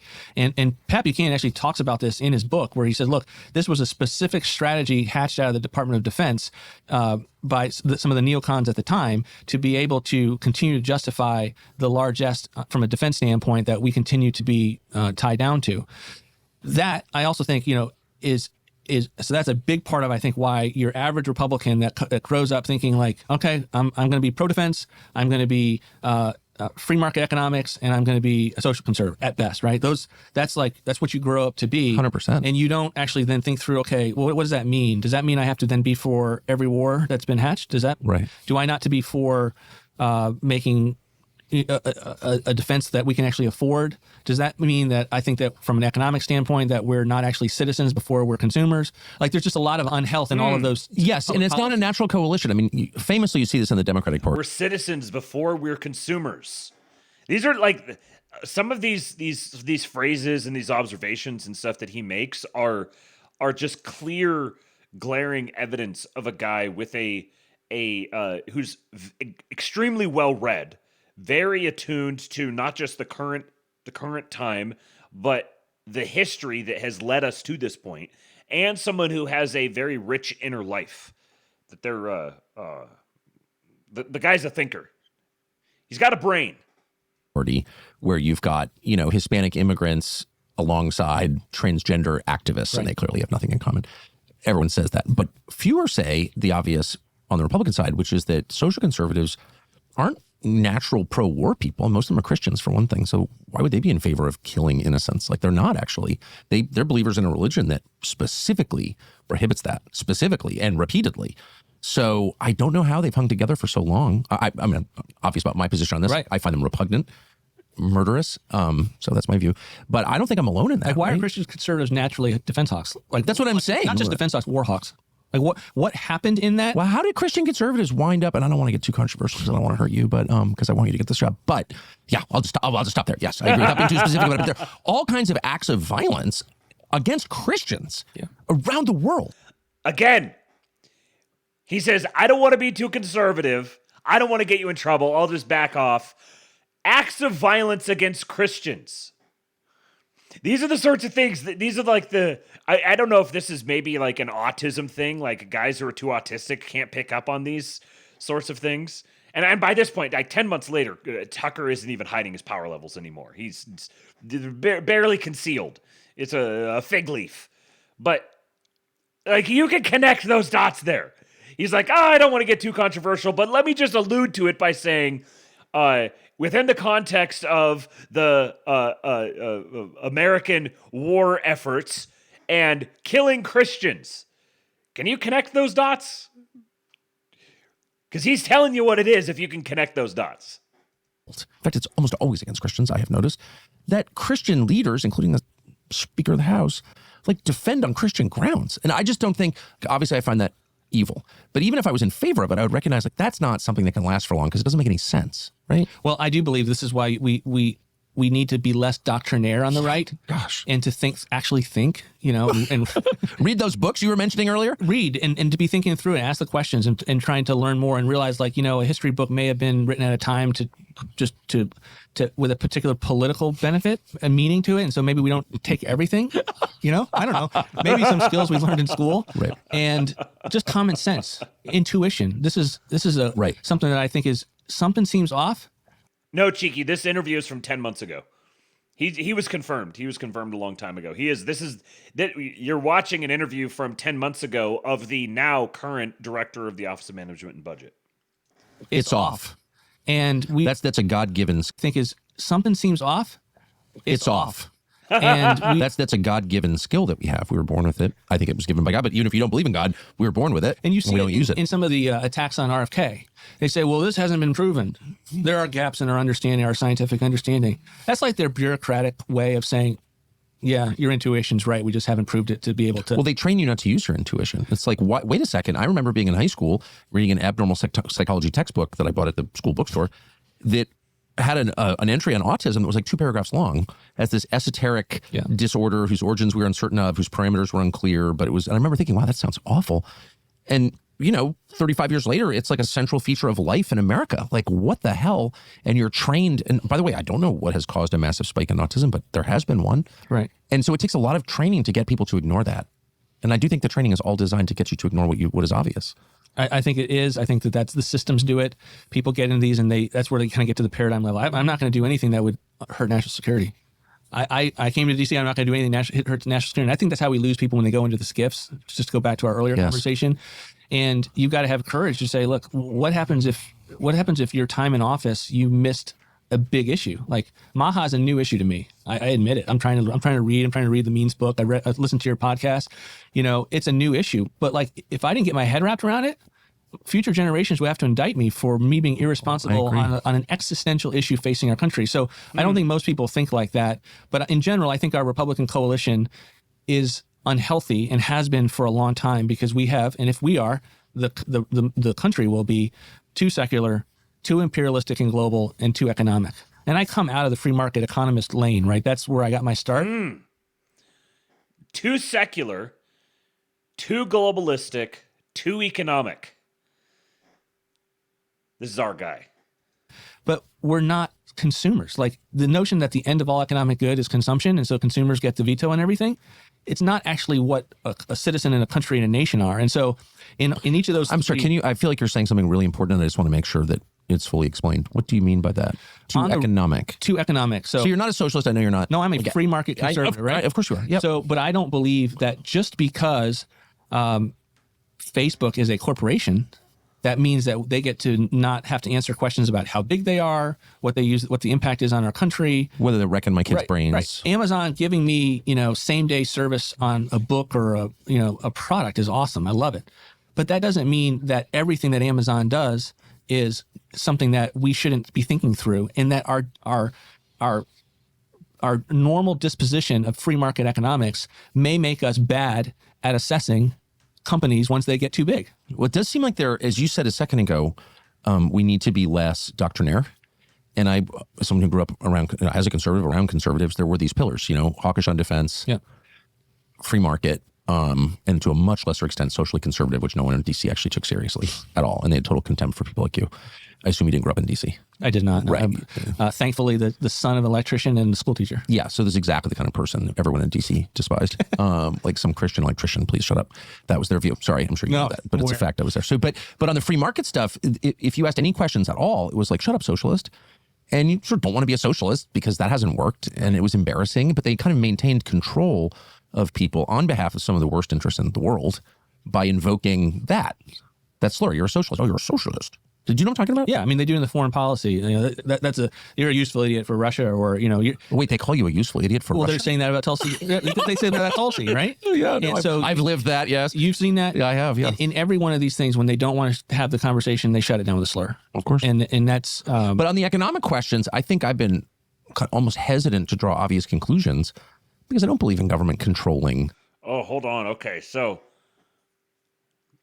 he has taken on some other roles that I did not realize. So he is the director of the Office of Management and Budget.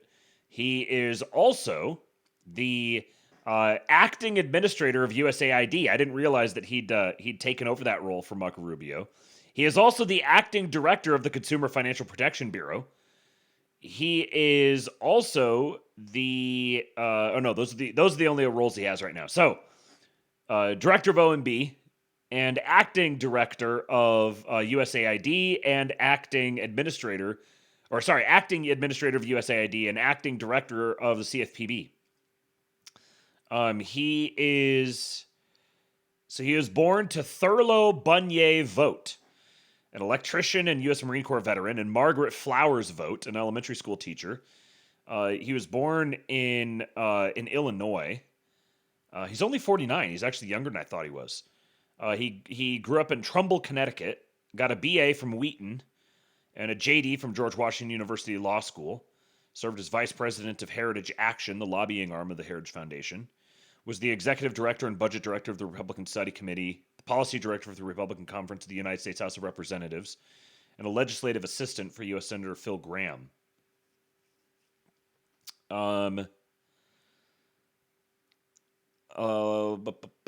During confirmation hearings in President Trump's first term, Bernie Sanders questioned Vogt about a statement that, quote, Muslims do not simply have a deficient theology. They do not know God because they have rejected Jesus Christ, his son, and they stand condemned. Various Christian organizations denounced Sanders' questioning as a violation of the No Religious Test Clause, and Emma Green of The Atlantic wrote that Sanders' questioning, quote, flirted with the boundaries of the No Religious Test Clause. In 2019, he was one of 9 government officials who defied a subpoena to testify before Congress in relation to the Trump-Ukraine scandal and the administration's decision to freeze military aid to Ukraine. And then in May of 2020, he elected to break the OMB's longstanding practice of publishing updated economic forecasts, citing disruption caused by the coronavirus pandemic.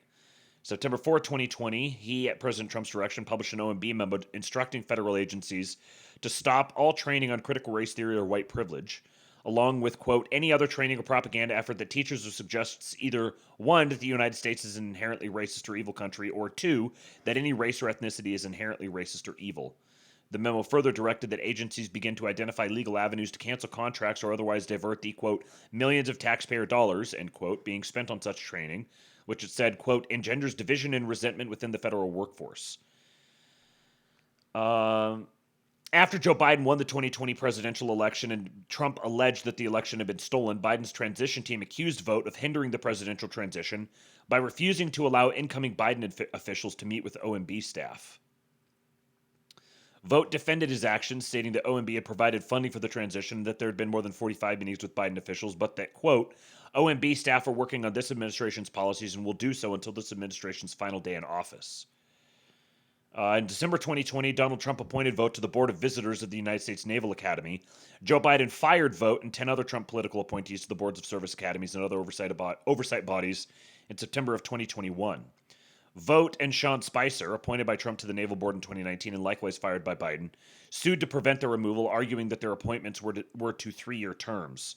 In July of 2022, federal judge Dabney Friedrich dismissed the suit. In January of 2021, Vogt founded an organization called the Center for Renewing America, which is focused on combating critical race theory. CRA has an affiliated issue advocacy group, American Restoration Action. The mission of the groups is to, quote, renew a consensus of America as a nation under God, end quote. According to Axios, the groups, quote, will provide the ideological ammunition to sustain Trump's political movement after his departure from the White House.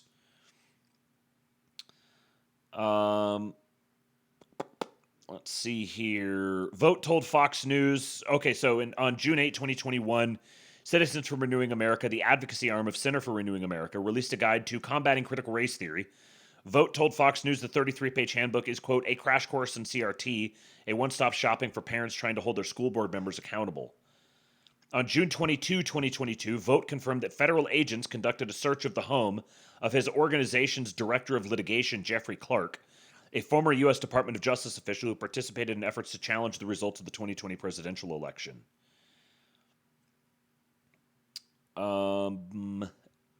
He played a major role in the creation of Project 2025.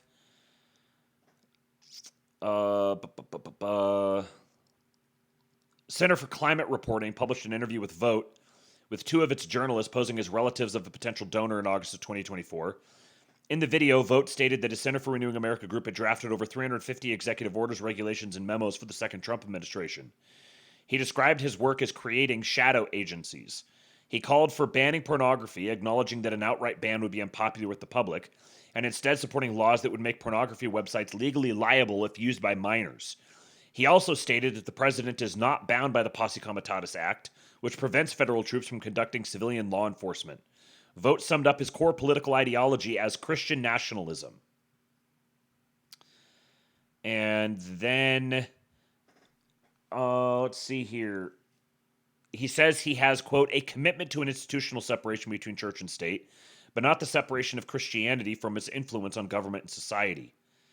In a secretly recorded meeting in 2024, Vogt said that conservatives should discuss whether to prioritize Christian immigrants over those of other religions. Vogt supports a total ban on abortion. He has called the Democratic Party increasingly evil for supporting secularism. In 2022, Vogt began advocating for radical constitutionalism to reverse a current post-constitutional time. He says this has been the result of a century of corruption of laws and institutions by the political left. He proposes to gut the FBI, and in the tradition of political independence of the U.S. Justice Department, he has characterized his overarching objective to be aligning the federal bureaucracy to the will of an elected president, and use such to send power from Washington, D.C. back to America's families, churches, local governments, and states. He was formerly married to Mary Grace Vogt, with whom he has two daughters, one of whom has cystic fibrosis. Mary filed for divorce on August 4, 2023, and the divorce was finalized on August 30th in Arlington County, Virginia. I wonder if she left him because of left him over politics. But yeah, he's only 49. Honestly, I thought he was a little older than that, but the dude is an absolute patriot. The economy right, to a greater extent that it does. I just could not good at it, and it abets corruption, so I'm against that. But it doesn't mean that we have to be in favor of usury, right? Like, why is it good to charge 20% interest on a credit card? Do I have to nod along with that just because I'm a conservative?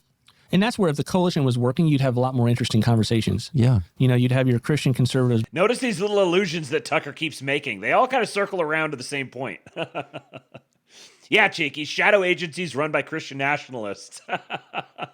Being upset with that, having debates with the free market coalition to say, where's a place that we can land in ways that previously the conversation wasn't, because in this is saying, okay, that's something that would come out of the mouths of our adversaries. And so we need more of that, I think. And you're going to see it in trade, right? Trade's like the one big domino that the president, I think, finally has now toppled with his election, but there will be a sizable number of Republicans that are very grudgingly going along or opposed to what he wants to do with what I think is a no-brainer policy with regard to, universal tariffs and higher tariffs for China. And I want the money to be able to balance the books, but I also want this country to be a manufacturing, producing hub. And what I found, Tucker, is that even I can win arguments with those who are free traders because they themselves have ceded the ground of independence. If you're comfortable with other countries making your stuff that may or may not be important from a national security standpoint, or just period, because we don't want to have to wait for 6 months to have a refrigerator. If you want independence, you got to make it here. If you don't want to have to rely on China and have Xi shut down his whole economy because he's dealing with the COVID, of course, then the answer is independence. And how do you get to making things more here? And I also zoom out from a standpoint if my parents are paying my rent, I'm still a child. It doesn't matter how old I am. Right. That's right. And there is a balance in every community. We're not all going to be carpenters or plumbers or electricians, right? Mm-hmm. You're not going to be independent as a person or a community across the board. But you would kind of hate it if we didn't have any carpenters in your community, right? You'd hate it if you didn't have any plumbers in your community. And we've gotten to the point as a country where we don't make this stuff anymore. And that's a real problem. And I think it's just kind of an intuition way of getting at something that has been suppressed for decades. Well, it has been suppressed, and there are specific institutions that have made it their mission to suppress it. One is the Wall Street Journal. The other is the American Enterprise Institute, which for my whole life, 55 years, have been sort of leading standards in the right-wing firmament. You know, AEI, Wall Street Journal, like people really care on the right what they have to say, and I can't wait for both of them to collapse. I will celebrate. I really will celebrate when they go under. I mean that. But like, why haven't people who want to put the country first, its actual interests first, built their own institutions to rival the Wall Street Journal and AEI? I don't get it. This has been my life's work for the last 4 years, and hopefully, you know, over the next 50 is, if I live that long. 50? How old are you, Russ? That's a little excessive. Well, you're big in the Maha thing now, so maybe it's possible. That's right. You know, get that 50 on. Look, I think this is what is needed as new institutions. That's why we created the Center for Renewing America, because we wanted to make sure there was a home to give elites, both in D.C. and in the grassroots, this is actually how you do what's necessary to be done. So like if President Trump gives a speech in the first term or you from your show are articulating something that must be done, we felt there needed to be an institution to actually take that and turn it into the regulations, the translating into actually public policy. And that it has to be new. Some exceptions exist. I mean, Kevin is doing a great job at Heritage, but that's the exception rather than the rule. My view is that you've got to create new institutions that are scrappy, are hungry. It doesn't take them 2 weeks to write a paper. It takes them 1 day to write a paper. You get it out there. And if that paper is not read, you go and you like get it in front of people so that they understand it. And then when they have read it and you figure, why haven't you acted on it? You have to work it hard. And that's going to come from not sitting around a board table at a prestigious organization. That's going to come from people who are hardened, battle tested, and really awesome in their mind as to what they think and what they know. I mean, since we've moved toward an economy where like you can't really do anything without a billionaire on your side, I've noticed. Luckily, you know, good people now have Elon Musk. He's our billionaire, which is great. But big picture, it's super bad to need a billionaire to do anything meaningful. And you wonder, are Republican donors coming around to the idea that, you know, America needs to be saved and that what we've been doing isn't working? Do you think they see this?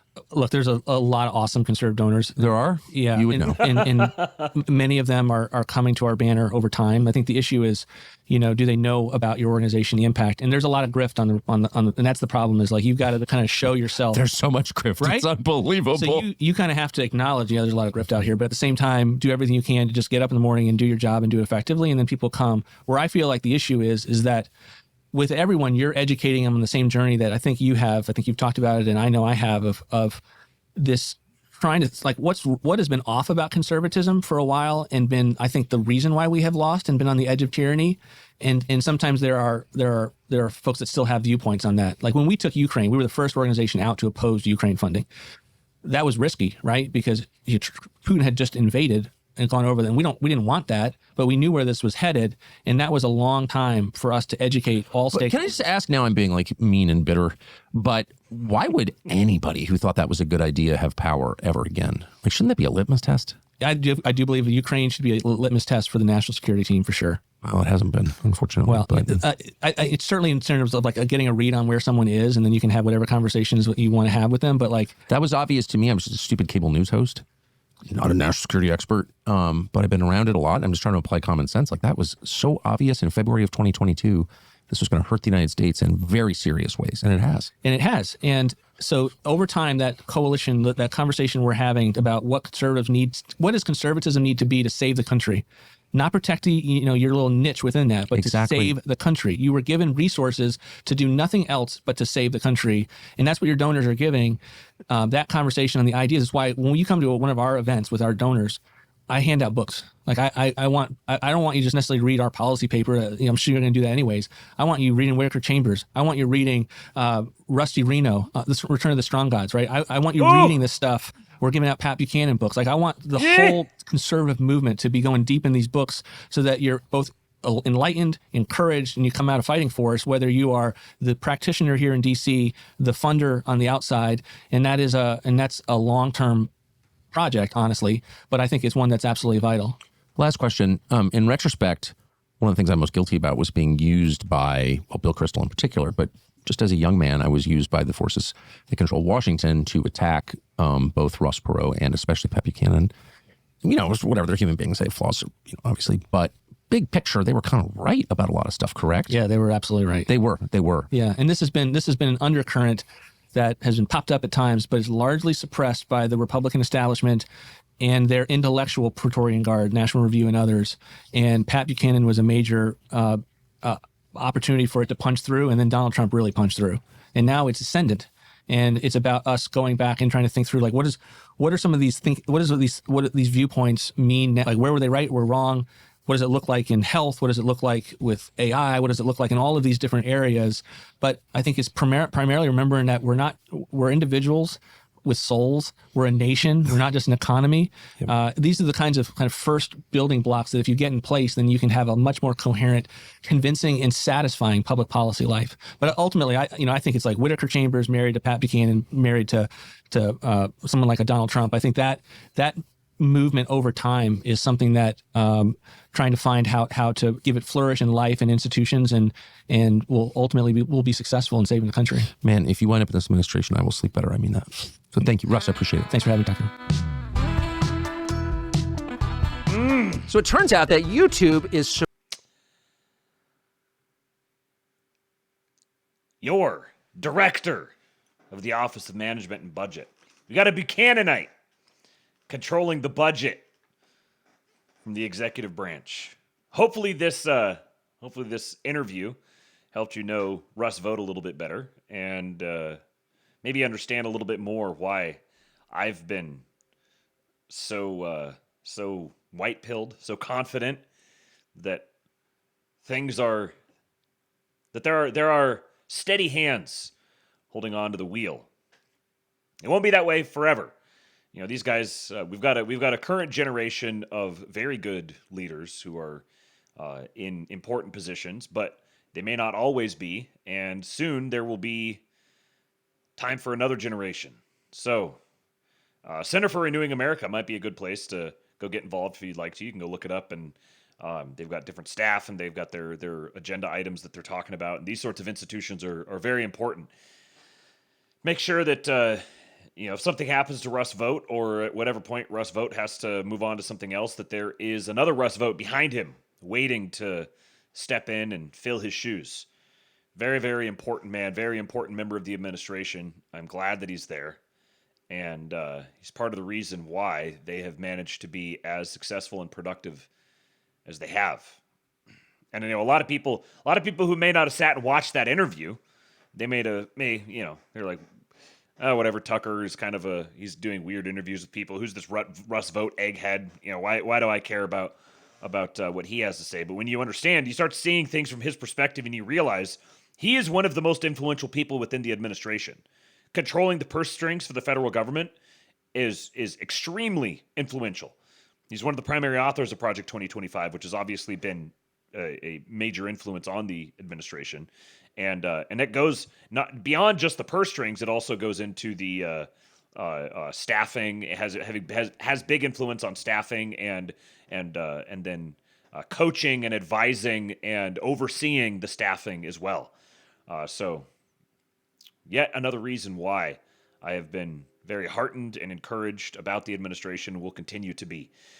That's all I got for you guys tonight. Another nice long one coming up on the 5-hour mark, not including the intro. If you guys are listening to this somewhere other than Kick later on, I strongly encourage you to go just listen to the first half an hour on Kick. You can watch the replay of it on Kick and go listen to the first half an hour. The EWBSX intro was tremendous. It was very, very good. If you're listening on the podcast or somewhere else, then please do leave a 5-star rating and review. If you're listening on YouTube, then leave a comment, like the video. Let me know what you think of it. And go join the King Pill Discord, kingpill.com. We're down to less than 48 hours before we get to I get to meet up with some of you guys here in the South Austin area for the meetup on Saturday night. So please do, if you'd like to join us, send me a DM or an email, realkingpilled@gmail.com or realkingpilled on Twitter. I will add you to the Kingpilled Texas Patriots group chat on X. And last but not least, please do support the show financially if you can. If you could spare some shekels, send them your boys' way. Go to there's Buy Me a Coffee, Cash App Patel, Cash App, Venmo, Just king-pilled on all of those. Or you can use the Streamlabs link, and I will play your tip or your whatever message you leave me. I'll play it here on the show. Tips.kingpill.com. Appreciate you guys supporting the show and hanging out for a long, long stream deep into the wee hours of the night. Thank you, all you guys. I love you all. I'll see you tomorrow for a Friday stream. It's going to be a banger. I've already got most of it ready to go. Lots of economic stuff. Going to have a nice long Tom Luongo rant. You won't want to miss it. And of course, you don't want to miss the Friday intro. So I'm going to go get some sleep now. And I'm going to leave you guys with Hulk. When they took a shot at my hero, and they tried to kill the next president of the United States, enough was enough. And I said,